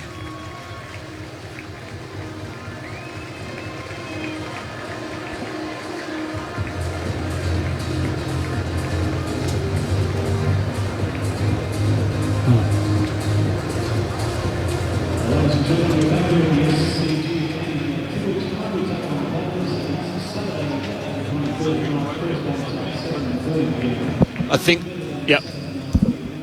Oh, we may have lost Declan for a second there. We just are hearing that he's not going to wear, but hope I'm going to wear because the players are making their way in. If we can pick up the song in the rooms, players are circling up down there. We can hear you, but we're hearing that others can't hear you. Brady Grundy in the middle of the song. Have we at least got the Swans song? Brody Grundy's being soaked here. We can hear it from TV.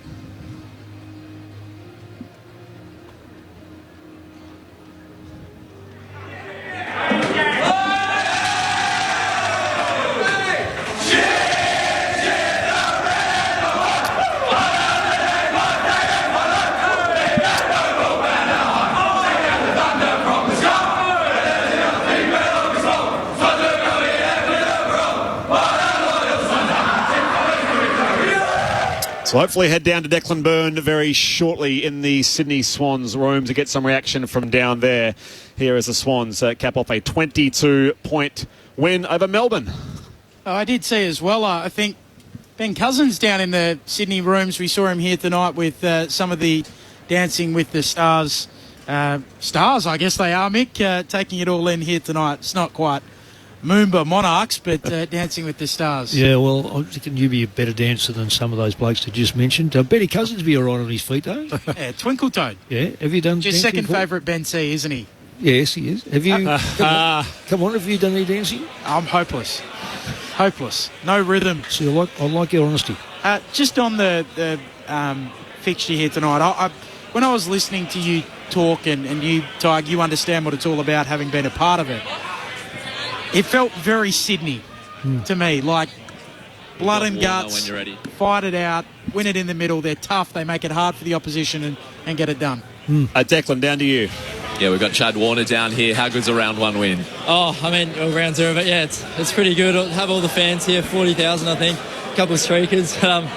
It's great. There's a great vibe in the room and great to start the year like that. Take us to the start of the game when you got to run through with all those club champions here, all those past greats. What did it feel like? And is there someone that maybe makes you a little bit nervous from all those greats that were standing there? Yeah, I mean, it was a massive buzz. I think everyone can say the same. It hyped us up a lot.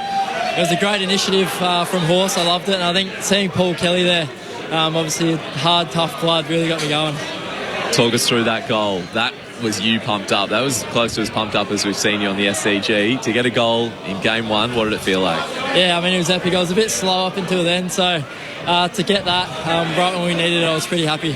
What did it feel like out there in terms of first game of the season? You said you felt a bit slow. Was there a feeling out there? Were you blowing early? How was the team feeling at half time?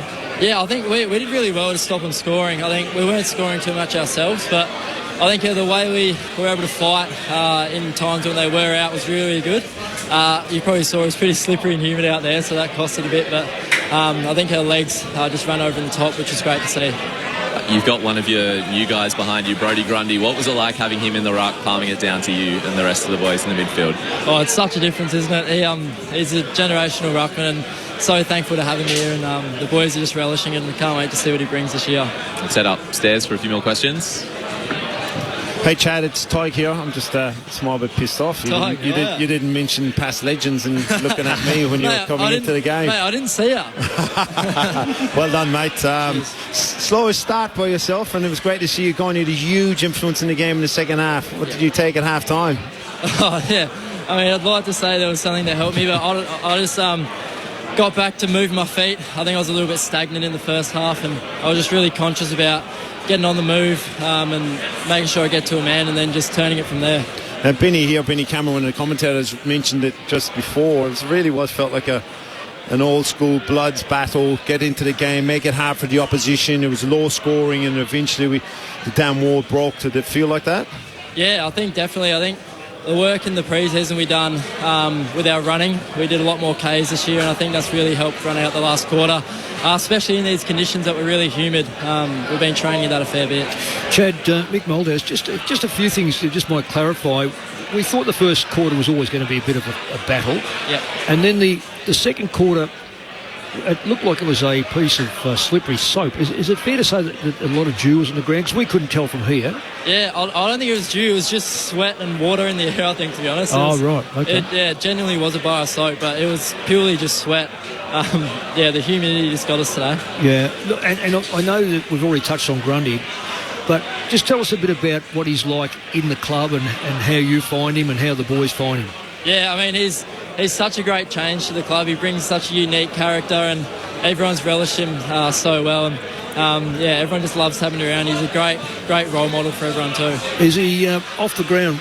I notice he is different. So what's his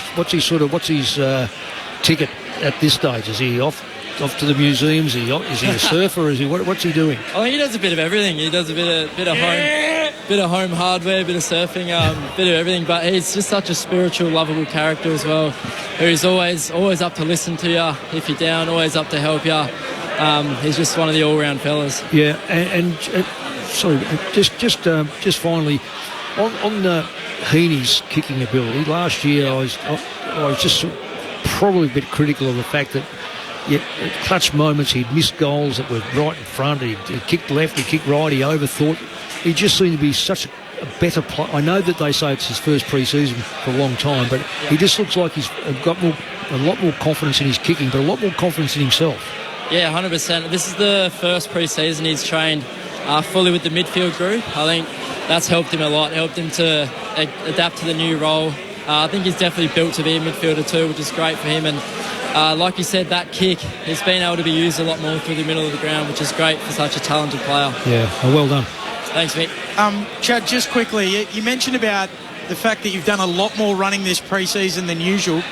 How much more do you know in terms of kilometres? Is that extra running without the footballs, or was it just built into the drills? Yeah, it was kind of a bit of both, actually. It's more just total volume, more total kilometres. It kind of killed me a little bit. I was struggling through the pre-season, but it's helped us out today, which is great. Chad, I'm always keen to mention East Freo when I can. It's Brett Sprigg here. But you, like me, you've been here for a few years now. What do you like about footy in Sydney and the opening round concept? Do you like this opening round concept? Yeah, I mean, I loved it. It's a great initiative from the AFL. I was coming into the game thinking if I was any of the other teams not playing, I'd be absolutely spewing tonight. So I was so excited to play, and obviously being all the games in Sydney and Brisbane and Gold Coast, it's a great initiative, I reckon, to grow the game. And you're back in football heartland next week at the MCG against the Pies. It'll be another huge game. Yeah, I can't wait. I mean, the crowd's probably going to be just as big or even bigger next week, which is great. We're going to have a lot of supporters down there and face another very quality side. Clearly they speak for themselves, so I can't wait for the challenge. Chad, appreciate your time. Thanks for joining us. Thank you very much. Well Cheers, done, guys. mate. Chad Warner in the Swans rooms there after their 22-point win over Melbourne, repeating 12-14-86 to 9-10-64. There'll be more than a few there next week. That's Collingwood raising their flag, their first home game. Friday night, MCG. That'll be huge. I'm looking forward to it. The thing is, of course, both sides playing this weekend means there's no advantage. It's you play. I know Collingwood play tomorrow night, but there's no advantage. So what you've got is two sides that have had that one that they need under their belt going forward. 6-day break though for the Pies. They play on Saturday night here in Sydney, going into that game next week, which we'll talk more about the rest of this round and all that sort of going forward as well. Whoa. Hang on. We're having a break for the Pies. They've had 6-day break, poor as me. Just mentioning. They play enough home games. They play all their games at the MCG, and we're complaining they got a 6-day break. No, I'm not buying it. Sorry, Brett. Fair enough. Well, there you've been told. I was just moving on to something else. I was trying to make sense of that. Isaac Heaney, the midfielder. So 13 clearances, leads the game for clearances. 13 clearances for him, 26 touches, 7 tackles, 5 marks. I mean, that is... and a goal to boot as well. He's found a decent role there. Yeah, I coached Isaac when he was under 18. I just came out of the game, and he had this real ability around the ball to just have the eyes rolling, and he'd get after it. And I think through a few factors, the injuries being one, and the want of his ability when he's 1v1 forward of the ball, you cannot play on him, and the tendency is to play him as a forward because he's got that ability. But because he's been able to get the pre-season under his belt, and clearly the want without Mills and Parker, there's a need for actually get him in around the ball. So he started really well, got his hands on the ball, and obviously the goal as well, and the clinical finish that it was from outside 50 does help his confidence. But once you start getting some numbers back with Adams and Parker and Mills, and then you start adding some depth. I didn't have Sydney outside the 8. Mick, I had him in the grand final. So really surprised me. I certainly have him in the top 4, and it could be an all Sydney grand final. I was going to say, against the Giants, is that your grand final pick? Yeah, well, there's not... I think Sydney's last year was off the back of the grand final and the injury piece that they had throughout the year. I'm watching a lot of their games. I might sound a small bit biased, but I think they'll make the top 4. I think the addition of Grundy alone, and specifically going out targeting Adams and Jordan, it's been a real targeted effort from the going, well, let's go and win a premiership and let's get after with a ruckman.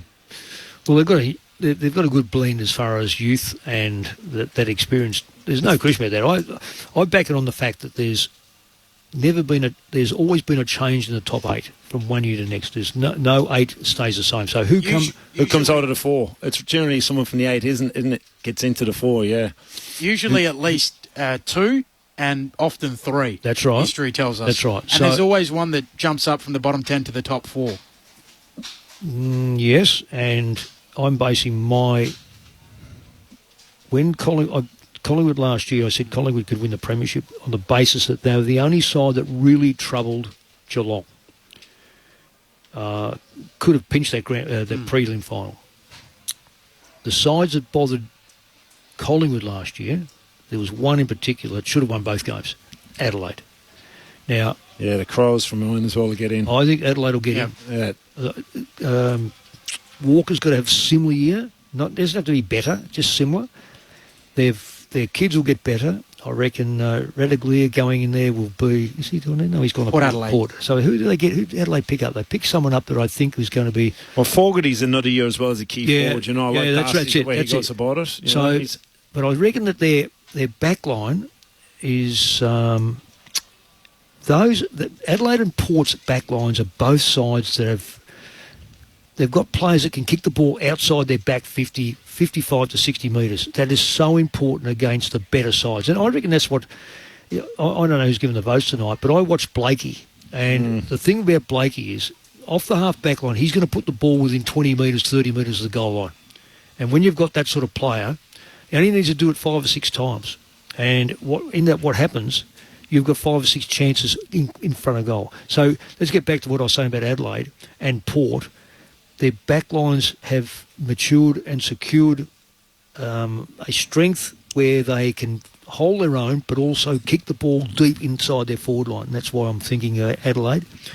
And I reckon Damien Hardwick, he's put his head on the chopping block. He wanted to, left Richmond because he thought they were gone. He's gone to a side that he thinks can win, get in the 8. And I reckon they can get in the 8. Yeah. And they have a factory line of good young players coming through this year, unbelievable players, and they'll be better again next year. Yeah, I don't want them yet, but the distinction of being the very first votes in the ABC Player of the Year will have to come from one of you, Mick or Ty. We've got a few minutes to sort it out. So all yours, Mick. We need to speak a little bit or a lot about the Demons as well. Yeah, of course. Just how poorly that's unfurled for them tonight. Because last year, let's just talk about on field for the time being, but. Last year, it felt like every time we went to watch the D's, we were banging our head against the wall.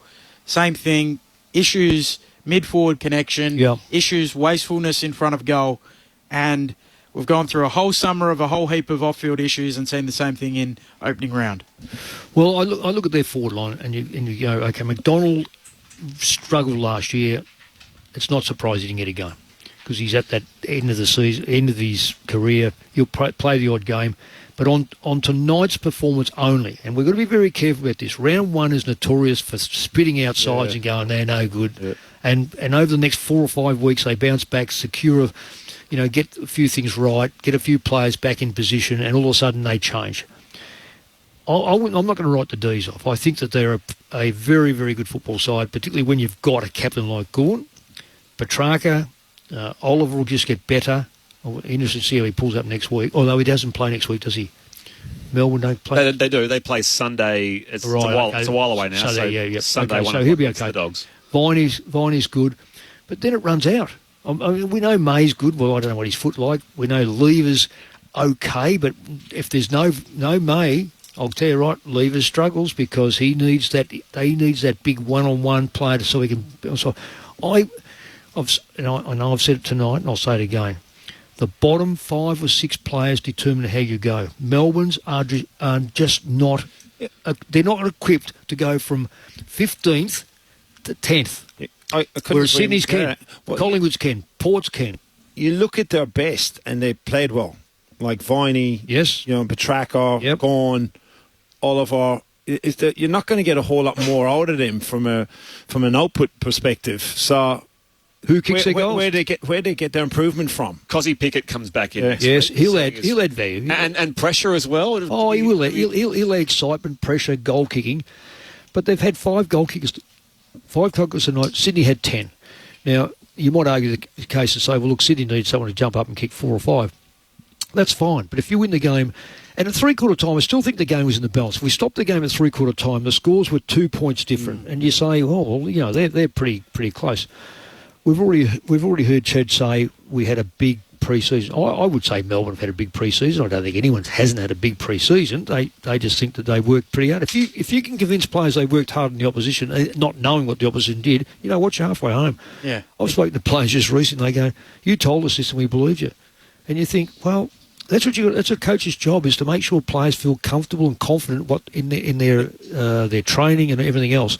It did look like it on the field with that. Oh, absolutely. It did, didn't it? Like Warner ran over the top of them. It looked like, and that's hence obviously why he's saying it himself as a footballer, and Horse and the coaching staff, of course, are telling him that and buy the message and believe it. But it looked like it late and halfway through the fourth, it looked Melbourne were flat on the feet. Yeah, I always remember Kane Corns talking about Darren Burgess. Yeah, Burgess. Who is the most highly touted fitness coach in the game and worked in the EPL and all of the rest of it. Kane said his greatest ability was just making you believe that you're fitter than the opposition. So it did. He just was able to make you believe. Yeah, you're playing with players' minds. You've got to get them thinking positive, confidence, and that sort of stuff. The same. If we just isolate round 0-1 for Melbourne, and we cannot project any further than this. Right now, nothing has changed from last year. Fritz is a player he's an opportunist. Van Ruin, I was confident about this kid because I thought, he looked very good last year. He should jump up, being now a 3rd or 4th year player, and absolutely, with his body, start to dominate. He was absolutely slaughtered tonight by any Sydney player that went near him. He could not cope with. He wasn't physically fit enough. He wasn't physically strong enough. He played from behind, then he played in front when he should have been behind. He didn't lead. Shaky's not a second ruck. I'll give you the tip. Tiger said before, you cannot say what's failed at one club is going to be the next club and next club and next club. No, he's not a second ruck. Play Van Ruin in the second ruck. Make him jump. Make him get involved because he's clearly not on the forward line doing anything. We expect some reaction in the Demons rooms in a few moments' time here on Grandstand AFL. You're with Brett Sprigg, Ben Cameron, Mick Moldhouse, Ty Kennelly and Declan Byrne in those Melbourne rooms we'll hear from very, very shortly. Your texts are welcome as always, 0437 774 774. Don't forget to add your name as we wrap things up here on Grandstand AFL. You spoke a little bit throughout the night about the fact that the SCGs are wider ground than some others, and Melbourne got caught going sideways. But that mid-forward connection, did you see anything in the schematics of what they were trying to do that suggested they'd worked something out or worked on something to sort that out throughout the summer?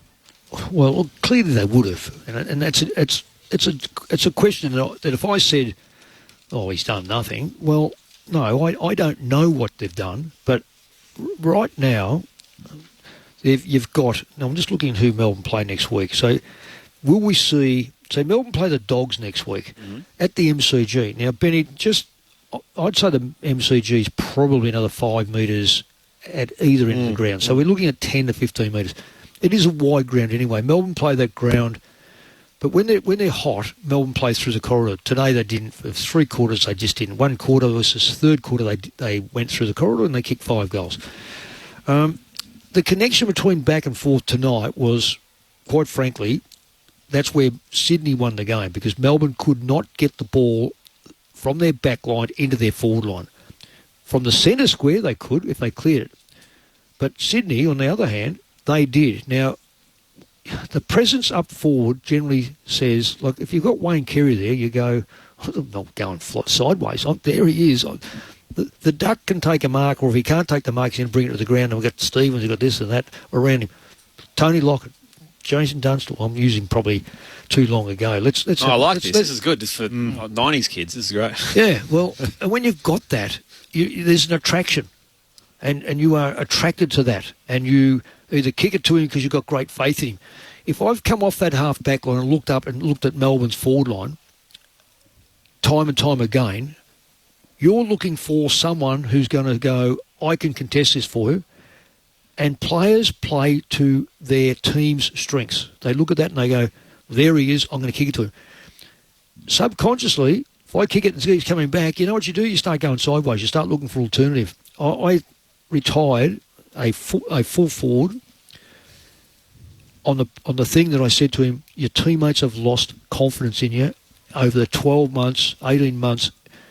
They no longer kick it to you, so therefore you're not in the play and you can't play anywhere else. So my decision is you retire. 12 months later, well, he retired, and 12 months later he got over it. And I was right, because he wasn't holding the ball. The players lost faith in him, subconsciously lost faith in him, started to go sideways. We lost control of the football. You're losing control of the ball, and that's what happened. So you've got to have a target. No target, Ben. That's one thing they haven't got up there. Just quickly, something we did miss in the Melbourne rooms a little earlier. Yeah, was that the players had Angus Brayshaw's headgear up on the wall as they came onto the playing arena, and that was just a nice touch to acknowledge their recently retired friend. And let's head into the Melbourne rooms now, in fact, with Declan Byrne. I've got Bailey Fritsch with me. Bailey, a bit of a solemn mood down here. What's the feeling after that loss? Yeah, obviously disappointing. You want to start the year off to a flyer, and unfortunately we probably did that for 3 quarters tonight, although we started a little bit slow. I thought we got our game going between the second and third quarter, but I think in the end they were just a little bit more cleaner with the ball when it mattered, and took their opportunities, and it's a credit to them. They played well. They had high pressure for the whole game, and well done, Sydney. Talk to us about that frustrating start. Some missed goal kicks. I think you guys were 1-8 yourself. You missed that one around the corner. What's the mood at that point, and how did you turn it around? Yeah, we talk a lot about staying in the moment, and we can't control. I missed a couple, or whoever misses. We just need to stay in the game, stay in the moment, and that next opportunity is going to come, and it might be 10 seconds later, it might be 10 minutes later, but we want to consolidate when we get that next opportunity. So the challenge is to stay in that moment. Brett just mentioned touching the headgear before you ran out. Was Angus Brayshaw a big part of this week, today, just before the match? What was the thought behind that really touching gesture? Yeah, he's been a big part of our footy club and our culture and where we are today for a number of years now. Obviously, very emotional time, a couple of weeks ago when he had to hang up the boots. But his legacy will live on through our footy club for many years to come. And, obviously it would have been great to be able to have him here, but unfortunately he can't. So, if we can do little things like that, that helmet will be there every week, and we'll be touching that's for sure. It was a tumultuous off-season, everyone can admit that. So talk to me about the resilience of the group. You've lost the first game now of the season. How does this group, how are they placed to bounce back, regather and regroup? Yeah, internally, we just worry about what we can inside the four walls. We think we're in a really good spot as a footy club. Obviously didn't get the result tonight, but I'm really confident that we'll bounce back. And, we've got 10 days to bounce back and, take some learnings from tonight and implement them going into the doggies. And I'm really looking forward to getting another shot round one. Yeah, what did you make of round 0? Are you a traditionalist? Do you prefer to see it in Melbourne, or are you happy to come up here and launch it in the eastern states? Oh, I'm all for trying to grow the game of footy across Australia, and if it means that we have some games up here at the start of the season to try and get the crowd and get more kids involved, I'm all about that, and if hopefully it's worked. Well, let's head upstairs for a few more questions. Hey, Bailey, Ty Kennelly here, mate. Unlucky. Personally, great response from yourself. Obviously, the first half itself, things just didn't quite go your way, but well done in the third quarter. How do you feel you got the struggles of moving the ball in the SCG itself? Did you feel it was hard for you as a forward at times? Yeah, definitely. I think the conditions probably caught us a little bit off guard. It was like a wet weather game out there, and as I said earlier, Sydney definitely adjusted a lot quicker than what we did, and I think with the ball in hand, we may have overused it a little bit, but we'll go away and look at that, work on that, and try and implement that next week. I know it's not your part of the ground, and looked like you struggled to move the ball or the exits in the back half of the ground at times. Is this an area that Goody talked to you after the game? Did he address the exit piece from the back half of the ground or not?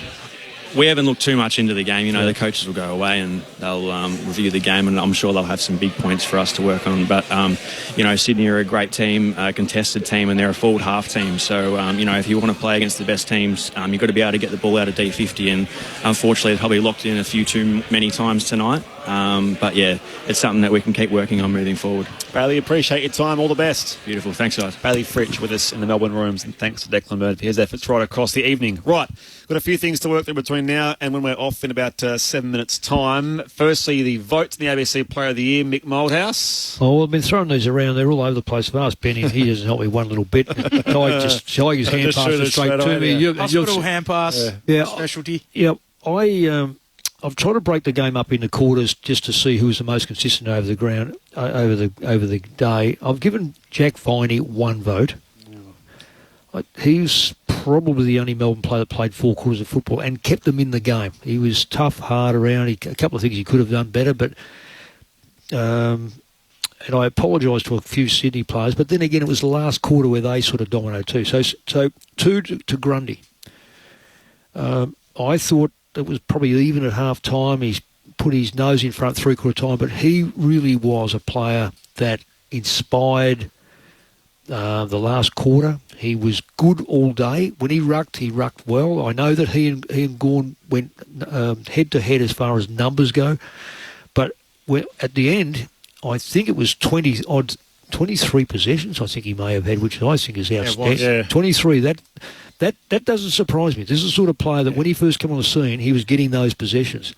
So he will be in that position. So I give him 2, and I gave 3, and I'm not that keen on players that don't overly get the contested football. When they get it and they can start to put the ball inside the front 50 or around the ground, hit targets that get it in the front 50, and that's Nick Blakey. I just thought he played a terrific game off the half-back flank. Didn't waste the football, took them on a day like this. When you take them on and run through the corridor, you are gold.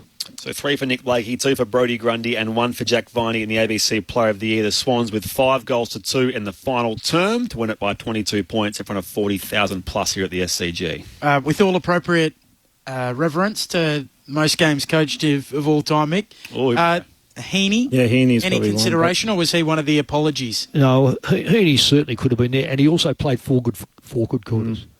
There's no question. When you analyse the stats, yes, he was, but I just like the way the game. I know you could say it was probably one in the middle, but what Melbourne couldn't do, Blakey did all night. Yep. And Melbourne couldn't get that ball from their half-back line inside, whereas Blakey was able to break open the back half and put the ball into a position, not always inside the front 50, but into someone's, I guess, into their space or marked where they can turn and put the ball in there, which Melbourne could not do. So just on Heaney, 26 disposals, 18 of them contested, 13 clearances. The other one, which I was looking at, wondering around the fourth quarter that they performed in, Warner, 26 disposals, 12 inside 50s. A lot of that in the fourth quarter as they won the match late. Just missing out. Well, Ben, you got you know the top 8. Your side's 9th, mate. You know what? They don't put you in the 8 because you finished 9th. Now, with all due respects, Spriggy has said to me, "Name your top 3." He hasn't said name the top 5. You're trying to, and if you are very confident in your voting, I'm quite prepared to wipe these and say to you, let's throw it to Ben, who's moved from Western Australia, knowing everything about Western Australian football. Now he's in Melbourne and knows a little bit about South Bank. That's about it. South Melbourne. He hasn't branched out yet, so you can have your favourites, Benny. No. Next week, I will ask you who your favourites are. I've looked at your votes and I thought you've changed them 5 times already. I've looked at your votes. And every time I look at you, you change it because I changed mine. All right, we're getting out of here. Next week, the Swans have the Pies at the MCG on Friday night. It'll be huge. Melbourne are at home against the Bulldogs at the MCG on Sunday in the 1 o'clock game there. Of course, the rest of opening round. Oh, by the way, the cricket. We've got full coverage of the second test in Christchurch. Corbin Middlemass, Jim Maxwell and the team on deck from 8:45 tomorrow for coverage of day 1 of the second test. In the National Rugby League tonight in Newcastle, the Canberra Raiders beat the Newcastle Knights 28 points to 12. Don't go too far away. The rest of opening round tomorrow night at the Gabba. Brisbane v Carlton. Coverage with Quentin Hull and the team from 7 o'clock Australian Eastern Daylight Time. The Suns and the Tigers at Carrara on Saturday. Of course, Damien Hardwick, the headline act there. And Saturday night we'll be back at it in Sydney at the Showground where the Giants will face Collingwood here. So in that opening round, 4 great games, 2 prelim final rematches. And I guess we'll have this conversation as we go, Tigers, as to the success of the opening round concept. But home of football, how good. It's great. Should happen every year. More football, absolutely. So that's all still to come. As I mentioned, you'll hear all your favourites across the Grandstand AFL season. So you'll have, of course, Sports Talk back on air in WA on Saturday mornings from midday. This week it's Ben Cameron along with Mick Moldhouse and Luke Ball. And then Corbin Middlemass takes over the reins with the Saturday Arvos. With you, Ben, of course, with the main call in Melbourne on Saturdays. And, of course, we'll also have Matt Clinch. I keep saying, of course. On Sundays, Clinchy with Cameron Ling and Jake Nile. All of that to look forward to. And all the footy as well. The best place to find it is via the ABC Listen app. Thanks, Mick. Thanks, Ben. Thanks, Tig. Thanks to our tech, Mick Radojkovic, to our boundary, Declan Byrne, and to Adam Jonesy Jones, the cult figure, back in the studio for his efforts on this evening as well. 40,000 at the SCG, which saw the Sydney Swans win by 22 points. Here's how we saw the very first night of season 2024 here on Grandstand AFL. Farewell.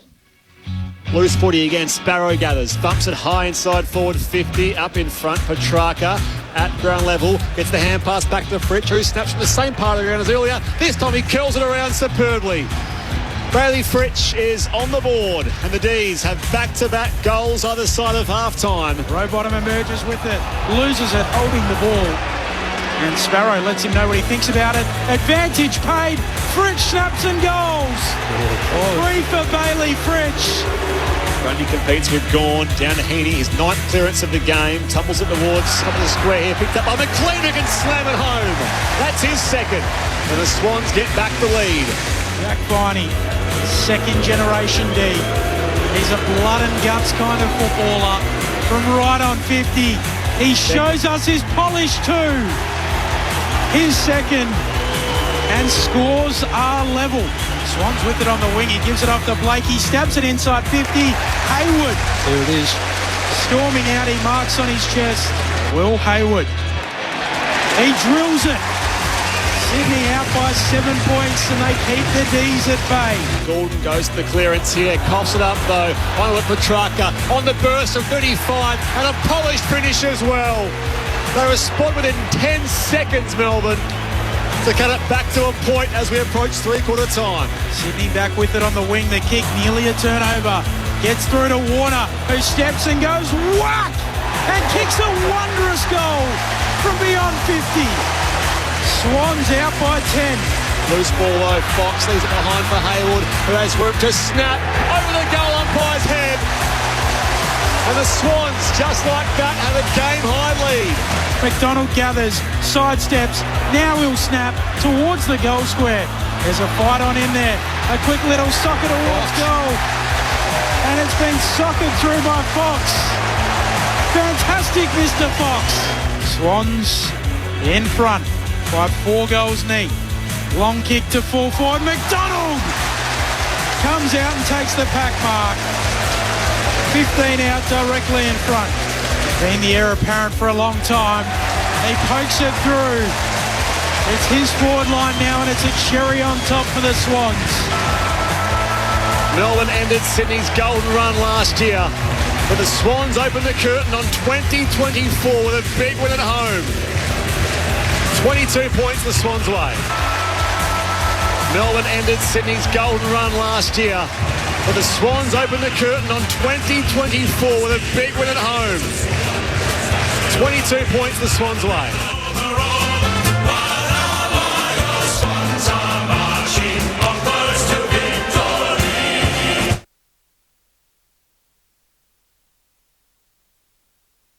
It's the most magical time of the year, right?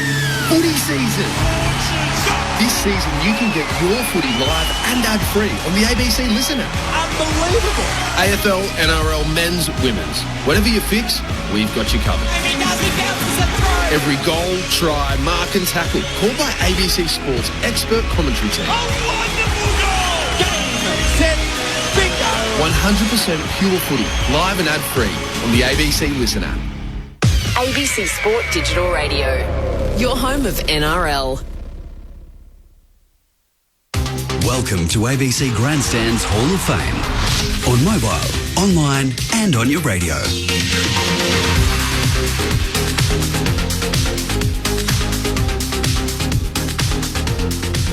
Joining me now is Tracy Holmes to speak about her Sports Hall of Fame interviews with Bill Barwick, Sterling Moss, Jack Brabham and Alan Jones. And who are these sports people? I can't believe you haven't heard about names as famous as that. Well, it's more for those who haven't.